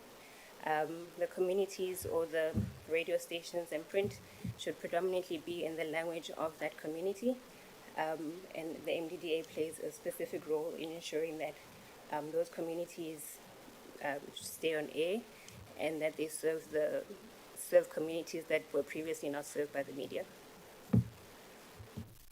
I'm going to push you until you tell us what contribution you think you can make on the board. So I bring a very unique skill. I see that a lot of the members in the current board either have law or media experience. Mine comes in from an IT governance perspective, ensuring that we advocate for policies that assist us to meet our strategic goals. Thank you, Honorable Vilakazi.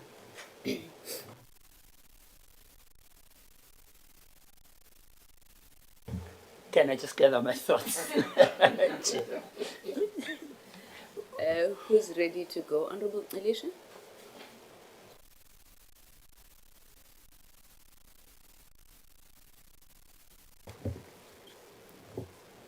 Maybe, good afternoon again.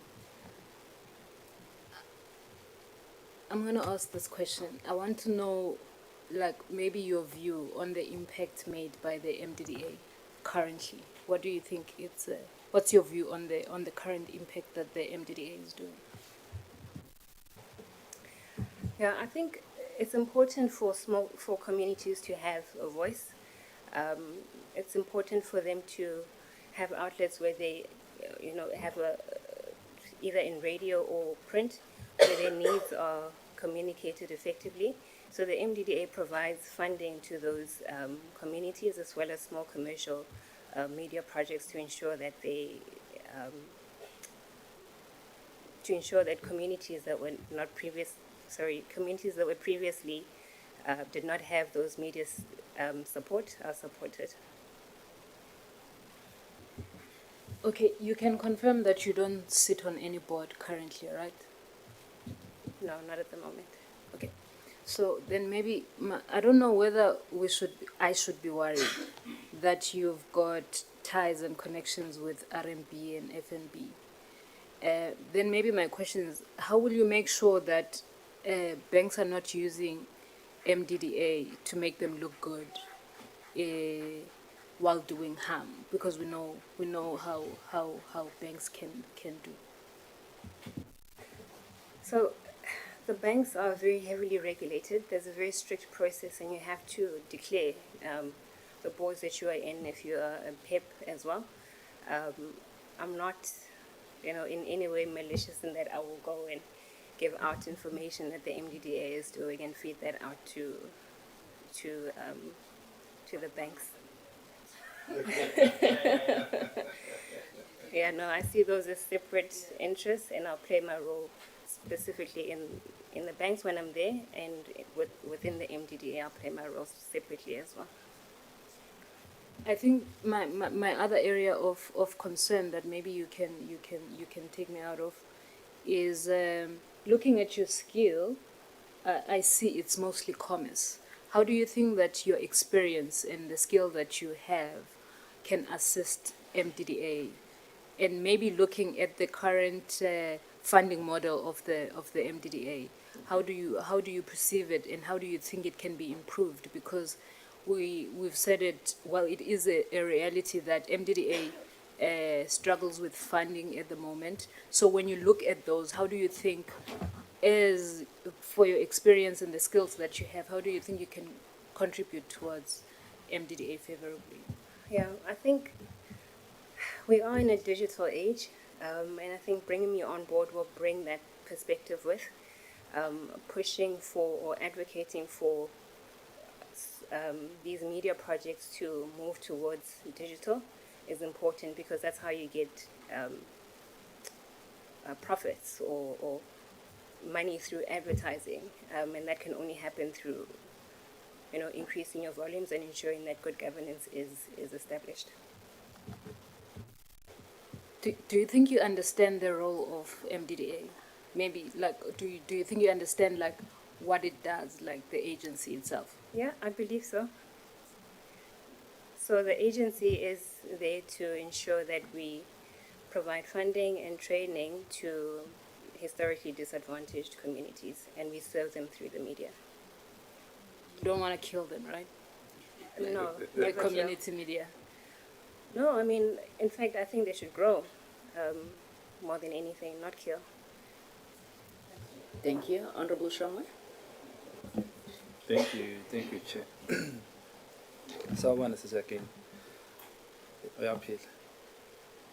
Yes, good thing, the guy. You speak lower like Kubabu Machacha, but it's fine. I would like to ask Uguti, if you find yourself in a situation where a local radio station is losing a license and they're still owing to a Centec, in that situation, what would you do?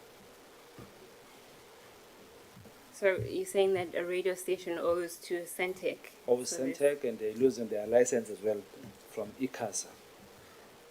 I mean, I think you have to follow protocol. If they're owing and they shouldn't be on air, we need to investigate what the issue is and try to assist them.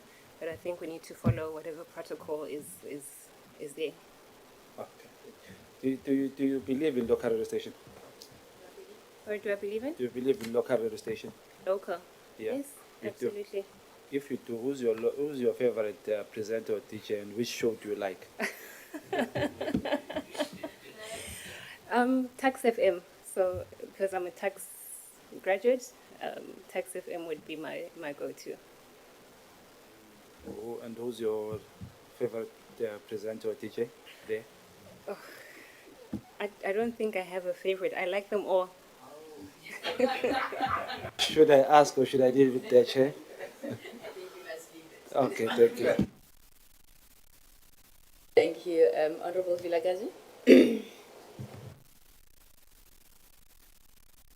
Thank you, Chair.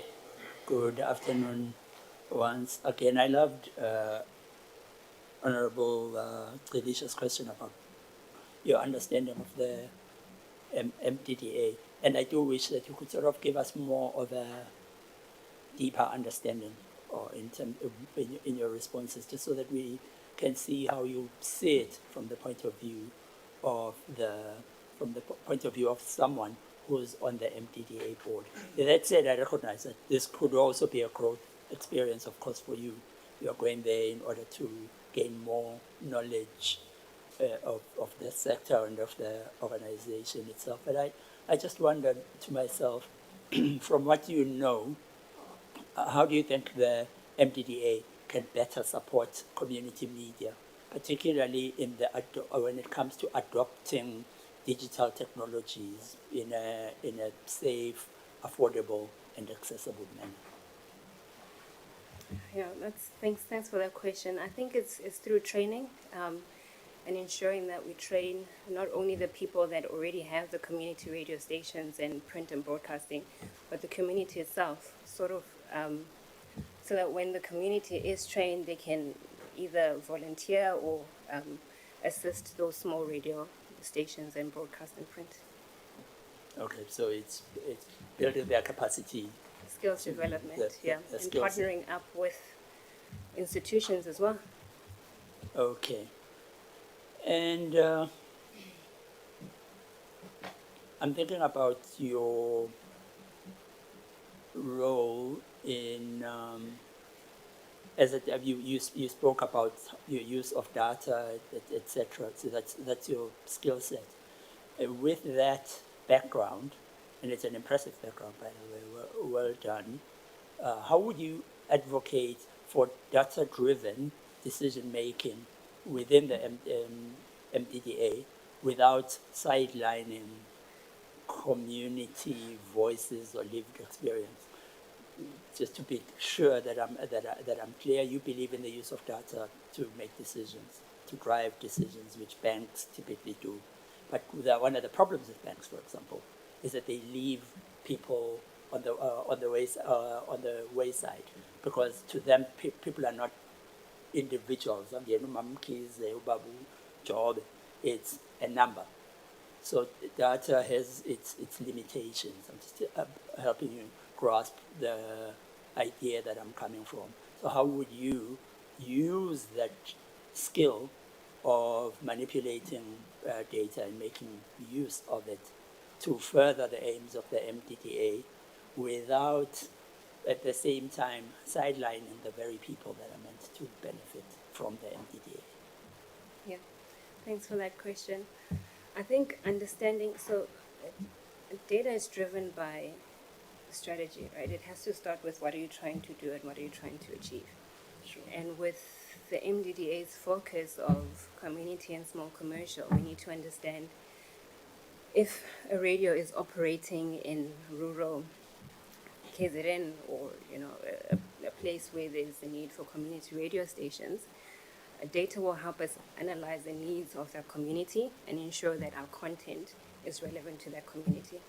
It will also assist us with things like ensuring safety of content. We need to be ethical in the way that we journal or broadcast, and so we can use that to ensure that our community radio stations are compliant in that aspect as well. Those are just two examples that I can think of at the top of my head. Good enough. Thank you. Thank you, Chair. Thank you, Honorable Mkhekha. Good afternoon, ma'am. The buzzword today is about transformation of society and all government institutions, without excluding the MDDA. Given the proliferation and digitalization within government entities, how would you infuse the digital transformation within MDDA? I'm so sorry, I struggle to hear you. Get me? Let me repeat myself. The buzzword today is about transformation of society and all government institutions, without necessarily excluding MDDA. Given the proliferation and digitalization within government entities, how would you infuse the digital transformation within MDDA? Thank you. I got your question. I think it's a fine balance, right? You don't want to digitize too fast that you leave out people who are still very much used to things like your radio station that you can carry around. But you also want to move with the times, for lack of a better word, and ensure that you are digital in your content creation. So I think it can be a parallel approach, ensuring that you afford community radio stations and print to be digital on platforms like YouTube. I'm sure you guys know MacGyver. I'm sorry for bringing him up, but you know he has a lot of followers, and there's an opportunity for us to ensure that we create revenue through digitization.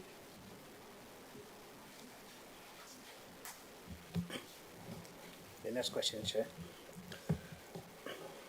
Coming from rural areas like your Limpopo, your Eastern Cape, your KZN,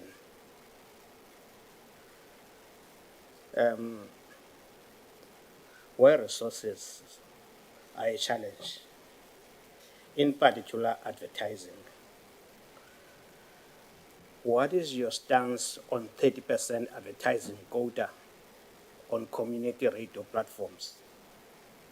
And how would you enforce it? Sorry, your question is what is my What is your stance stance? on 30% advertising quota on community platforms? And how would we enforce it? Yeah, I think I did see that 30% in, if I'm not mistaken, the strategic plan on your MDDA website. I can't be too sure. But with anything that I do, I need to understand the impact. So we'll need to do an impact analysis of that before making a decision on whether it's a good thing to do or not. Thank you. Did I answer your question? You don't seem... Okay. Thank you. Honorable Matrafa? Thank you very much, Chair. I only have two. The first one is that in one of your responses, you've mentioned that we need to move with the times. The times that we are in now is that as a government, we are building a democratic state. So my question would be, what do you think is the role of print, radio and TV community media in supporting that agenda? Yeah, like I said, I think that there's a balance. Print is still very much used for communities that can't access digital programs. And the feel of print, I mean, my father still goes and buys newspapers every Sunday. So I don't think you can have a blanket approach where you say, let's get rid of print. But I think it needs to be balanced and say, while we are introducing digital, print will still be there. But also, infrastructure is a problem in some communities. So I think it's a long road ahead, and I don't think you'll be able to completely get rid of traditional means of media. Thank you. My last one is simply on just to have a view of how you see communication or putting the message of the MDDA out there. You seldom hear or see any reporting about the agency. In the event that you succeed into the board, how would you contribute to ensuring that you put the agency out there for those that can benefit from it to know what it does, even those that don't benefit from it, so that they know what the role of MDDA is? Thank you, Chair. Yeah, I think for something like that, having an online presence is big. Not only a website, but things like your social media pages and being active on those social media pages. having drives around the country to market the MDDA and its responsibilities and how people can benefit from it would be a good idea as well. Thank you very much, honourable members, for your questions. There's just one last one from me. Ms. Pasha, so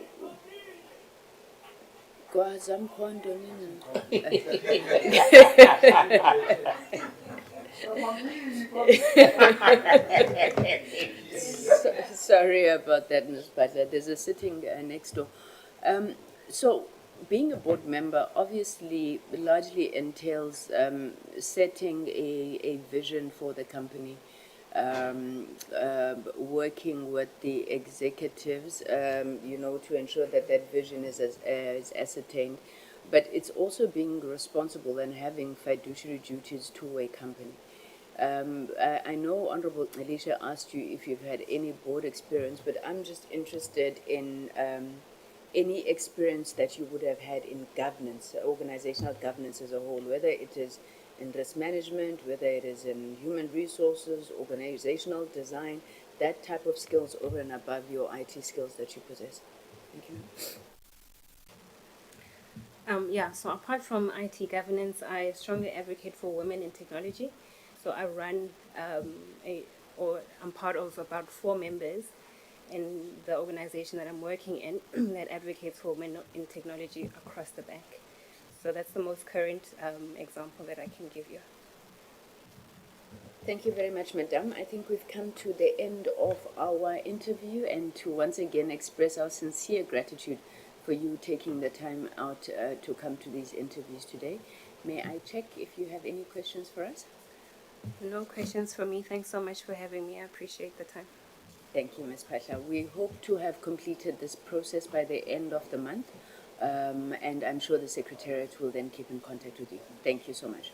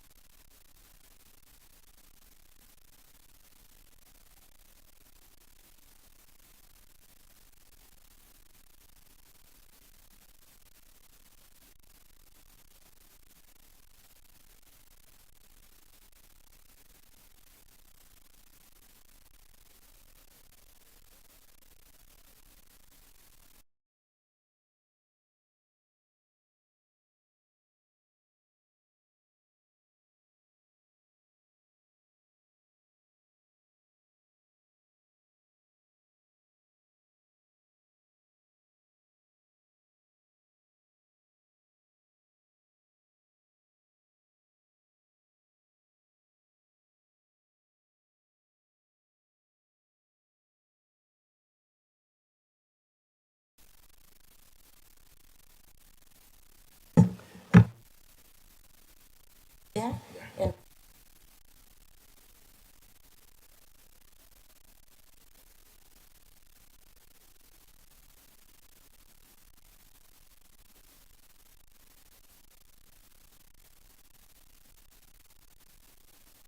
No, we know this one. And you see, this time we are going to be the ones asking her the questions. Ms. Malefade, welcome. Thank you. Order, please. Thank you. Osmoekwane, welcome. I'm not even trying to stress you out. Please. Please. No. Lovely people, this committee, they don't stress one another. They wait until they're sitting across the post office. Their favorite people are the business rescue practitioners. No, you're welcome, and thank you so very much for taking the time to come and engage with us. And let me also congratulate you for having made it thus far. We did have more than 159 nominations for this board. We are looking for 2 members of the board, and I think that your presence here is testament to your profile, your credentials, I'm sure a number of the members would also know you from your work in the media and so forth. So we don't take that lightly and congratulate you on your successes. For the record, my name is Kusela Diko. I'm the chairperson of the subcommittee on the MDDA vacancies in the portfolio committee. I will ask the members of the subcommittee and portfolio committee to also introduce themselves. I'll start with Honorable Shongwe. Sawubona Mama Njani. Igama lami nguThulani Shongwe, member of this committee. Thank you.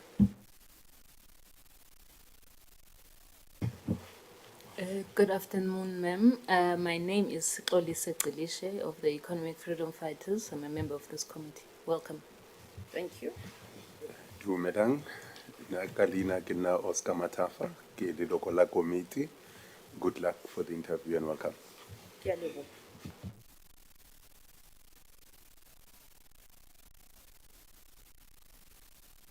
Ngiyabonga.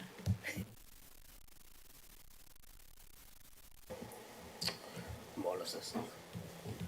Igama lami nguMzoleli Mkhaga, member of this committee.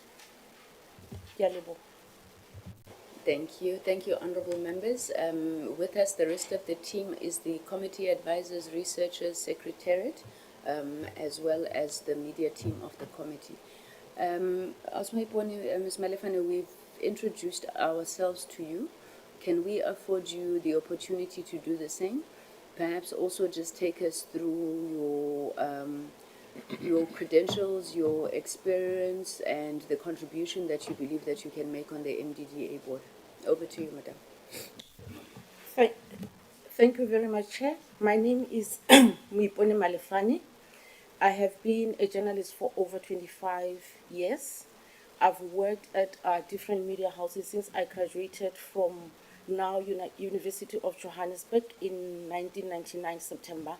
I walked into a newsroom until I left the mainstream media in 2018 December. I started at SAPA, which now has closed down. I was a general reporter. I moved to the Star. I worked there for a year between 2004 and 2005. Everything is 2020 now, yeah. I was their provincial political journalist. Then I moved to Sunday Times between 2005 September until 2011. I can't remember which month. Then I was appointed political editor for Sowetan. Then I worked for Sowetan up until 2018.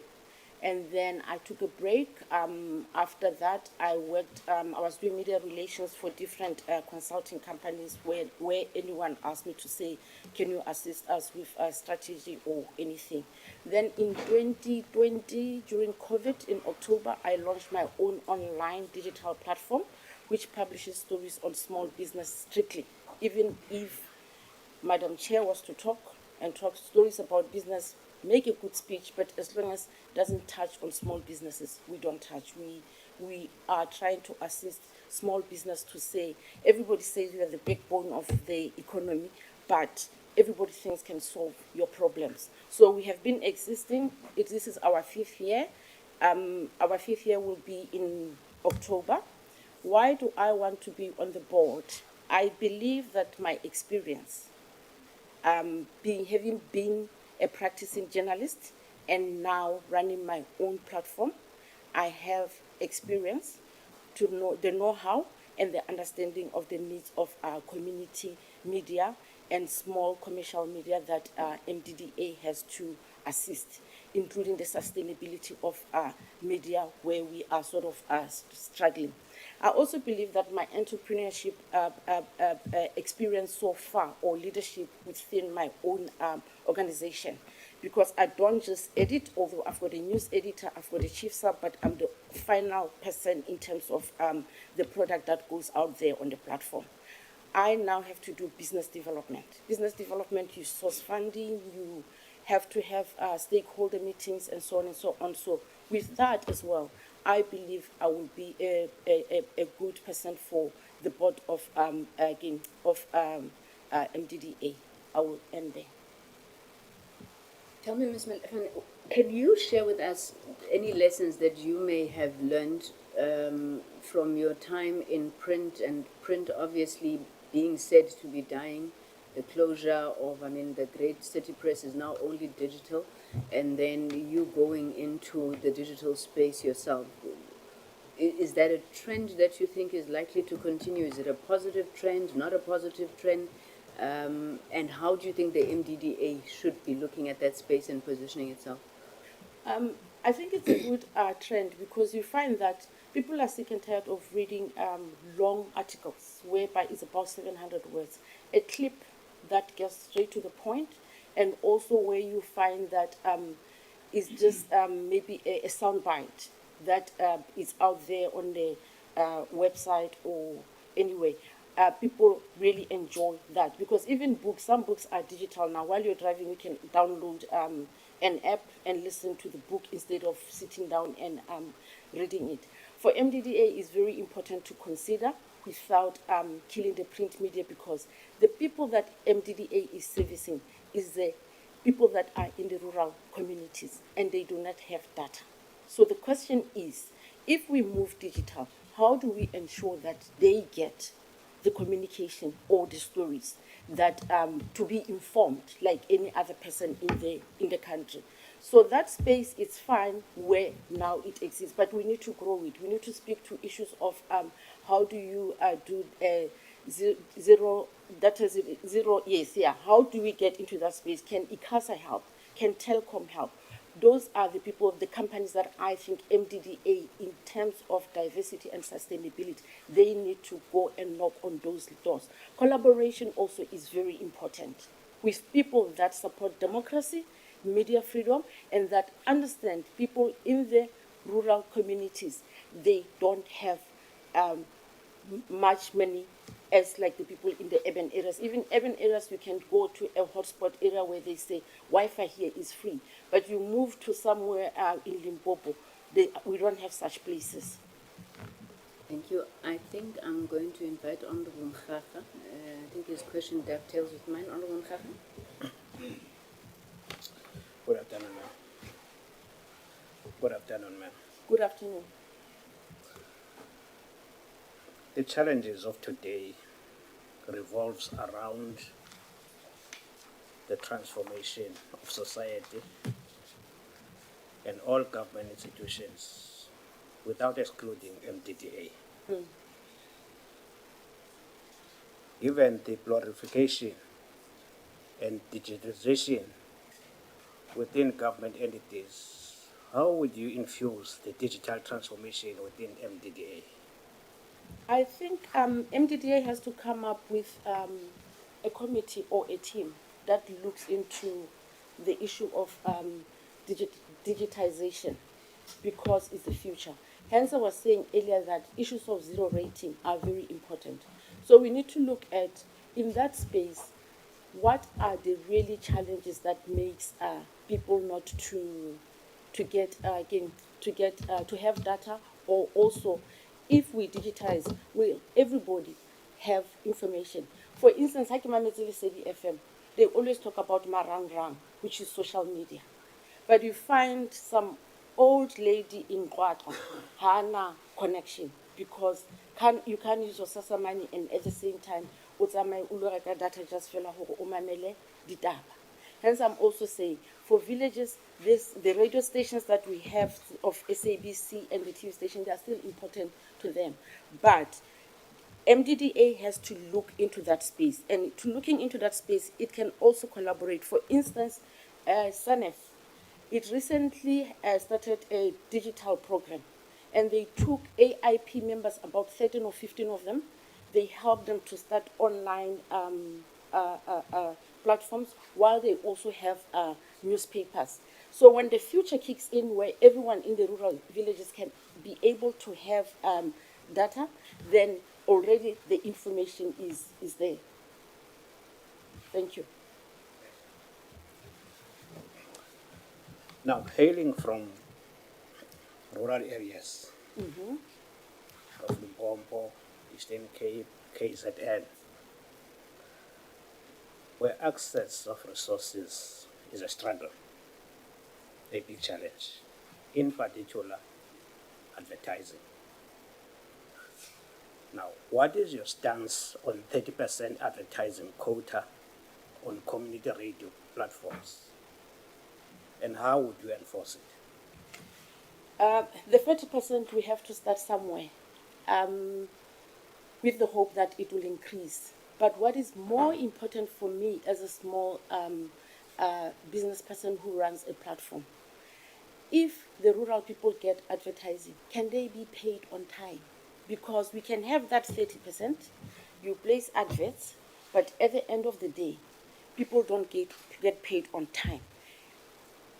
Entrepreneurs or small business, we are like middle class, we are a check away from poverty. So if this can be implemented properly and there is commitment to payment, then it's good. And even stakeholders, when they meet to discuss, to say, we place 20 adverts in the rural Eastern Cape newspapers, in the rural Northwest papers, and so on. What does the report say? And that comes to skills where also MDDA, I think it has to commit or assist with non-financial or enforce it, non-financial support to the people that get funds. Because if we don't have we only get finance, we don't have non-financial support, what happens? Have a who manage the funds. You ask for management account, you ask for this, we don't have it. Thank you. Thank you, Honorable Nkaka. Honorable Vilakazi. Thank you, Chair. Good afternoon again. Thank you. You have business development experience, you were saying, and you also run this platform of your own. And you were speaking just now about some of the difficulties that are faced by businesses such as your own. In regard to the MDDA, how would you, if you were on the board of the MDDA, how would you advise that the board, the entity, looks at funding of community media, and for the sector itself, what would you say to them around how they ought to look at their sustainability? I think we need to diversity in terms of funding sources. MDDA, I think at the moment, it depends on government, the levies that they get from broadcasters and print. Now we need to say, how do we diversify? Do we have international donors that we can talk to and partner with them, as long as they support democracy, as long as they understand media diversity and sustainability? So we will have to find ways of diversifying, and then we can look at also grant applications. Google Fund is coming up. Instead of MDDA sitting and saying, we have opened, now they opened, I think, on the 4th of July for the applications. Who are the other funders that we have in the country that we can use as stakeholders and go talk to them and also teach our members how to apply? Let's have workshops and talk to them to say, Google Fund is coming, and it's a lot of money. Google Fund is coming, and if Google Fund is coming, let's make sure that we have a foot in it. Who are the people that we can collaborate with? Who are the stakeholders that we can talk to? Okay, thank you. And you make me think of a different question to the one that I was going to ask. Part of the criticism of the MDDA is a lack of transparency around just the kind of thing you're talking about now. There's a new fund, and some organizations may not know about it, but one of the criticisms that they have faced is that it is not clear how they fund projects, which projects they fund, which they do not fund, and there are even allegations of favoritism, etc. How, in your view, from the point of view of an MDDA board member, or maybe even from not even, from your point of view, how could the MDDA change public perception around this negative image that it has, so that role players such as yourselves, more commercial media, community media, have a better understanding, firstly, of what it does, and secondly, a better view of it as opposed to the current negative sentiment? I think the people that they fund, all of them, they are on their website. Each year they say we funded this, we funded that. The issue of favoritism, it comes from funding the same people all the time. And that happens because, for instance, my understanding is broadcasting put a lot of money. So that's why you find community radio stations are the ones that get more money as compared to print. But also that speaks to issue of MDDA being proactive.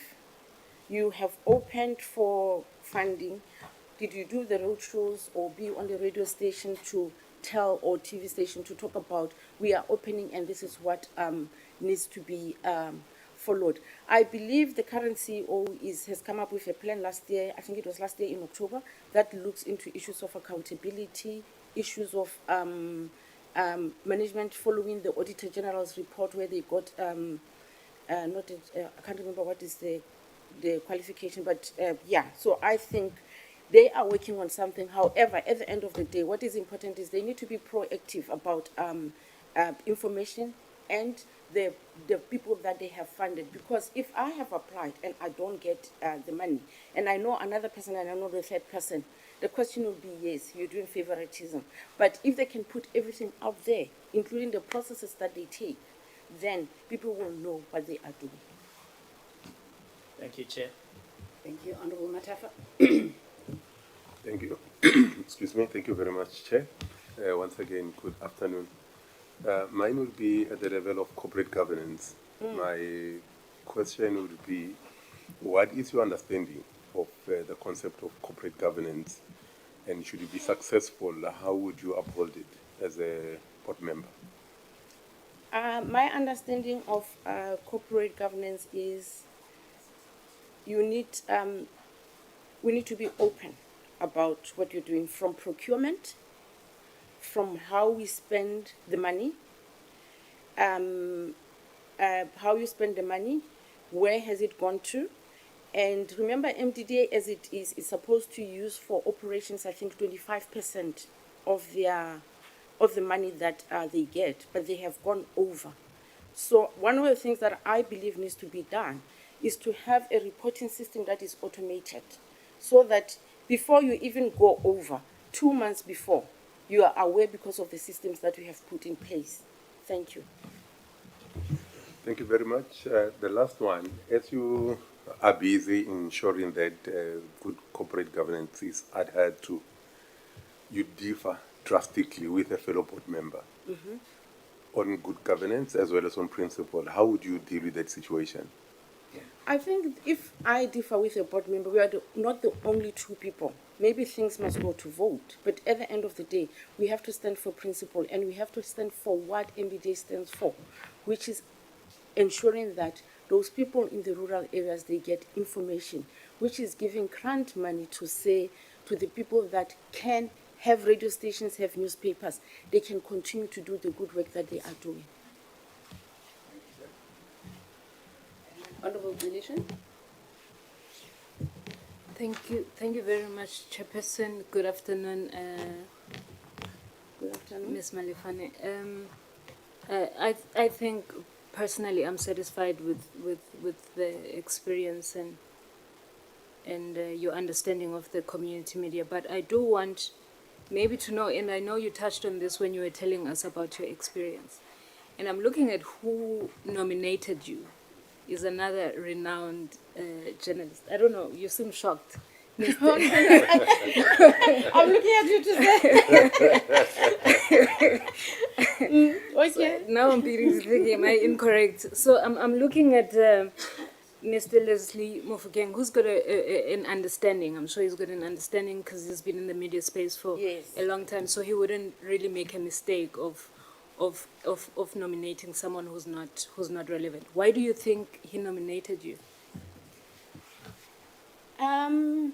Because he believes in me. We have worked well together, and also given where I am, the platform that I'm running, his argument was, if we don't have somebody who understands or who produces a digital platform, it may take MDDA longer before they can realize where the world is moving. For instance, we need to understand AI, we need collaborators so that the people that would get grants from MDDA, they need to be in that space, they need to be trained. Hence, I was making an example about what SANEF has done, raising funds, and then they have digitalized some of the platforms, about, I think it's 13 or 15 of community print and radio stations. Thank you. Thank you very much, Ma. So my other question, so Chair, there is a radio station that is very close to my heart, and I think it was in Parliament. It's close to my heart because of how it was started. It was started by 4 women who wanted to communicate issues of health with the community. It's here in Cape Town, in Khayelitsha, right? Zibonele FM, yes, Zibonele. So that's how it was started. These women wanted to communicate issues of health with the community, and they started that radio station. And I know there is a guy called Unati Gondile who started Isolezo Lesclos. He actually, initiated, I know, long time ago, but he initiated and put together a concept and started a newspaper called Isolezo Lesclos. But he doesn't own it anymore. It's owned by Independent News, I think. Yeah. Yes, it's owned by Independent. Yeah. So it was started by this guy I'm talking about. And after that, I don't know the politics around it. After that, he started another community newspaper. I forget the name, but it doesn't look like it exists anymore. And when we were doing oversight, we visited a community radio station in the Val, if I'm correct. And there's a young man that spoke to us about starting this community newspaper. It was initially in isiZulu, I think, but just in case I get it wrong, I know it was Zulu and Sotho. But my point is, he's also not getting support. And there is a number of people I've spoken to who are saying, we do take this initiative and make these initiatives to present these to our communities, to serve our communities, right? And I know that my grandmother is also just one of the... the question, I just want to know how you... Because now we seem like these publications are failing, especially. So we've got these platforms that are started by community people, and then they fail. How do you think you can offer support to ensure that they don't fail? I think one of the things we also need to be honest and do feasibility study to say, if I want to start a newspaper in a particular language, will it work or it won't work? Also, ourselves as within the space, we need to collaborate, also work together and know in my area how many community newspapers are here, how many community radio stations, TV, and online. How do we work together? Can we do content sharing? Those are the things and the skills that I think MDDA need to consider, because there is even a saying that 74% of the people that were funded by MDDA, I think for the past 2 years or something, they are not doing well, they are battling.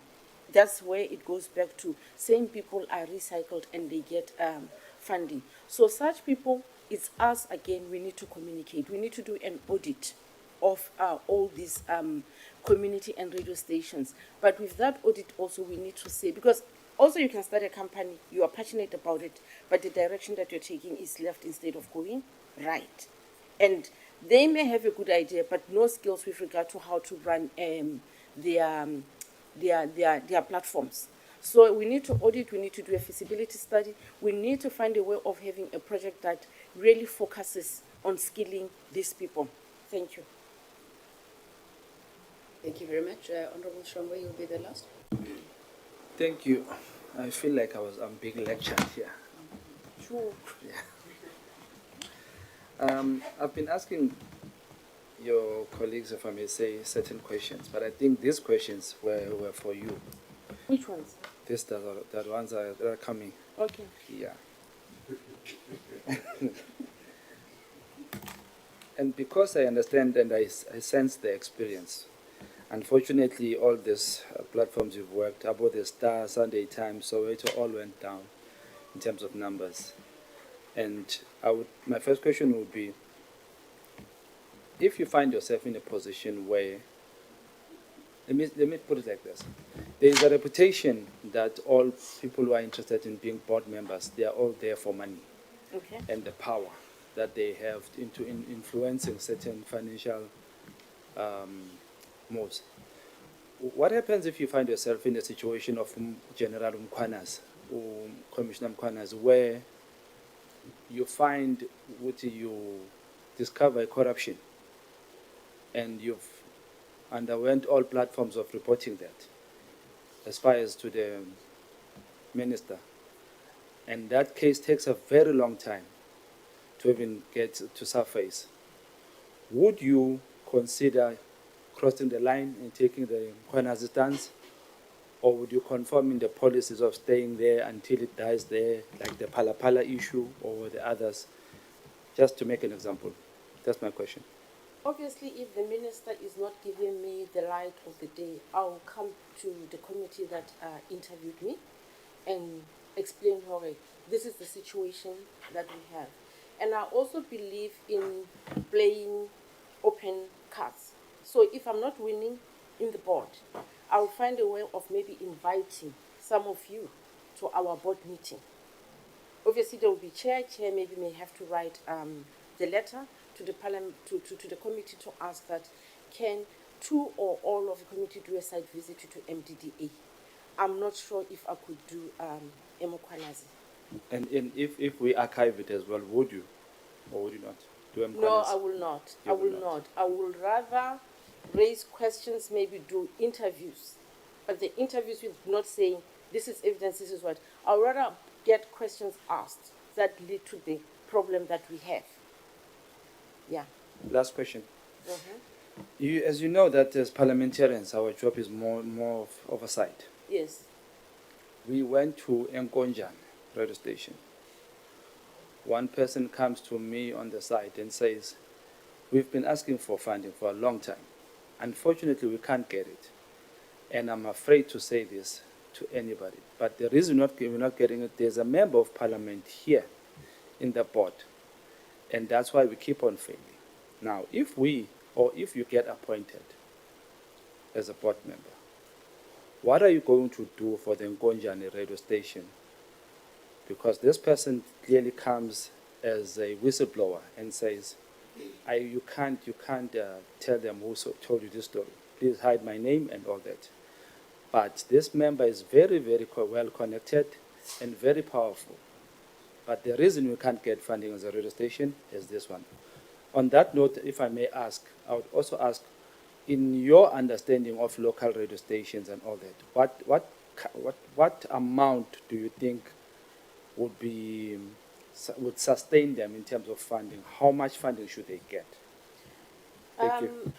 I missed the first question. Are you saying the person who's not giving them the money is on the board or is a parliamentarian? Let me fix it. Maybe in the board of that radio station, there is a member of parliament. Oh, okay. And the reason they get rejected for funding is because there's a member of parliament who works for government, which it's not allowed. And they are afraid of taking that person out because of the connections politically. Yeah, so you see, the difficulty is now, the problem is with them. They can't deal with a board member. Maybe that board member is bringing money to them. But I would say there are many Nkonjeni radio stations out there. Hence the audit to know where are all community radio stations or community newspapers and also we need to be careful because especially some of the newspapers, they don't print because there's no money. Hence people are being recycled. I think we need to deal with the issue of the recycling, which goes back to the question of how much do I think. How much I wouldn't know, but we look at people's, I think we need to cap as well. But we'll look at the business plan or the business model of whoever that has applied. But also we need to look at, we are giving you this money now. Will you be able to sustain it? Won't you come back to us? Because the thing is, MDDA also is seen as if when they open for applications, just apply, just apply, just apply. If you get it, you get it. If you don't get it, it means your work goes down. Yes. I think, Chair, I would be I would want clarity on this answer. Didn't get it clear, but are you saying to me if this person comes to you and report this case, it's on them how they remove that member? Are you saying that, or what would you do as a board member if they come and report this to you? But it's not like they have applied to MDDA. MDDA is not like radio station. I don't think you're being fair on MDDA because that person is appointed by them. What is it that stops them from removing the person? Yeah, power is addictive. Yeah, that's the problem. I don't know. I don't have an answer, to be quite honest. I don't. Thank you. But on record, I appreciate your experience, and I think you've schooled me on a lot of things here. I appreciate that. Thank you. Thank you. Thank you, Ms. Malefane. I think we've reached the end of the formal part of the interview. I just have one question. How do you handle conflict? You've also been a political journalist. You would be aware of, tendencies of factions. Now you go into a divided board, for example, where, the various tensions, various factions. How do you handle such matters? What would you do when confronted with issues that arise as a result of that? I think the most important thing is to get to the bottom of how did we arrive to a situation where we have factions. And obviously we are human beings. I'm not mine, I won't be liked by everyone. So obviously clashes may differ from issue to issue. But to get to the bottom of it and also to check if the clash is about you are refusing to give a particular radio station money or whoever money, or you're questioning why the money is always channeled to different people, that will require all of us to sit down. But if the division comes to the point that we cannot sit as a board and not see eye to eye, I'm sure we report here, we will have to come here. Thank you, Madam. I think we are done. Do you have any questions for us?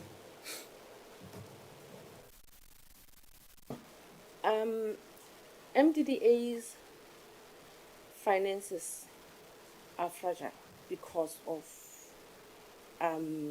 the economy is not doing well and they've gone even over on their budget. What I want to know is what are the plans in terms of the budget and also in terms of continuing to support MDDA?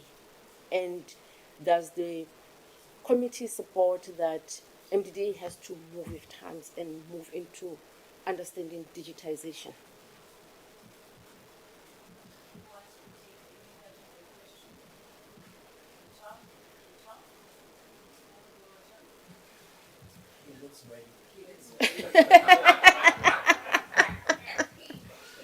I thought our striker was Honorable Vilagas. No, I think maybe let me say that there's no easy answer to what you're saying. We have a funding challenge right across the portfolio. It's not unique to MDDA. MDDA, as you said, is largely funded by the USAF, the levies collected through the USAF, and the extent to which that funding model continues to be relevant is also under discussion. I don't see us getting anything additional from the fiscus. As a committee, we are trying tomorrow. We have a joint meeting with the Standing Committee on Appropriations, just to get our counterparts in appropriations to understand the nature of the sector. When they speak about the SABC and we're looking for money from the SABC, they call it a bailout, not understanding the nature of the work. So we'll continue to advocate for that. I know that there's also a discussion around the Digital Development Fund, which is supposed to also support the MDDA. As far as digitization is concerned, we are fully on board. But the second part of our responsibility is oversight on the Department of Communications and Digital Technologies. So we appreciate and have a proper understanding of the issues that you raised, that you can leave people behind by rushing to digitize everybody, and then at the end of the day, the infrastructure is not there to support that. So those are the issues that I think we are grappling with, and we do continue to raise them on both sides of our mandate. MDDA, the CEO of the MDDA is the one who runs the day-to-day and oversees everything. What is the relationship of the board and CEO and the executive in terms of if we get given documentation to say this is what is it? How does that relationship work? And I'm saying because the AG, one of the things that was talking about is the missing documentation of people that were given grants.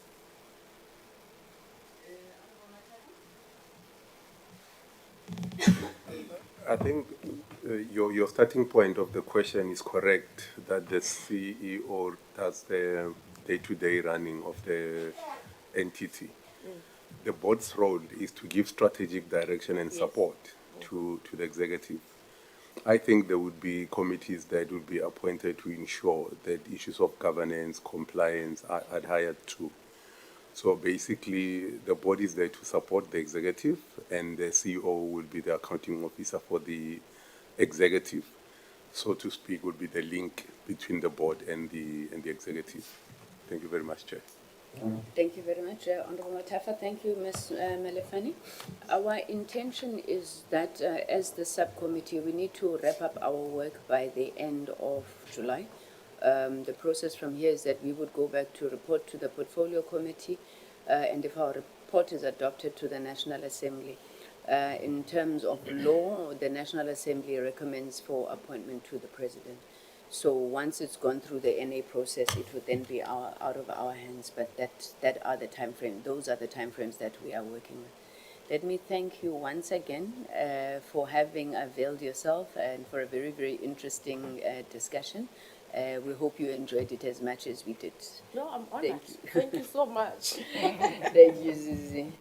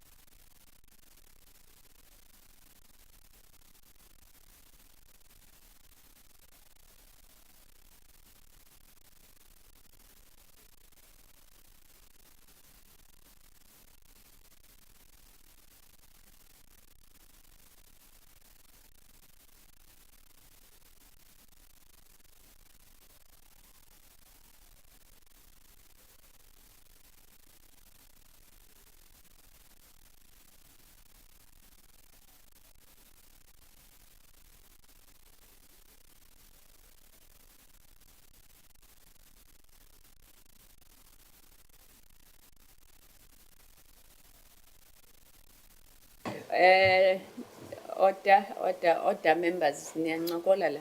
Hello, Ms. Ngozi. Hi, how are you? Very well. How are you? Good, thanks. You are standing between these members and going home. Okay, be nice. No, I say that very lightheartedly. We're really happy to have you here. Thank you so much for having made the time, having accepted the nomination to be considered as a member of the board of the MDDA. My name is Kusela Sangonidigo. I'm the chairperson of this subcommittee, which is dealing with the appointment of MDDA. With me are members of the subcommittee, and I will just ask them to introduce themselves, starting immediately next to me with Honorable Shongwe. Sanibona sis. Igama lami nguThulani Shongwe, member of this committee. Sure. Thank you very much, Chair. Hi, good afternoon, Ms. Ngosi. My name is Sikolisa Delishe of the Economic Freedom Fighters. I'm a member of this committee, and welcome. Thank you. Dumela Menkosi, Kalina Kina Oscar Matafa, Kilo Local Committee. Welcome and good luck for the interview.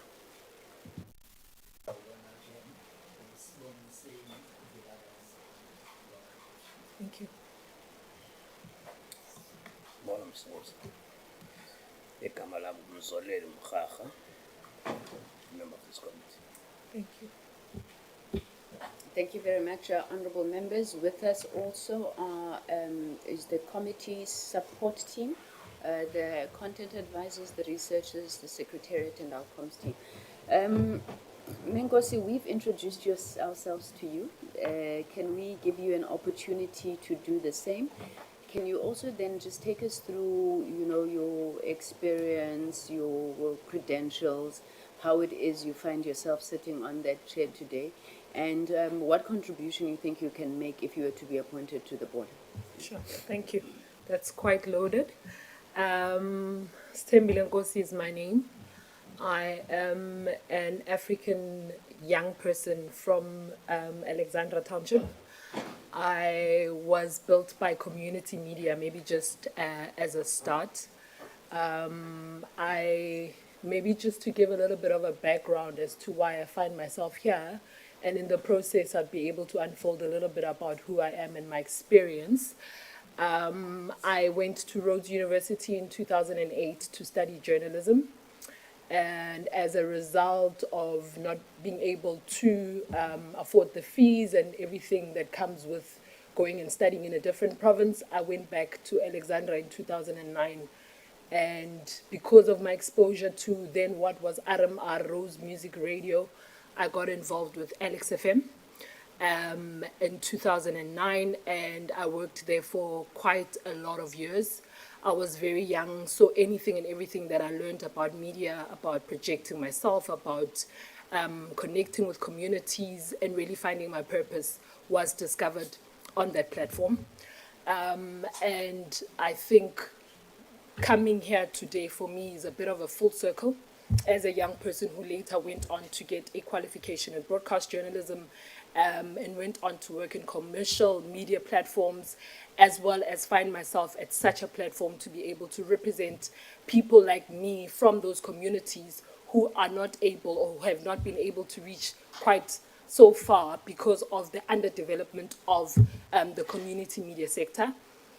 Part of why I think the MDDA is important was that I know that in 2002, when this was brought to light, the MDDA's purpose was to develop the media landscape and to promote diversity, and most importantly, to allow for democratic participation of communities using media as a tool.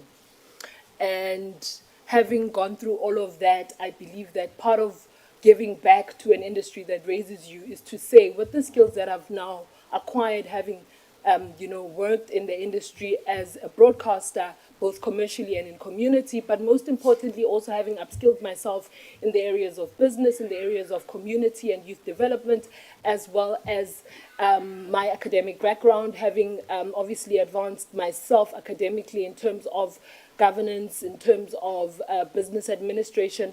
I believe that that's why I find myself here today, but most importantly because I am passionate about the development of communities, the development of youth, and most importantly passionate about my country. And I believe, given the current plight of where we are as a country, there is certainly a need for us to start looking back again and saying, is the MDDA where it should be, or is the community media space where it should be, given that the MDDA has now existed for more than 20 years.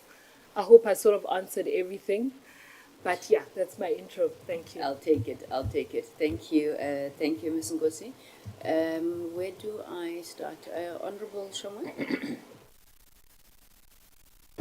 Thank you, Chair. Mamukos, what is your understanding of editorial independence in community media, and how will you protect it while you're still ensuring accountability for public funds? Sure. I think editorial independence is firstly understanding that community media is owned by the community. So it does not belong to a station manager, it does not belong to the funders, it does not belong to the advertisers, because I think that's also one of the other things where people say, I'm bringing in money, therefore this is how you should be directing the story, or this is what I would like you to tell the community. Independence really is about giving raw and real stories to the people as they are ought to receive them.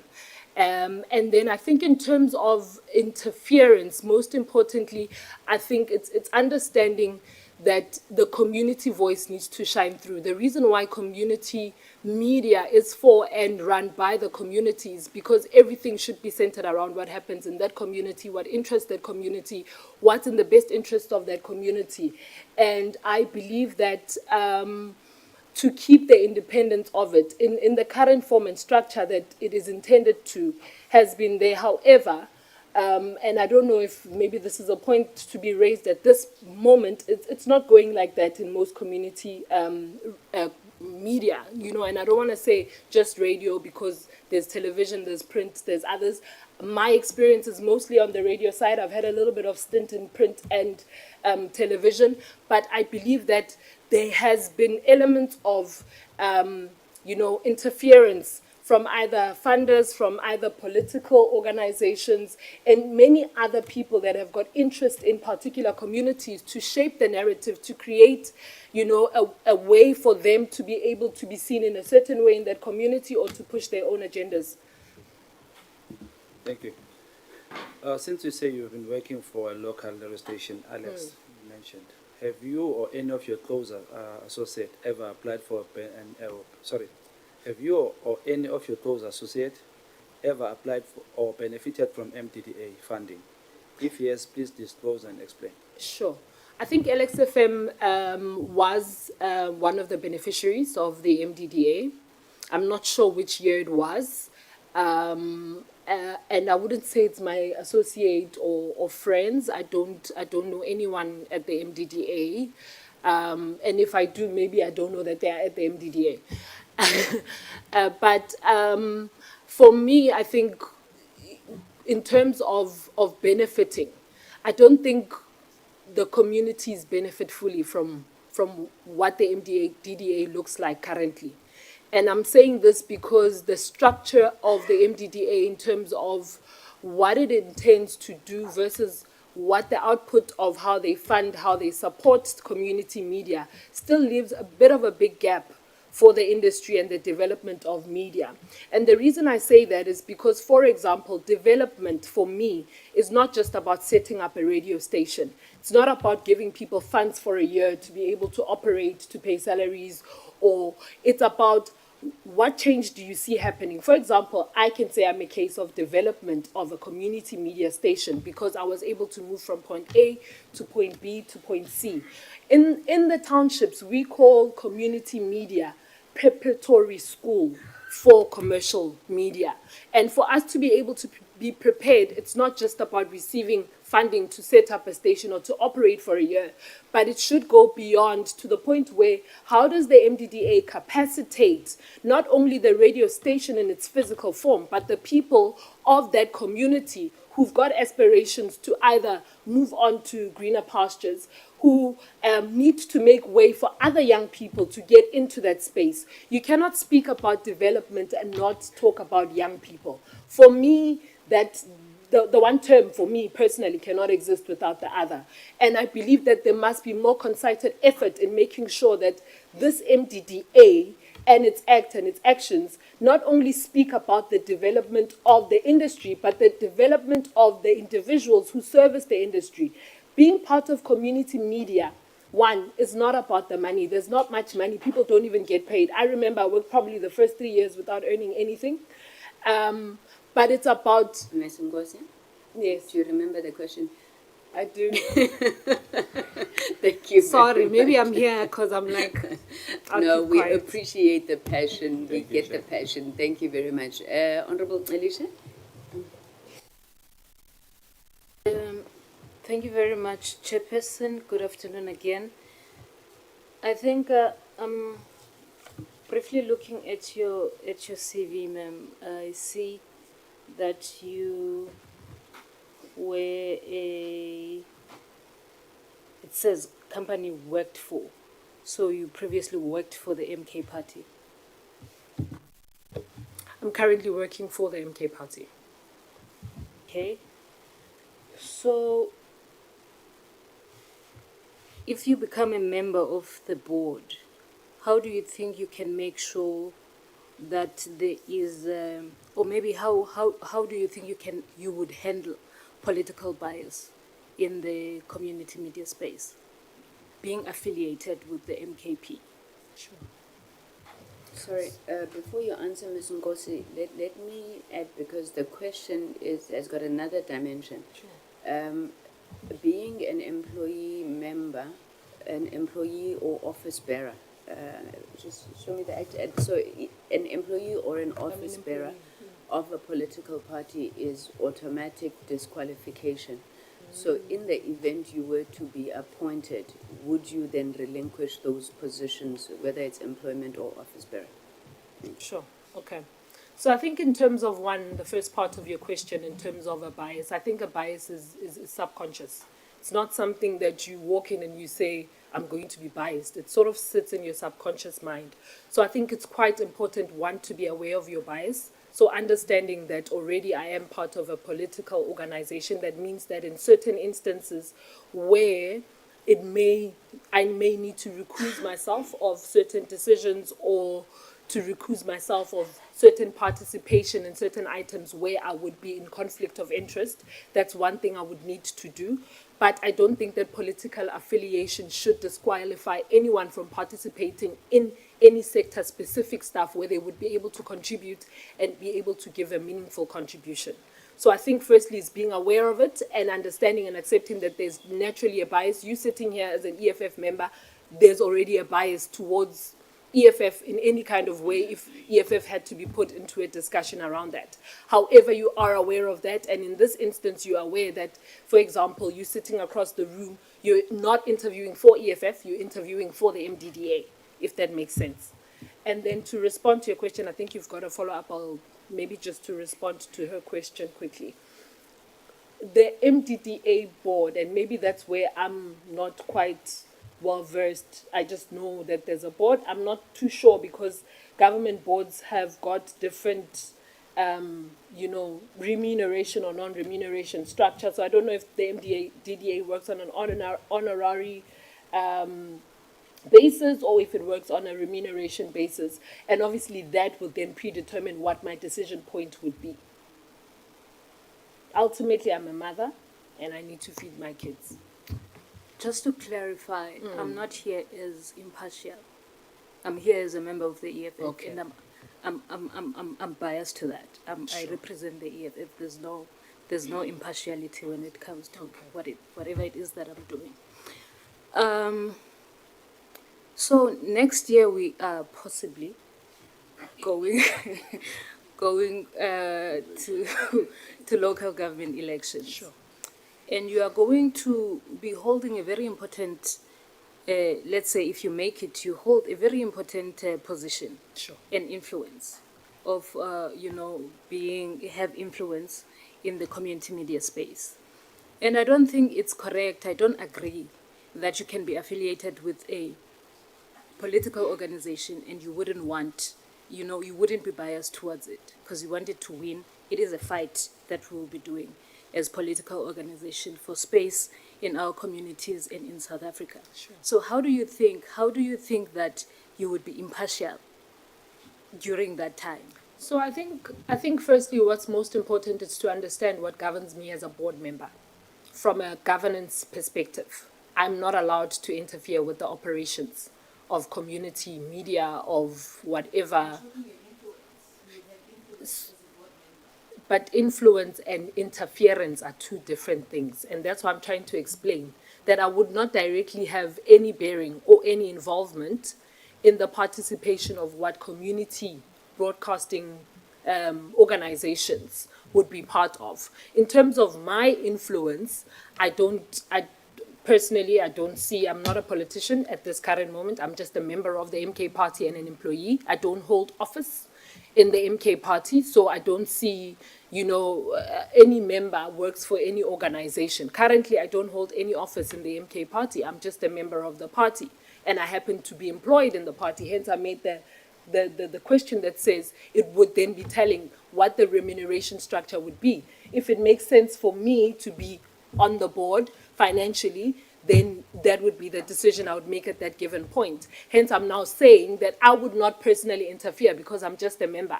I'm just a normal campaigner. I don't have any power politically to sway anyone in any way. The only office I'd be bearing is that of a board member. You really want us to believe that you wouldn't want to influence? Mara, when you trying to force me that I'm going to influence? Order. Do you have a direct question? A direct question, Chair, is that I'm asking here, Ms. Ngozi, if you really want us to believe as a party, as a card-carrying member of an organization, that you wouldn't want to influence towards It's not my role. I'm a card-carrying member. It's not my role. I'm not in office to do that. All right. Thank you. Honorable Vilagazi. Thank you, Chair. Thank you, ma'am. I would say myself that as an employee, that is an office of a sort. You are not a public rep. Sure. You are not a public representative, but you are an official in some capacity also. Sure. Just for clarity. All right. The fact that you are kids, I myself, I didn't do an MDA, right? But I've done a number of courses there. I'm a big fan, and I'm a big fan of people that study at Gibbs. It sharpens you. It sharpens you. Yeah, let's leave it there. We won't pursue that line too far. Let's You've worked with both community and commercial broadcasters, you were telling us. What unique insights do you have on the systemic issues that hinder the sustainability of community media or radio media? Sure. And how should the MDDA address these in your view? Sure. I think sustainability of community media is really the biggest issue. Things like the organizations, rather, like the MDDA, assist community media in the short term or in the short run. And most community medias will probably have a good year when they've got MDDA funding. And then you find that, the following year, things are not so great for them. If, for example, they were relying on MDDA for salaries and all of that. I think it's quite important to see or understand the role that the government overall, not just the MDDA, can play in the area of sustainability of community media. And I say this because the government relies or should be relying on community media to communicate and connect with the electorate, to be able to provide service delivery, to be able to hear from the people, and to really be brought down. And I'll use an example like this. For example, when I was, I'll call myself a radio DJ at the time, I would then invite, for example, officials from the city to come forward to the township to explain what's going on, where members of the community would have access to be able to ask the questions, to put people, up to task for accountability. But I think then the government needs to see how they can support to keep the community media space sustainable, running, and that people are able to not only develop themselves, but to develop that space and create it. Because it's almost like when people join or are part of community media, they can't wait to jump out. I was one of those people, although I stayed many years. But, from the first sort of couple of months, you're already thinking about when is my next run, when is my next gig, where do I go from here?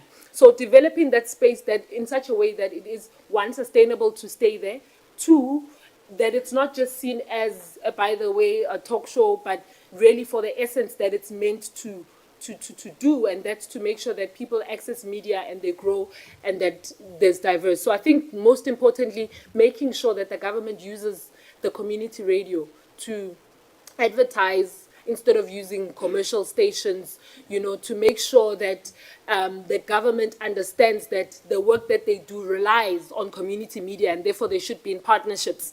A lot of the things that they do, if they do outside broadcasts or whatever, they should really be focusing on how do we empower these community sector to be able to be sustainable in the long run. And of course, making sure that there's more investment in capacity building of the sector, not just the physical infrastructure, but building human beings, building the transformation. So for example, thank you, Ms. Ngozi. Is it fine? Okay.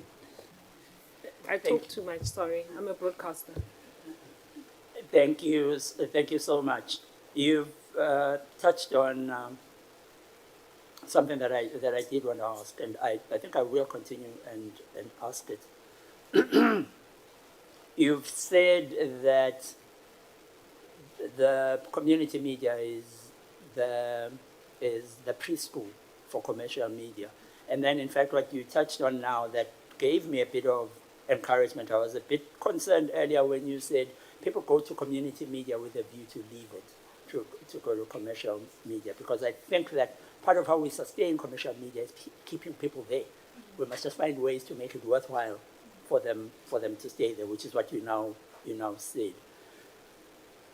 On that note, then, if it is the preschool of the preschool, just people equipping themselves, first level maybe, in what ways would you see, and if you were on the MDDA board, in what ways would you see the MDDA playing the role of equipping youth in communities, both within the sector, but maybe at large, maybe just youth at large? How would you see the MDDA playing a role in equipping communities, youth in communities, for a fruitful, productive adulthood?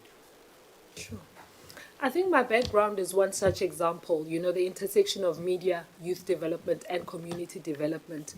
I believe that the MDDA can equip young people through training, a well-invested effort towards media training, not just to become media practitioners, but how to use media, the dangers of media, digital media. And I know that it's one of the pillars that the MDDA has, but it's one of the areas I feel that the MDDA is quite lacking at the moment in terms of supporting that space. Young people want to monetize using digital media, and that's one way that we can help young people to, we've seen the rise of TikTok, we've seen the rise of, podcasts and all sorts of things where young people are starting to be able to use that space to be able to create money for themselves and to engage and learn many other skills. So, for example, how can a young person who's got an idea help other young people online to be able to get certain skills? That can be one way that the MDDA is able to support. To say, for example, if you're a young person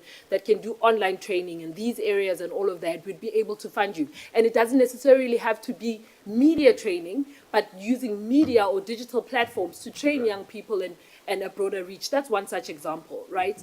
But there's also other ways in which, for example, the community media space can meet with the commercial and digital space to be able to produce results where the one is able to use their profits to be able to drive development in the community media space, but also be able to access the people in the communities for their commercial business, as an example. And I can, expand on that a bit more, but yeah, I think you sort of get it. Thanks. Thank yeah, you. no, Indeed, she'll shout at me. Honorable Mkhafa.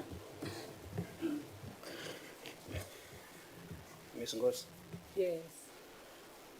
I can't imagine yourself in a meeting of a board when the debates reach a climax. Shooting ngiyadliwa ngaleso style. Ungawukhupha umkhonto wakho ugwazi.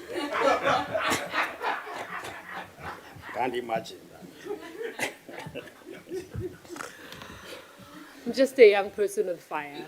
Yeah. No, Ms. Ngozi, the challenges of today revolves around the transformation agenda. Yes. Of all institutions in society, including MDDA. And I'm sure, as we are expressing ourselves, I could detect an activist in that field. Given the proliferation of digitalization within the government entities, how would you infuse the digital transformation within MDDA? I think give me the preamble again, because I think I sort of missed it, so that I'm responding in line with what you said about the transformation agenda.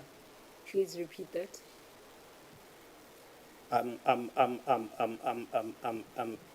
explaining that the buzzword of today is the transformation agenda in society and in government, all government institutions, including MDDA. Now, given the proliferation and digitalization within the government entities, how would you infuse the digital transformation within MDDA? Sure. Okay, thank you for that. Maybe before I respond to that question, I would like to maybe say that the transformation agenda needs to be transformation for a particular group or a sector. So, for example, the community media sector is not yet ready to transform because it's not yet well developed. So sometimes the issue with transformation is the fact that we keep changing before people even catch up to what the full development of the sector would look like. So in the case of the MDDA, I believe that there is a need for transformation, but not a total overhaul. It needs to carry behind the fact that a radio station in Limpopo, for example, is not as advanced as a community radio station like Josie FM in Soweto, as an example.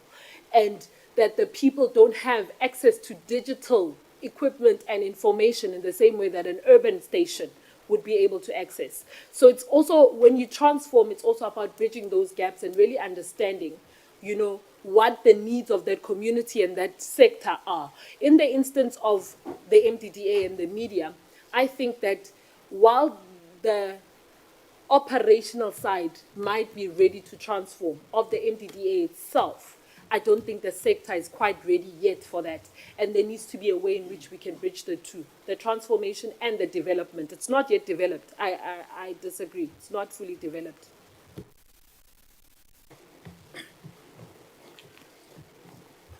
Hailing from rural areas,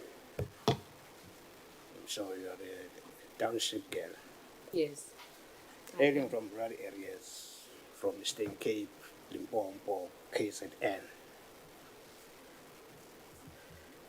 What's your attitude in relation to the 30% advertising quota on community radio platforms? And how do you enforce it?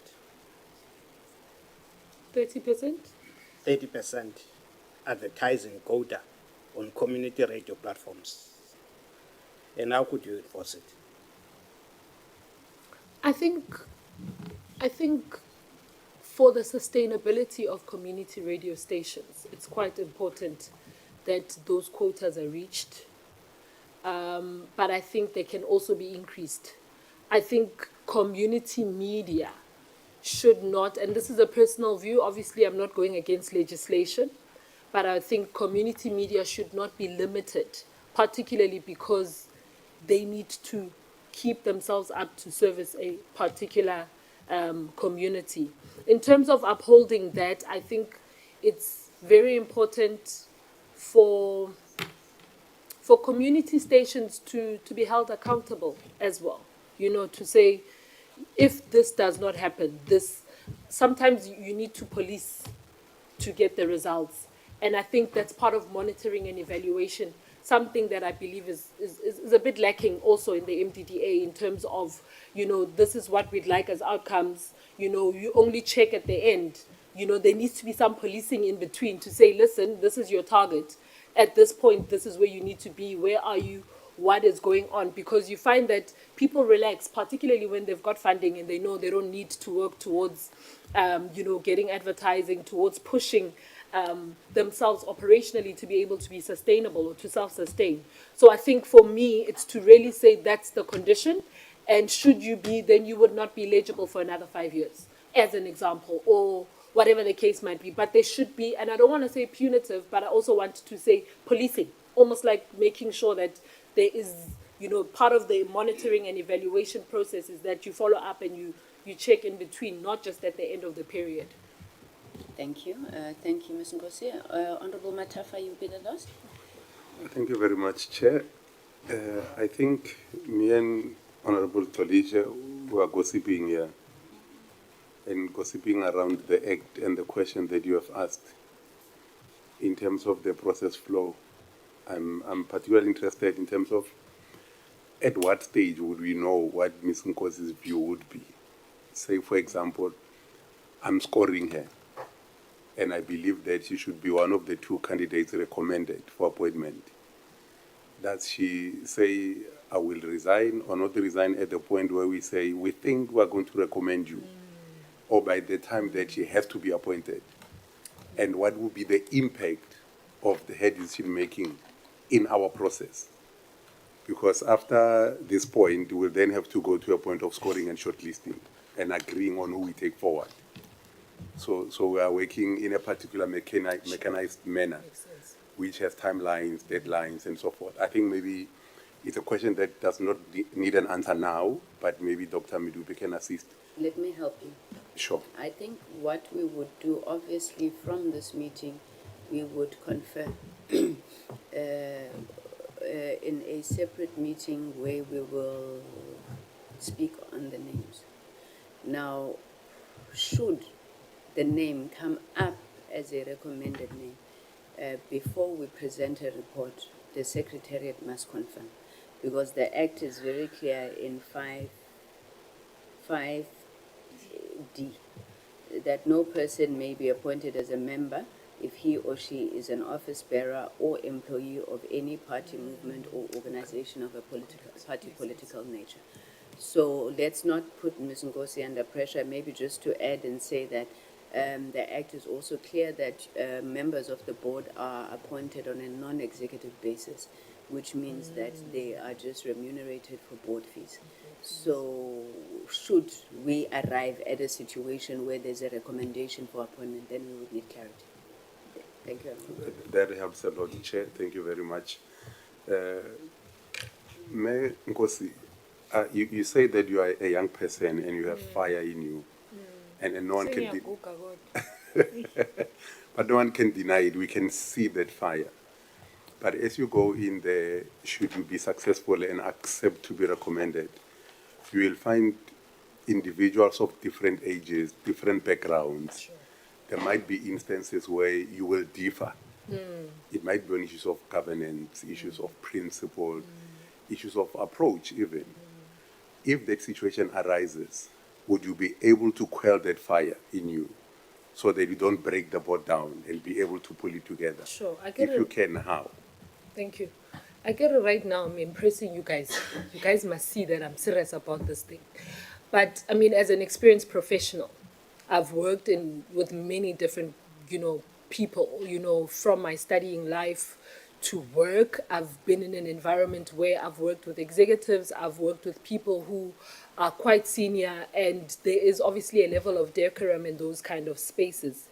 Right now, I was just really talking about the community media space and what needs to happen.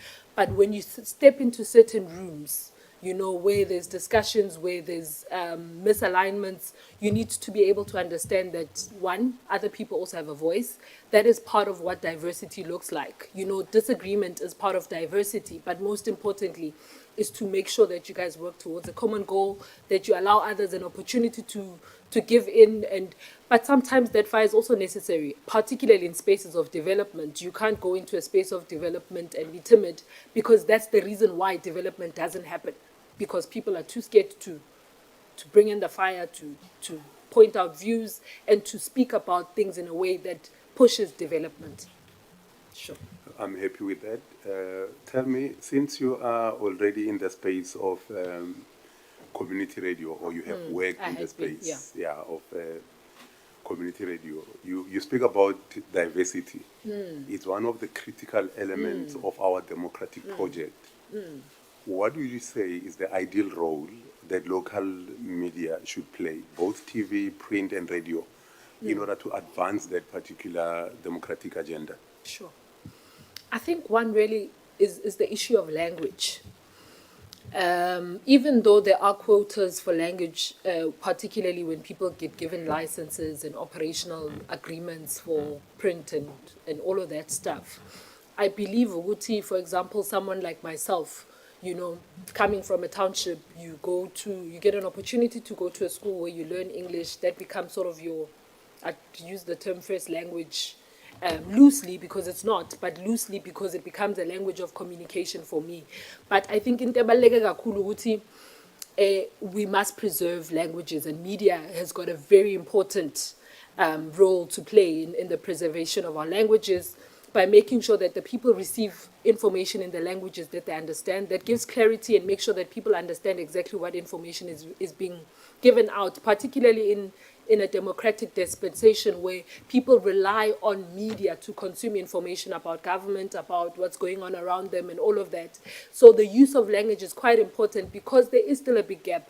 You know, I'm not a rural girl, but I've done a lot of work in rural areas, and I found that even that was humbling for me broken to communicate with people. And I think more than anything, what's important is really one, language use as part of that. That's what makes us diverse in South Africa. Other than that, we all have 2 eyes, 2 ears, noses, and all of that. So that stems from there. But most importantly, also the generational difference. You know, the fact that the voice of a 16-year-old is heard versus the voice of a 50-year-old, and that's part of the reason why I wanted to apply to be part of this board and accepted the nomination, because for me it's to say there's a missing voice. And that missing voice is as a result of the fact that perhaps there isn't someone quite closer to that particular age that sits on the board. Thank you very much, Honorable Mkhaga. We have run out of time, Ms. Ngosi. Let me thank you very much. I just have one final question. What is your view on the funding model of the MDDA, how the MDDA is funded? I think it's a limiting way for the development of the actual industry because of how government itself is having funding issues, you know, with the increase. And that's why you would see that in the past 3 years, the MDDA has had a deficit. Part of that is because of its funding structure. The MDDA, as an agency of development, should be able to tap into other areas that support the same sector. You know, to say, listen, part of what you do as a commercial station, and this is just an example of the cuff as I'm sitting here, you know, part of your profits, this amount of money should be produced back into the MDDA to support the sector. You know, ultimately there should be a, what do they call this, an ecosystem. It shouldn't just be the government, the MDDA, and community media. Other players and people that benefit from the sector should be able to contribute to its funding. And therefore, that funding model, if you ask me, probably needs to be looked at again. Thank you very much, ma'am. And once again, our sincere appreciation for you having taken the time to engage with us. And yes, we did get impressed. You said you were working very hard to impress us. We got impressed. Let me check if there are any questions that you have for us. I think part of my questions were answered in some of the questions that were asked from me. And in terms of the process itself, perhaps my last question would be, how long do you guys expect to get to the finality of the process? Because I think that also then leaves me with a bit of thinking in terms of how do I structure my things and what that would look like if I want to further contribute and be part of this process. Okay, we're pushing that by the end of this quarter, which is end of this month. We would have finalized our process as a subcommittee and put through our recommendation to the National Assembly. Sure. So, yeah, it's quite a tight one. Okay. But thank you. Thank you. Thank you. And we love the fire. All the best. I swear I'm not always like this everywhere. All the best. Thank you. Members, before you go, just 1 second. I know everybody is already packed in the bonanje. Following you.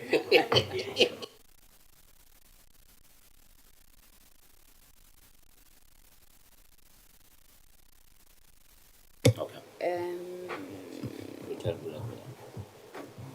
Okay.